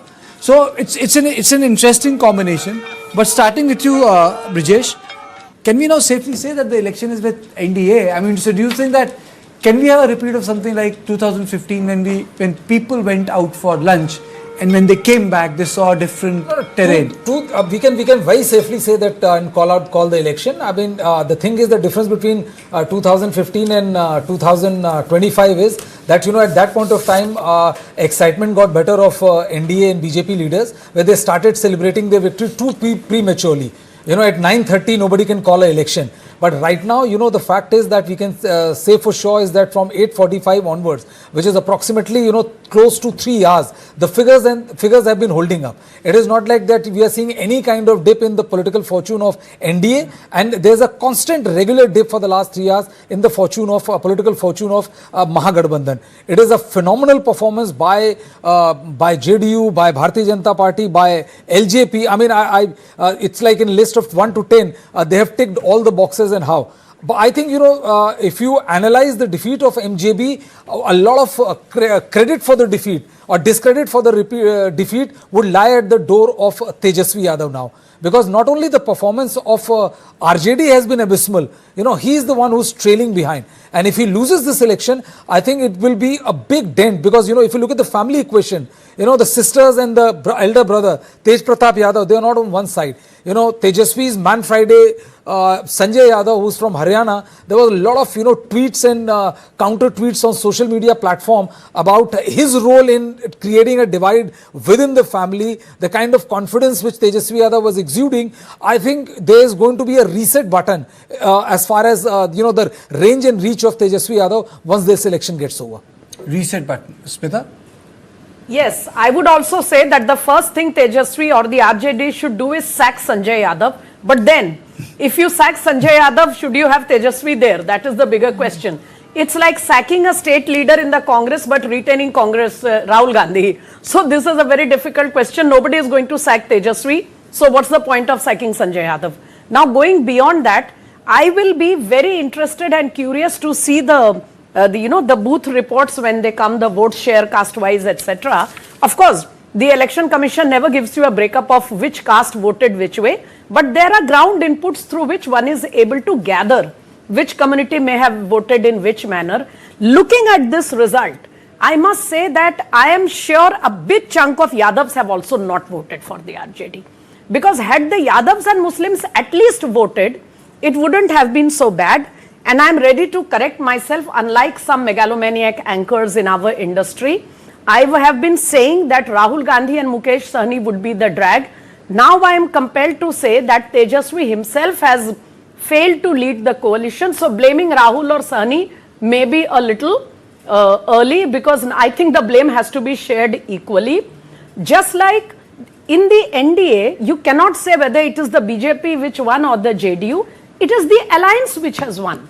Look at the strike rate of each of the parties. All of them have done well. Okay, Smita, wait a minute. There are a couple of things which I want to bring it on board. All my guests are there. Two things, I want to put this on record. Did the alcohol ban work for NDA? One, I want to discuss that. And second thing, which a lot of people should understand, a lot of people say that Mukhyamantri Mahila Yojana that promised 10,000 for eligible voters was one of the schemes. Now, if you look at the data, I think it was a very important scheme, because 2022 caste survey shows that the 34% of the Bihar households survive on 6,000 rupees a month or less. So in poorer communities, especially scheduled caste and EBC, one-time amount of 10,000 is more than a month's income. I'm just putting it on board for my panelists and for my viewers to understand how these schemes work. The second important issue is 1.8 lakh Jivika Didis. Did they end up mobilizing other voters? More than 14 lakh younger voters aged 18 to 19 were added to the rolls. Many of them had no earlier political baggage and were voting for the first time. The Election Commission also deployed Jivika Didis. So, second issue is that Jivika Didi as an infrastructure help Bharatiya Janata Party or NDA. And the fourth and the most important aspect is that highest women voter turnout, which he said Mahila Bhagya Vidhata. So these are the 4 points I am putting on table. Let me straight away go to Mr. Mauly. Mr. Mauly, do you think that these couple of schemes which I have put on record, for example, alcohol ban, Jivika Didis, and Chief Minister's, direct transfer for women, 10,000, it really helped NDA? So, see, when we are talking about Nitish Kumar and NDA-led governments, like women-centric schemes, we have to go like beyond 10 to 15 years back when it has started.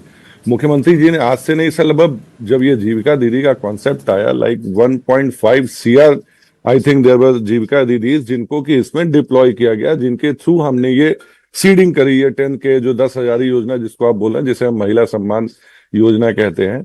और ये नहीं, ये जो आपने जो liquor ban बोला, तो in 2020 there were 125 seats which were widely populated by women-centric voters and they have voted against in favor of that liquor ban. तो वो 125 ऐसी सीटें थी, जबकि 2020 का हमारा प्रदर्शन आज अगर 2025 से देखें तो उतना अच्छा नहीं रहा था, लेकिन फिर भी उन 125 सीटों को सिर्फ और सिर्फ महिला वोटर्स ने प्रभावित किया था. और जैसा अभी स्मिता मैम कह रही थी कि अगर जो सो कॉल्ड जो इनका MY समीकरण है, अगर MY समीकरण ने भी अगर इनको वोट किया होता तो इनकी ये हालत पतली नहीं हुई होती.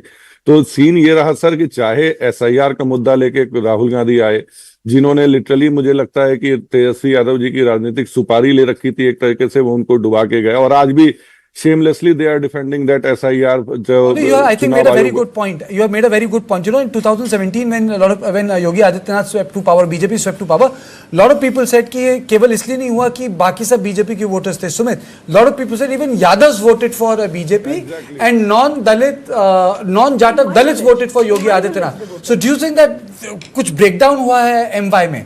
See, my experience has been that the biggest mobilizer, caste mobilizer in the Indian political history in India has been Bahujan Samaj Party at its peak.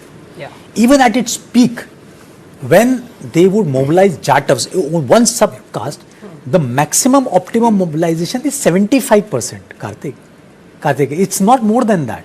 If you're getting 60-65% of a community vote, so it appears that a large section of the OBs, Yadavs, Muslims may have voted on the other side. But if there is 60-65% of the EBCs voting for the NDA, that tilts the scale. There's nothing got to do chemistry or anything. It's simple mathematics. There are so many people. Is playing the exact strategy that the Mahagathbandhan or now the India Alliance has played all these years, right? They've held the vote bank very tight and very dear. The NDA, the BJP particularly, has managed to consolidate the rest.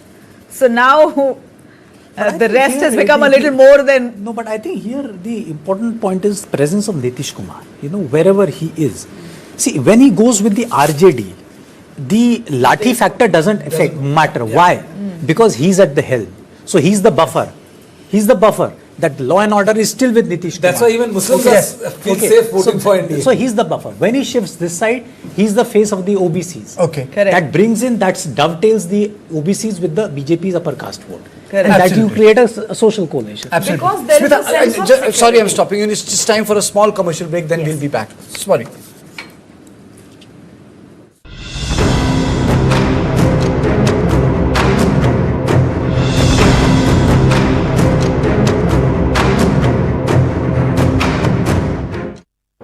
Bharat सरकार ने सभी देशवासियों के हित में term life insurance से GST पूरी तरह से हटाकर जीरो कर दिया है। इससे टर्म लाइफ इंश्योरेंस काफी सस्ता हो गया है। पॉलिसी बाजार पर अब 1 करोड़ का टर्म लाइफ इंश्योरेंस सिर्फ 400 रुपए महीने से शुरू। क्वालिटी पे इतना कॉन्फिडेंस, इसीलिए बिरला ओपस एश्योरेंस। 1 साल में पेंट को कुछ भी हुआ तो पेंटिंग वापस करके देंगे। रजिस्टर करो birlaopus.com पर। पढ़ता है, खेलता है, झूलता उछलता है, दौड़ता कभी कभी दौड़ कराता है, आगे आगे बढ़ता है इंडिया, अमूल दूध पीता है इंडिया। जनाब, आपने भारत कनेक्ट का नाम सुना है? नहीं, बस सर्विस है क्या? बस सर्विस नहीं, वो 700 से ज्यादा एप्स पे बिल पेमेंट्स पॉसिबल बनाते हैं, जैसे अभी किया। भाई वाह! आप हमें जानते नहीं पर मानते जरूर हैं, हम हैं भारत कनेक्ट।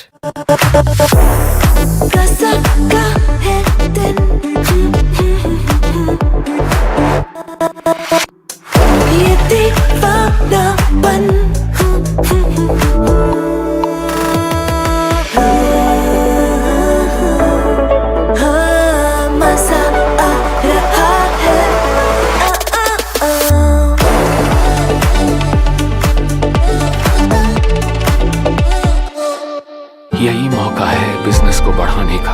पर पैसा, अपनी सुपर पावर यूज करने का टाइम आ गया है। आप टेंशन मत लीजिए, IIFL फाइनेंस से झटपट गोल्ड लोन लीजिए और बिजनेस आगे बढ़ाइए। आपके जैसे सुपर हीरोज ऐसी छोटी मोटी प्रॉब्लम से थोड़ी ना रुकते हैं, इसीलिए लाइफ जब भी आगे बढ़ने का मौका दे तो अपनी सुपर पावर, अपना गोल्ड यूज करिए और IIFL फाइनेंस से गोल्ड लोन लीजिए। IIFL फाइनेंस करता है सीधी बात। पढ़ता है, खेलता है, झूलता उछलता है, दौड़ता कभी कभी दौड़ कराता है, आगे आगे बढ़ता है इंडिया, अमूल दूध पीता है India.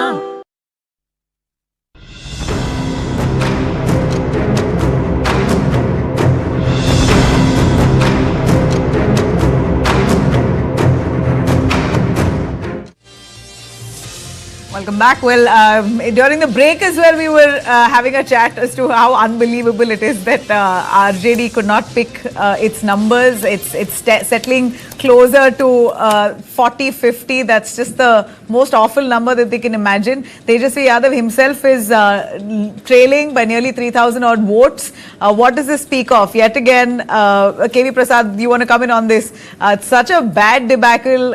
Last 2020 elections, they had such a chance of winning. In 5 years, they've gone from bad to worse.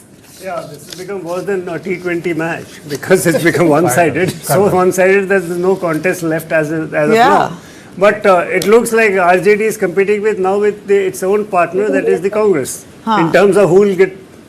I mean, Congress is settled at 7, at least so far. Yeah. Yes. So, all right. So, there you have it. The Election Commission has called the election. The Election Commission might call it or not. We are calling it because we know that the NDA has swept Bihar. The NDA has swept Bihar. And what a thumping victory for the NDA. And it seems like a concise mandate where all allies have done very well. Every ally, including the LJP, which has done far better than the Congress. It's a Nemo wave. It's not that Nemo. I really want to clarify it for my viewers. It's not the Nemo film. because that was NEMO and it was about a fish who would forget everything in 15 seconds. It's NIMO, so it's a Nemo wave. So we have given it's a Nemo wave that sweeps Bihar. It's not a Nemo thing. Nitish so I'm just putting it on record. Modi. So I'm putting it on record. Say It's that not clearly. Say Nitish and Modi. Yes, that's Nemo. It's not Nemo. Yes. You know, if I. So Bihar has found its There's Nemo. another one which is Nara Lokesh has said, and people have started tweeting about. It's also Nani vote. It's also Nani vote. Nani vote. So it's Nani vote. Narendra and Nitish. So you take NA from Narendra and NI as from Deng Nitish. Xiaoping said, the color of the cat doesn't matter till it catches the rat. So it doesn't make a difference. What you call it, Nemo or Nani. The fact is Nemo and Nani is getting votes. Or rather Nina was Both are fun catchphrases, fun words, buzzwords now, Nemo and Nani. So, Bihar it is. Nitish Kumar will be the CM. That's, I think, for certain. We have reactions coming in. Let's hear. बता दिया कि बिहार को अब विकास चाहिए, अपने बच्चों को और अपना भविष्य चाहिए. बिहार को अब जंगल राज नहीं चाहिए. बिहार को तुष्टीकरण करने वाला, परिवारवादी, घोटाला, भ्रष्टाचार करने वाला, जाति उन्माद करने वाला और अपने लठैतों से बिहार के लोगों को पिटवाने वाला, 59 नरसंहार कराने वाला, हत्या बलात्कार के आलम को लाने वाला आरजेडी और महागठबंधन के लोगों ने बिहार की जनता ने नकार दी है. भरोसा बिहार की जनता ने किया है तो दुनिया के सबसे लोकप्रिय नेता, भारत के कर्मयोगी प्रधानमंत्री, गरीबों के मसीहा और विकास के भगीरथ आदरणीय नरेंद्र मोदी जी पर और बिहारियों के मन में जिस प्रकार से मोदी जी बसते हैं और मोदी जी के मन में बिहारी बसते हैं, आज यह साबित हो गया है. क्या आप उम्मीद किए थे कि जिस तरीके से अभी रुझान और परिणाम आ रहे हैं, एक तरफा दिख रहे हैं आपके साथ जितने भी अलायंस है सब अच्छा परफॉर्मेंस कर रहे हैं? बिल्कुल. यह पांडव दल निश्चित रूप से एकजुट होकर चुनाव लड़ा और जिस प्रकार से माननीय प्रधानमंत्री जी का नेतृत्व, मार्गदर्शन और सहयोग बिहार को मिला, 14 लाख करोड़ की अतिरिक्त राशि देकर बिहार के विकास को जो गति दी, रफ्तार दी और बिहार के लोगों में जो खुशियां लाई गई, उनकी समृद्धि और उन्नति हुई, गरीब कल्याण का काम हुआ और बिहार से 3 करोड़ से भी ज्यादा गरीबी रेखा से बिहार के लोग बाहर आए. लोगों ने अच्छी जिंदगी देखा, विकास देखा, जंगल राज को नकारा. महिलाओं का बहुत प्यार भी आप लोग. बहुत ही. माननीय प्रधानमंत्री जी के जो विकसित भारत के 4 स्तंभ है, किसान, महिला, युवा और गरीब, वही चारों स्तंभ बिहार के भी हैं जो 2047 के प्रधानमंत्री जी के विकसित भारत के संकल्प को पूरा करने में बिहार भी बड़ा सहयोगी बनेगा. Okay, so I think BJP is in a very happy mode. I'm joined by Sujata Paul, spokesperson Congress Party, Dr. Rajesh Ranjan, spokesperson RJD, GM Shaheen continues to be with us, leader JDU, Vijesh continues to be with me, Smita is with me, KV Prasad in studio, Nabila. So, bigger issue here. Do you think that this poll will have the capacity to impact adjoining states? I'm asking specifically in context of one state where BJP has been trying very hard since 2014, West Bengal. 100%. I think this is Mamata Banerjee, if anything, will be sitting glued to the television. I don't think so. The reason I don't think so is that, the buffer of Nitish Kumar, which works wonderfully for NDA in Bihar, works completely opposite in West Bengal. West Bengal, I don't think there's going to be a division of any Muslim vote because they know that if Mamata goes, who will come and who will rule the party? Here, the Muslims vote for AIMIM, Muslims vote for NDA, Muslims vote for JDU is because they know that if NDA comes to power, Nitish is going to be the chief minister, and that is why, Kartike, if you look at the entire narration or run up to the election or run up to the voting in 2 phases, it has not been even 10% of the communal pitches which we are used to in witnessing elections in other states. There were, Yogi Adityanath made 3-4 rallies in Siwan. Okay. There were talks about Osama Sahib to Osama bin Laden, but it never became communal in the narrative. A small break. It will be a completely different there. A small break, then I'll give you something very interesting to discuss. Regional numbers like Bhojpur, Magad, Mithilanchal, Andhra Pradesh, Simanchal, Tirhut. After a small break, I'll give you those numbers.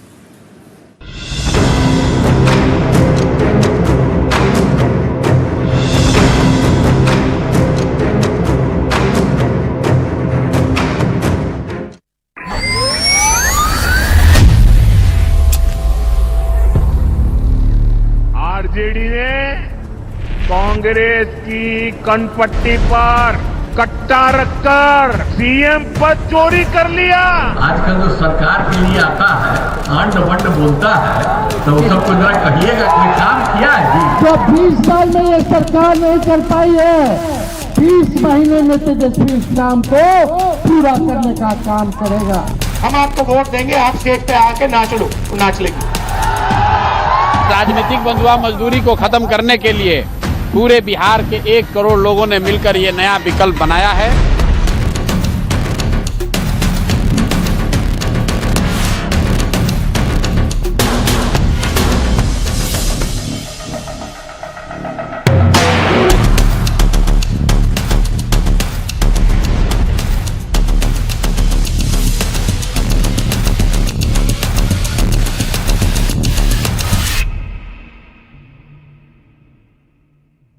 Breaking news. Major disruption is expected this week. Yes, disruption confirmed. That's me. Relax, no scams, no scams. Just my brand new show, News Cosmic with Cyrus.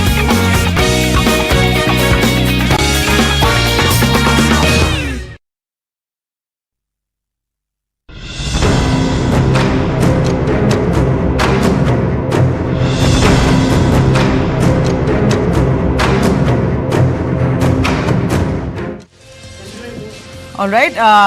Well, here at News9, we're tracking very closely, and it's clear that the NDA has had a sweeping victory.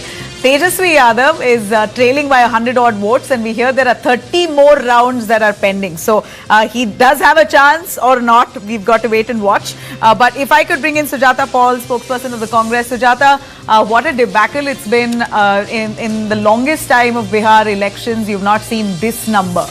What explains such a poor performance by the Congress? And it's not just the Congress, your ally and the one you were really piggybacking on. The RJD has also collapsed.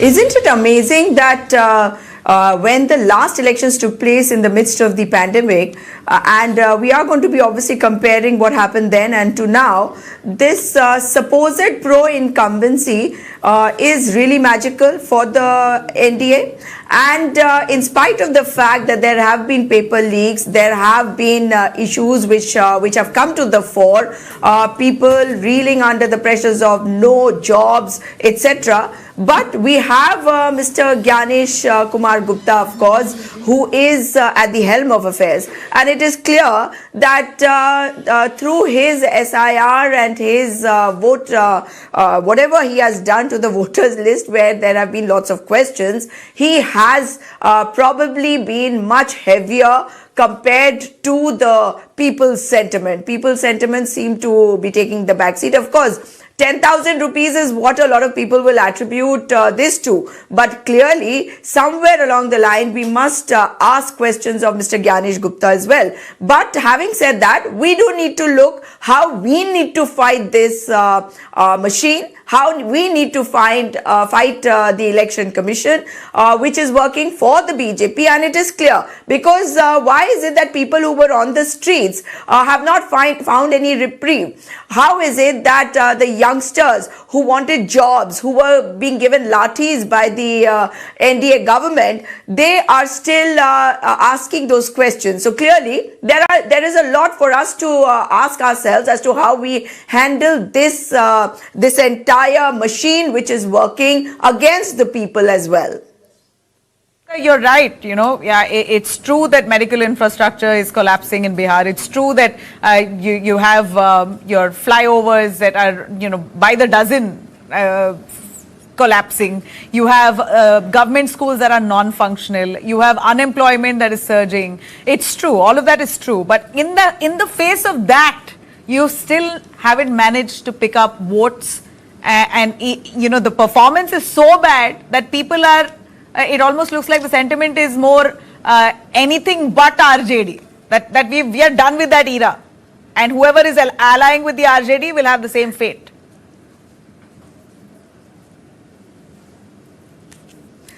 maybe this might be the perception which was being built, because if you noticed in all the debates which were happening and which happened, which will continue to happen, there is only one point of attack, and that is Mr. Rahul Gandhi, because Mr. Rahul Gandhi's Vote Adhikar Yatra got such massive support from the people.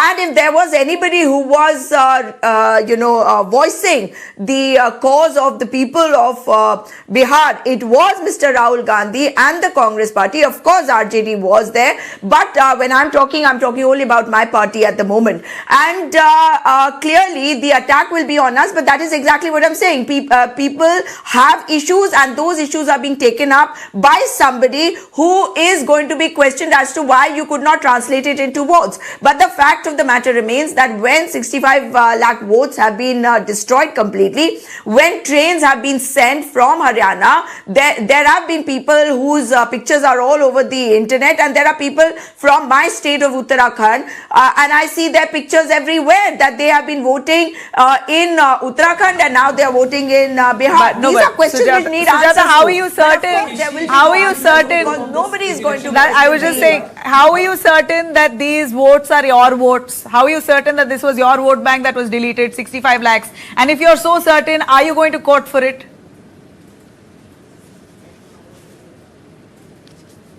This is not the point at all, whether those votes are ours or somebody else's. The fact is that if such a thing has happened, you agree that the voters list are faulty. So if these people, and these are people, the people that I am mentioning are people who belong to the BJP, who are leaders of the BJP, who hold posts in the BJP, or who have held posts in the past. So clearly that is going to go to the BJP only. And when I am bringing this up, then it is not for this question, the answer to this question being that they voted for